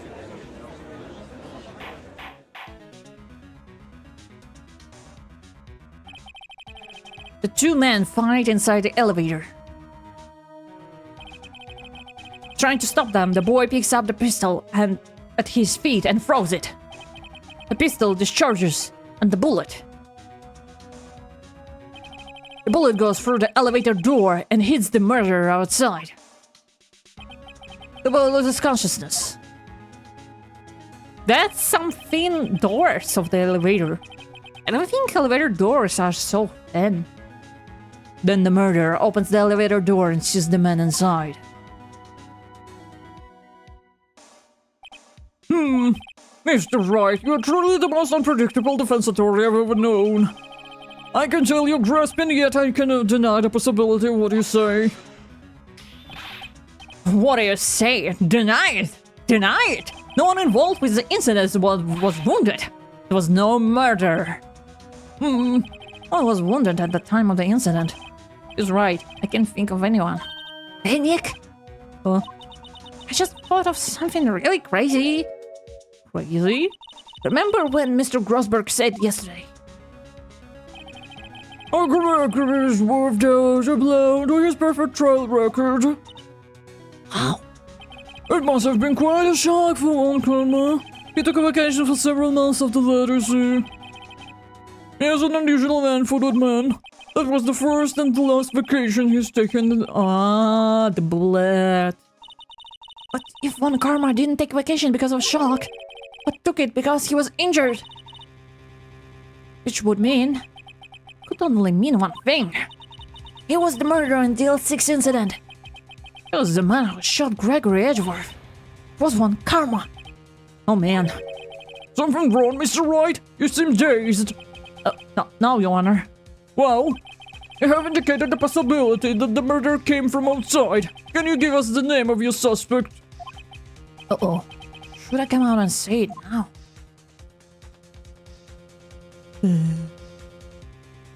Did now. Bullet vacation. Your Honor, there's suspect. One lone suspect. Well, this is certainly interesting news. Very well, Mr. Wright. Who is your suspect? My hands are shaking. What? Von Karma. Von Karma.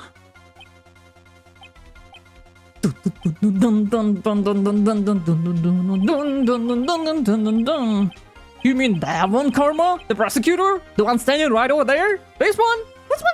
This one guy? Bah! You don't object? I see no need. Why, Your Honor? This ridiculous outburst was my objection. Because you took a vacation for several months starting the day after the incident.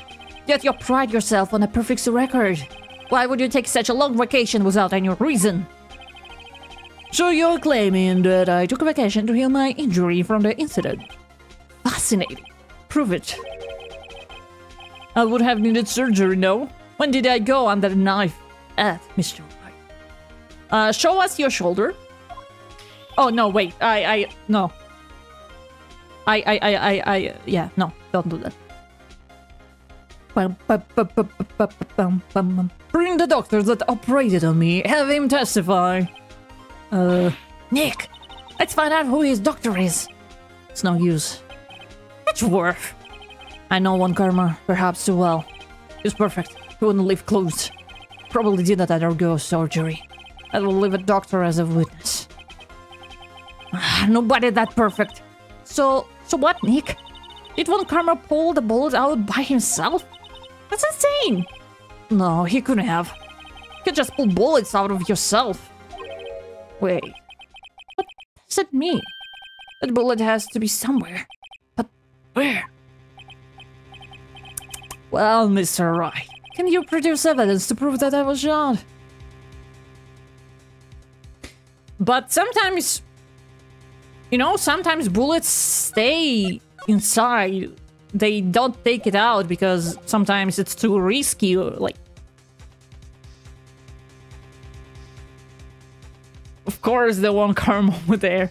He pulls down his sleeve and we all scream, ah! Like in Imperator's New Groove, like Yzma. This! Love this scene. Alright, Von Karma, I'll prove it. And I'll even use evidence. I know how much you'll like it. What? The evidence that proves Von Karma was shot is...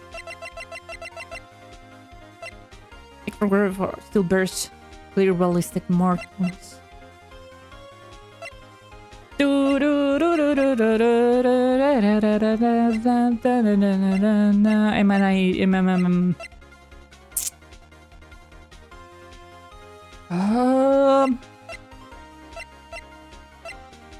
This? Like... What exactly is that? Sorry. Judge if you would. Right, penalty. Oh, fuck. Let us prove Karma was shot. And on the back... Kim's body by his markings. Monitor weapon fired 3 times, bear put on my hand. Make a noise.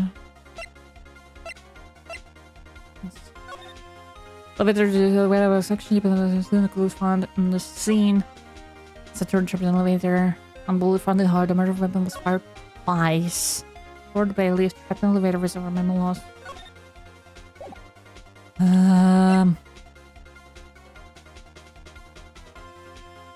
The idea of just holding out detector is so funny to me. Oh!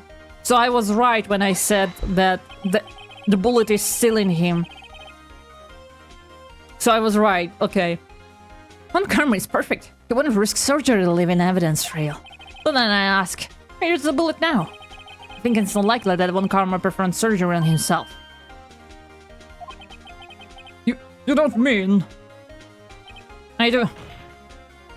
There's the possibility that the bullet is still inside one Karma. Isn't it insane? Like in real life, they will like actually leave it because they're like, it didn't damage anything. It's like, it's all right. Just, yeah, leave it here. Isn't it insane?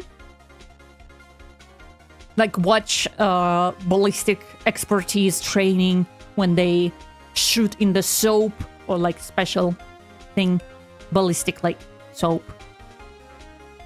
And how the bullet can like rotate inside of you. It's just not, it just it doesn't just like and that's all. No, it will like spin around.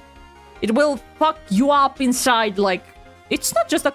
Nah, that would be too easy. Is this even possible for all those years?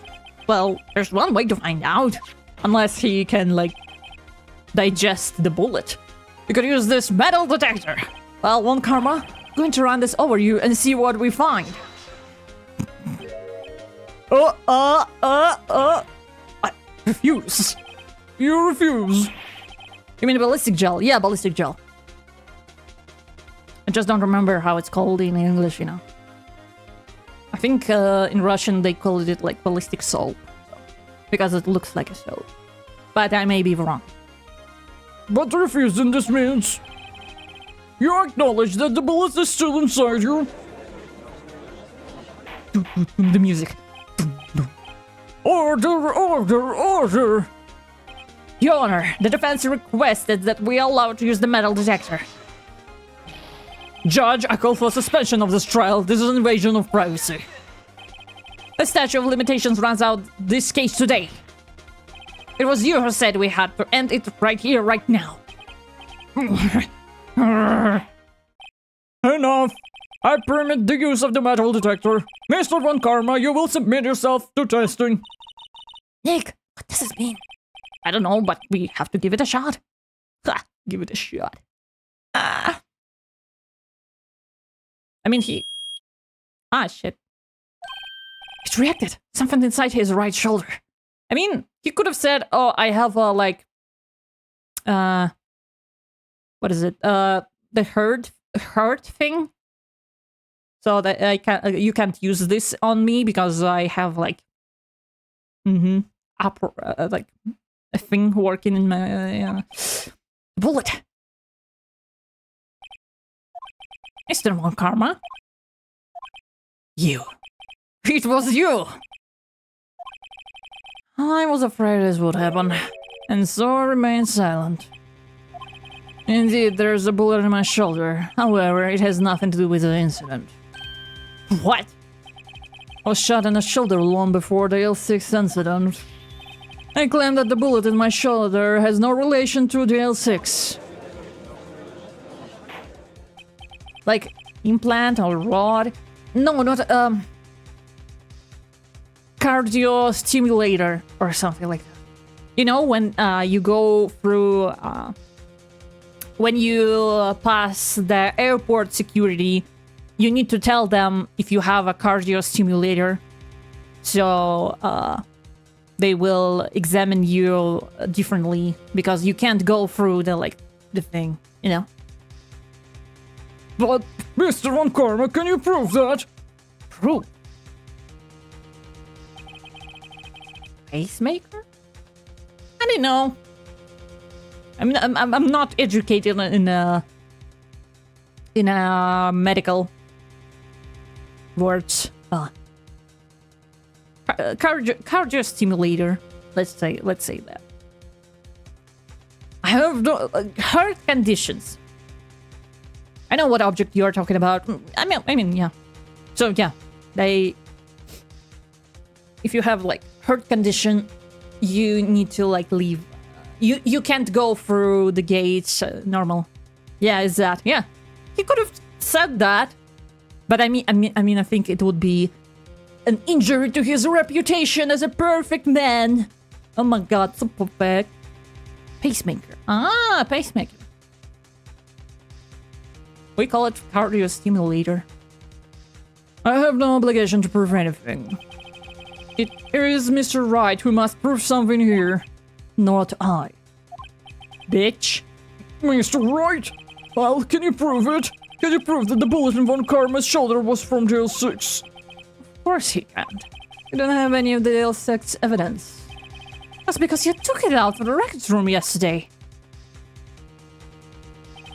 With no proof, you cannot convince me of any crime. So sorry, Mr. Wright. No, I'm the one who's sorry, Mr. Von Karma. What? You were close one day away from freedom. But you see, I have proof. What? Who would have thought you would dig your own grave trying to convict Edgeworth? I can link that bullet in your shoulder to the L6 incident. And here's my final proof. Thanks to Maya. That's a bullet? Where did you get that? This is the bullet used in... I love this music, like this one. But some twang in that bitch. It does have one.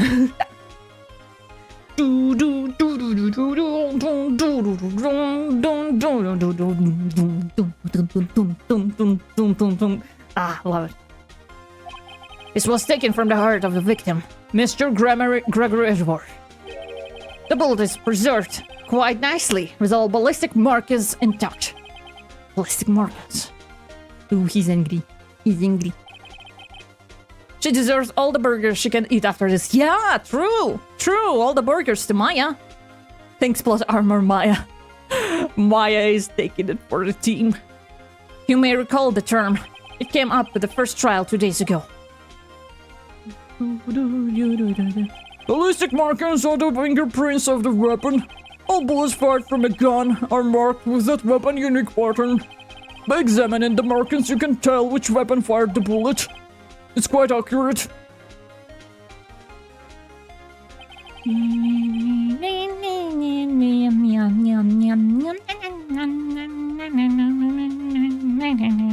We have 2 bullets in our possession.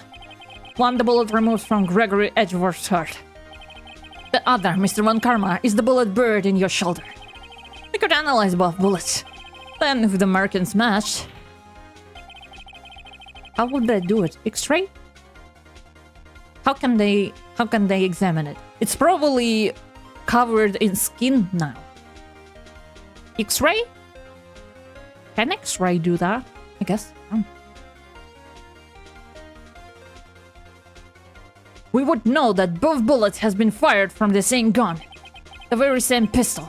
In other words, the murder weapon that killed Gregory Edgeworth. Mr. Von Karma, you will let us remove the bullet from your shoulder.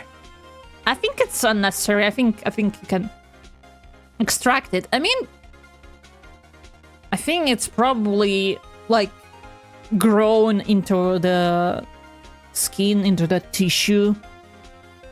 So probably X-ray will do. And we'll compare the ballistic markings to those on this bullet. And solve this case once and for all. Well, Mr. Von Karma. Oh, shit. Oh. Oh, damn. Oh, boy. That scream. I heard that scream before. Oh, my fucking god. Wait, I know. He was the one who screamed? Okay, it's the same. Breathe my ear. Stop breathing my ear. I don't think so. Nowadays, they might have the tech to do it. It's more invasively, but back then, had to start. Yeah. I guess you're right. I guess you're right.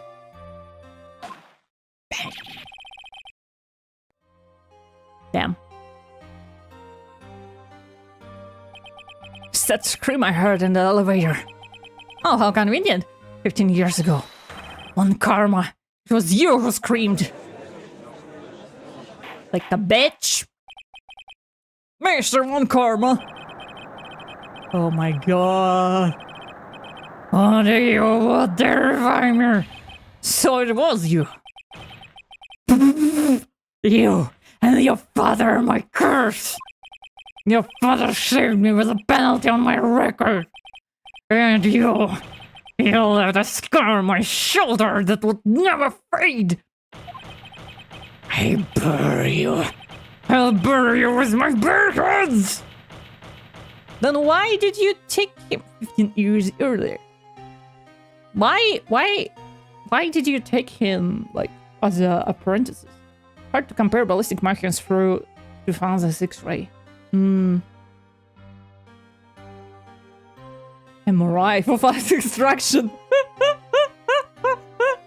That would be interesting. Bit risk damaging the bullet though. Chief Prosecutor, I'm sorry. On Karma, it's not like you make this kind of error. And I would have thought that Edgeworth could be the one to catch you. I was careless. I'm sorry, but you will have to be penalized. I've covered for you in the past, but not this time. Edgeworth! Damn. It was a shock like none I have ever known. Me. Penalized. It took hours for me to regain my composure. Finally, I found myself in the darkness. I was in the court records room. Must have wandered in there without thinking where I was going. The room was pitch black, and the light must have gone out. I went out in the hall and felt my way to the elevator. Pressed the button, but nothing happened. Then, there was a noise. I was in pain. A horrible burning pain in my shoulder. Just then, the lights came back on. The elevator door opened before my eyes. Damn! The short answer is his ideology of perfection. Not ideology of, I think, psychopath. His perfect revenge against Gregory would be molding his son into his image. That's kinda dumb. So 3 people inside are laying unconscious from oxygen deprivation. Much to my surprise, a pistol lay at my feet. I knew that. It was destiny. Pew pew. He made Edgeworth based instead, and he was a soy chuck. In the last moments, Gregory Edgeworth was still unconscious. Like, the best revenge on my enemy is to raise his child. And not like enemy, he just said, you are bullshitting in the court. And he's like, how dare you?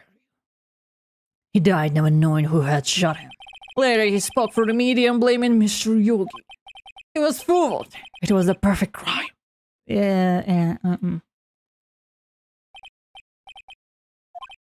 Who would have thought another man would have come to open the elevator door? Judge? What? What are you doing? Do your job, bring the end to this miserable charade. Now. End it. Very well. It appears that we have come to a very long way to the end of this maze. 15 years later, Mr. Miles Edgeworth. Yes, Your Honor. You were innocent. You are innocent. As you said, it was all a nightmare. Yes, Your Honor. I mean, what a greater fuck you is that adopting your enemy's son, aside from killing Gregory, obviously, but... I don't know. I mean, kinda poetic, but... You fucking idiot. This court finds the defendant, Mr. Miles Edgeworth. Okay, say it. Say it! We're gonna celebrate. The jury, chat, hat. Are you ready? Not guilty! Yay! That is all. The court is adjourned. Yay!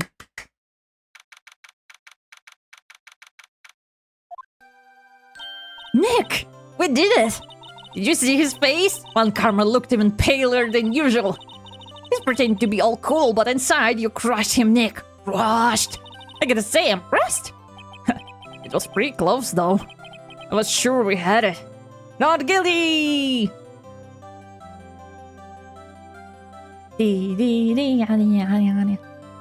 Is it someone from Twitch? Huh? Someone from Twitch? No. Hat is a chat, but I forgot to say. Get the apple juice. Whee! I actually might... Yeah, when I will take out the trash, I think I will visit a store and buy some. I was sure we had it. I know, I was the one verge of tears the whole time myself. But now it's all just a good memory. Aww. It's finally over, Edgeworth. Right. Yeah? I'm not sure how to say this. I know. Try thank you. Oh, I see. Thank you, right. You're welcome. Think you could have done better than that? Nah. Sorry, I'm not good at this sort of thing. You've gotta learn a lot to learn, Edgeworth. She's got you there. Woo! Whoop, whoop. Amazing, pal. You pulled through just like I thought you would. I've never forget this, pal. I owe you one, pal. And tonight, let's party. Dinner's on me. Yeah, my salary went down a bit this month, but who cares? Oh, damn. See, Mr. Edgeworth? I should take a lesson from Detective Gumshoe. I should make apple juice cider instead of with the bag. Unnecessary feelings. Yeah. I'm not good with saying thank you. That's how you say thank you. I see.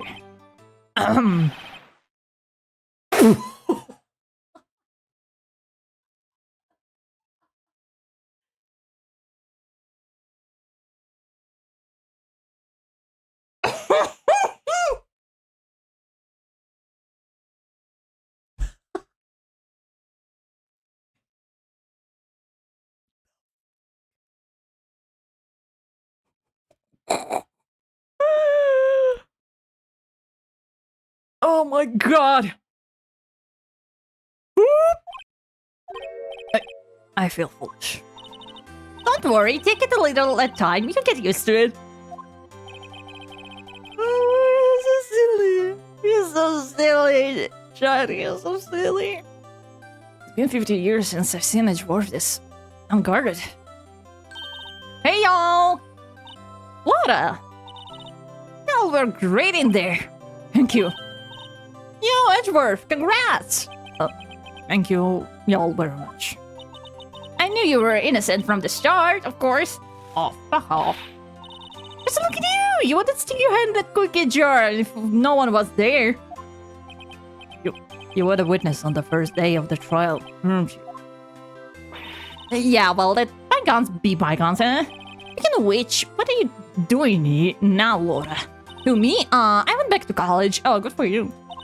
I gave up trying to be an investigative photographer pretty quick. Really? That's too bad. Huh? Isn't that hot dog guy from the park? Huh? It's over, Nick. My life is over. Why the safe face, Larry? What happened now? Oh, Nick, I'm not long for this world. You don't look sick. It's kids. She's going to live in Paris. Paris, Nick. She's leaving me behind. Should have seen that coming. Yo, Edgy, there you are. Yes, here I am. Congrats, Edgy. Here's a little gift from me. Celebration. Celebration? That's unusual for you. Hey, but you come along tonight too, my treat pal. Huh? Oh, thanks. Looking forward to it. Yo, Nick. That's the suit that questioned me. And you said treat? That's not a police talk for prison food, right? Oh, I think you'll be fine, hey, Larry. Right. Yeah, what's up? That envelope that Larry gave me, it got money in it. Well, yeah, that's not strange. People give money away to celebrate sometimes.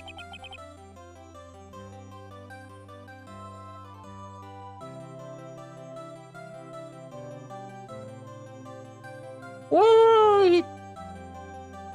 It's $38, right? Huh, what a weird amount. I mean, it's not a little, but not a lot either. Wait, so Larry stole the money. Larry is ready to end it all over a very minor convenience. Sounds like iconic film. 38 exactly. Nick, wasn't it exactly the amount of lunch money that was stolen from Mr. Edgeworth in school? $38. Oh. No, Larry, it was you? What are you surprised about, right? Huh? Larry was absent that day from school, right? But that doesn't automatically rule him out as a suspect. What? Think back to that day 15 years ago. Larry took the day off, but he was bored, so he came to school anyway. What a douchebag. There's a little thinker, nothing new here. Then he saw the money lying there, and the rest is history. And then it was good at history. Sure. But you didn't know, did you? I suspected. I just couldn't picture Larry protecting you like he did that day. Everyone else was saying you did it. The whole class was against you, remember? Oh yeah, and they would do the same for Larry. Yeah, well, right, you may not know this, but we used to have a saying back in school. When something smells, it's usually... Okay, with me. It's usually the buds. Okay. I know. Really right. I'm surprised you didn't figure it out. Well, there sure is an expected turn of events. It's worth. You should have told me. Now, Nick, it was 15 years ago. Don't you think the statute of limitations has run out, Mr. Edgeworth? I'd say so, yes. There you have it. It doesn't leave me. It became defensatory because of what you two did. Well, you have always been something of an insufferable emotionalist. And you get worked up too easily, too. Down the death sentence for both of you. Man, if only I know I'd have become a prosecutor. The same goes for me, only the other way around. Oh! For the longest time, I thought that I might have killed my own father. I thought I might be a criminal. I became a prosecutor in part to punish myself. If I had known the truth, I might have become a defense attorney, after all. It's worth. Want to switch right? Hey, y'all! Line up! I'll take a photo! Hey, photo time! Let's go! And after that, dinner on me! Cheese! His daddy Gumshoe took us onto the town that night. We celebrated Edgeworth's newfound freedom, even though Edgeworth himself was still in detention. Show me the photo! No photo? He deserves to be a defense attorney. Switching in this academy? The photo! I want to see the photo! I went a little overboard yesterday. My head hurts. Huh? It's still only 5. Maybe I should go back to sleep. What's this? A letter? Good morning, Nick.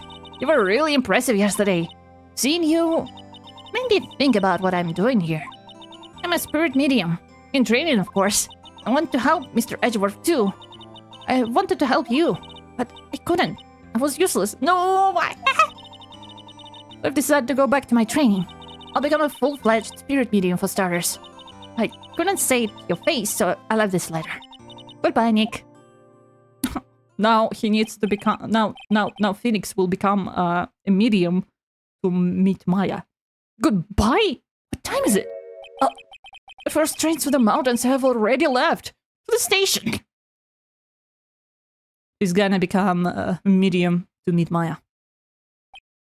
See you in the next game, Mystic Maya. Guess I'm too late. Hey! Nick! Maya? So, you're leaving? Yeah, it's hard being a spirit medium who can't talk to spirits. And, I think you'll do fine without me, Nick. Be good, okay? Oh, Maya.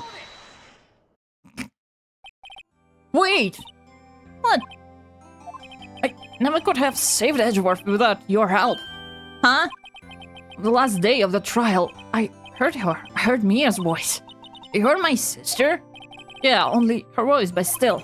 It was the very end when I thought we lost everything. Well, that's my... Oh. But I think I'm sure helped, and Mr. Grossberg, and then Larry. The only one who couldn't help. I was useless, Nick. But you were the one who stopped one karma, Maya. Huh? I didn't do anything. All I did was wander around in daze. Sorry, but I have evidence that you helped. Evidence? Show my dad some evidence to your help. The bullet. A bullet. Von Karma was convinced he had taken all the evidence pertaining to Deal 6. You were the one who rescued the last piece of evidence we needed. This was the bullet that put the end to Von Karma. And you were the one who gave it to me. Nick. Thanks, Maya. I couldn't have done it without you. I'll be back soon. Huh? I'm going to complete my training and come back. Okay, I'll be waiting. Of course you will. You can't run the office by yourself. You're hopeless. I don't know about that. So, this is it? See you soon, Maya. Bye-bye, Maya. Bye-bye. Aww, Maya.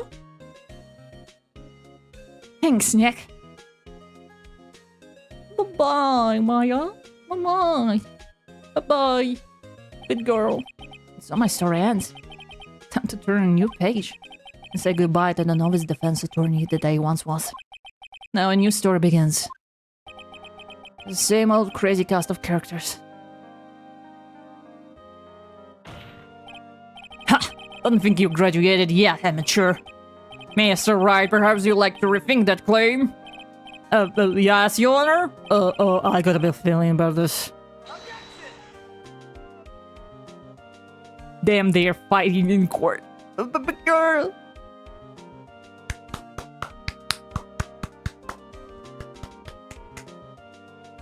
Hey, pal! Mr. Edgeworth came down to the precinct to wish me a happy new year. Talk about a pleasant surprise.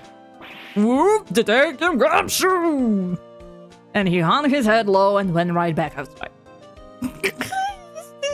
Kind of like it was in Paris or something. Strange, huh? Nah. Hey, we finished Ace Attorney! First game! Huh? Nick? I haven't seen him lately. Who, me? I've been working in a cheese shop. That's me saying as like this is exactly what they call a cheap date. She's in Hawaii right now, yeah. Damn, Mr. Worldwide.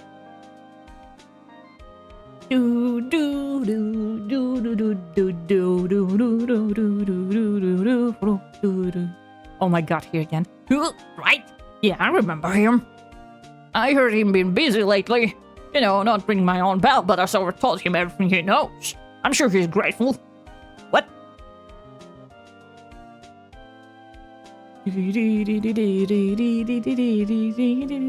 It's not finished. What the? The last case is extra. Ah.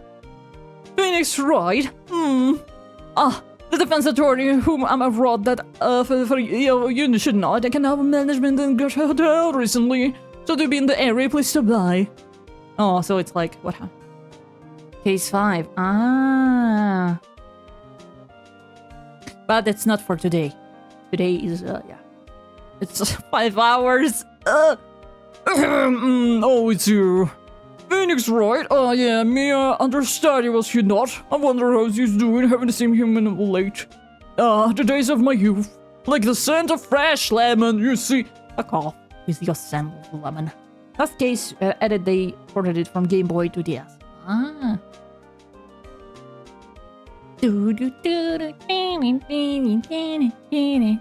Oh my god. Phoenix Wright? Is he an actor? Well, I'm not buying it. You can't be a star with a name like Phoenix. Did you know that there are...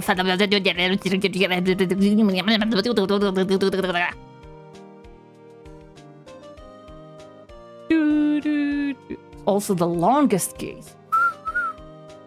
Damn, boy. It asks for the, like... I'm pleased to announce the Pink Princess is a hit. I'm sure all that Mr. Wright a great deal. I am keeping my face out the public eye still. The show's over. I wouldn't want to ruin any kid's dreams, you know. So, the last case calls for a separate episode. Yeah.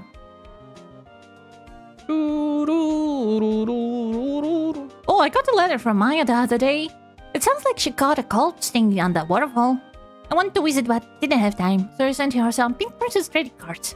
She says she can buy them where she is. What kind of place is she living at anyway? The mountain.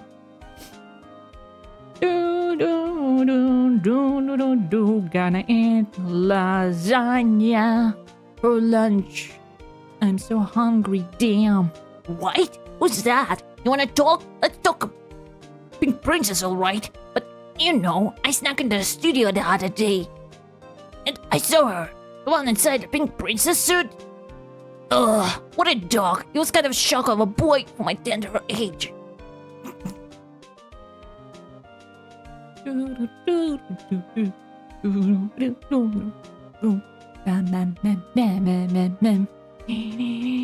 Yeah, remember, right? That lawyer guy.